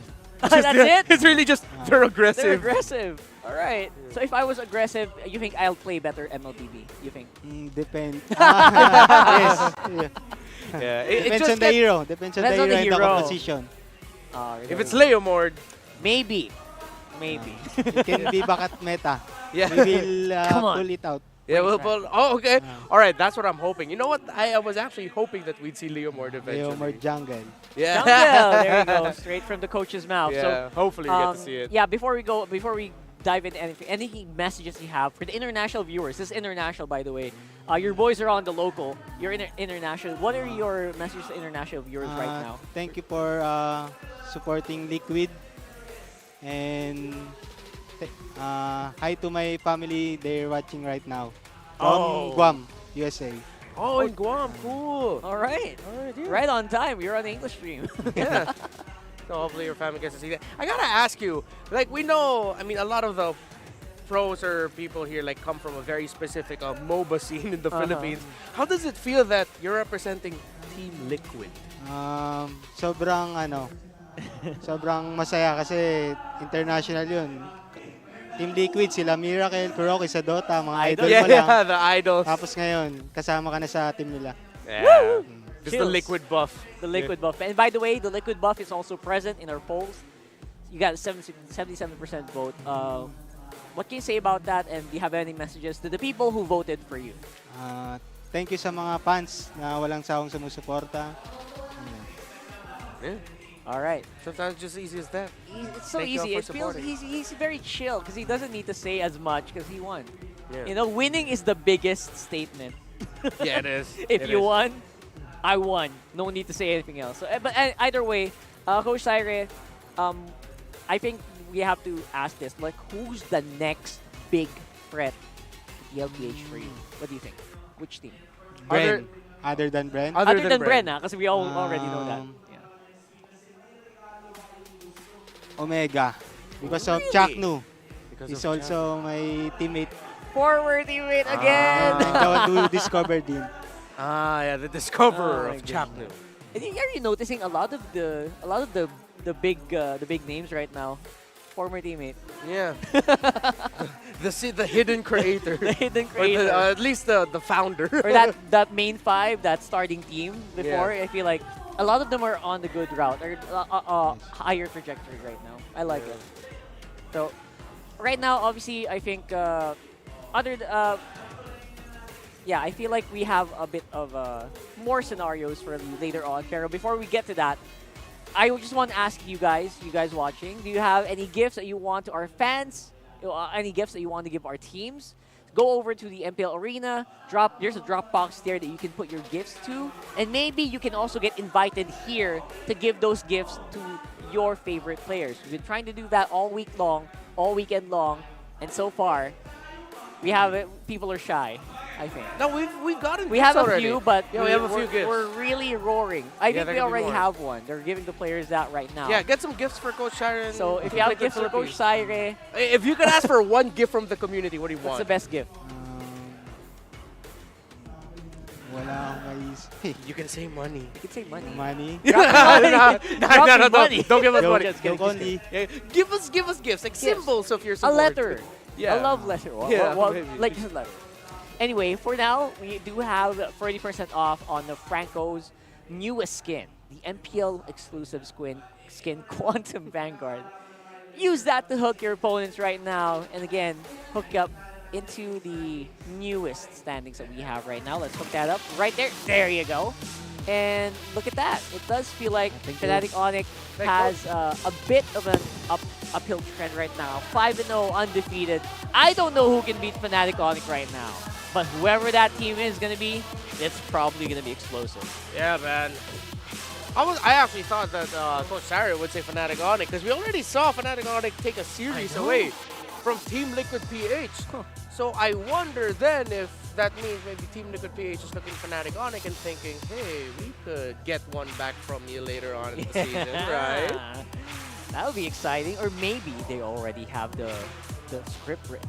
Yeah, no, they already have the whole textbook of Fnatic Onyx. Yeah, like don't need to mention these guys. Oh, that'll make it spicy for the later half. But hey, things are really starting to take shape here in the Philippines. It really does. Obviously, still the most competitive region.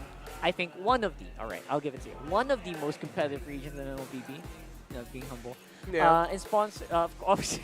One of the. One of the. most competitive region. You know what? I'm gonna take the Sanford Even- approach and just go like, oh, yeah, we're just okay. We're just okay. Yeah, we won a lot Top of championships, but we're just okay. Probably. Yeah. But you know what? Even the fans are competitive. That's the scary thing about MLBB PH. We have standings for you with the fans representing their teams, the teams that they adore. And we are going to see that right here, right now. These are the standings of our Infinix Fansik Laban. Fansik. Yeah. Did I say that right, brother? I don't think so. No, you said it right. You I said it right. All That's perfect. So earlier, the TNC Phoenix Army won against the Aurora. You know, the Fansik Laban, you can see. And the Fansik Laban TLPH won against Blacklist earlier. So it mirrored match 2 results. Yeah, for people who still don't understand what this is, there's alongside MPL, there's like an MPL for fans. Mini MPL. Yeah, it's a mini MPL, and the ones playing are the supporters of each group. That's why you see the Auroras, the Raiders, the Kabarangay, the Cavaliers, not from Cleveland. But yeah, it's great because there's honestly like a lot of stuff already happening. Yes. Like they trash talk each other for fun. Yep. It's all friendly. They're scouting. It gets really competitive. It's so cool. Yeah, and all of that, those are just people watching. Watching on site. So if I were you, just go ahead and join us. Let's have some fun. We can take some pictures. We can talk about MLBB. We can talk about a lot of things. But you know what we can talk about else? Mara Aquino. This is Redmar. I'm Rockhart. Let's throw it over the stage because Mara has a few things to say.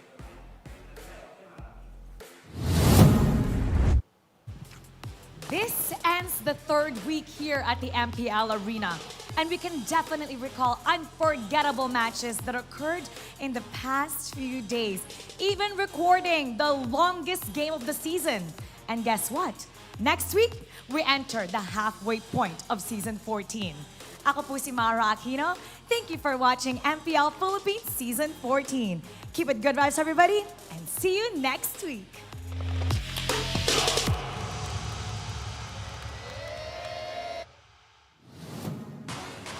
The 14th season of MPL Philippines is brought to you by the following sponsors. Smart, the official telco partner of MPL Philippines Season 14. The official tournament phone of MPL Philippines, Infinix GT 20 Pro. Official suppliers, EMC Asia and Index Salon. Experience the MPL PH Season 14 action live at Green Sun, Makati City. Grab your tickets now via official MPL PH website. Don't miss any MPL action by following our official Facebook and subscribing to our YouTube channel. Follow MPL PH on TikTok for more content. And to ensure the equality and fairness of our games, MPL Philippines is also monitored and supervised by the Games and Amusements Board.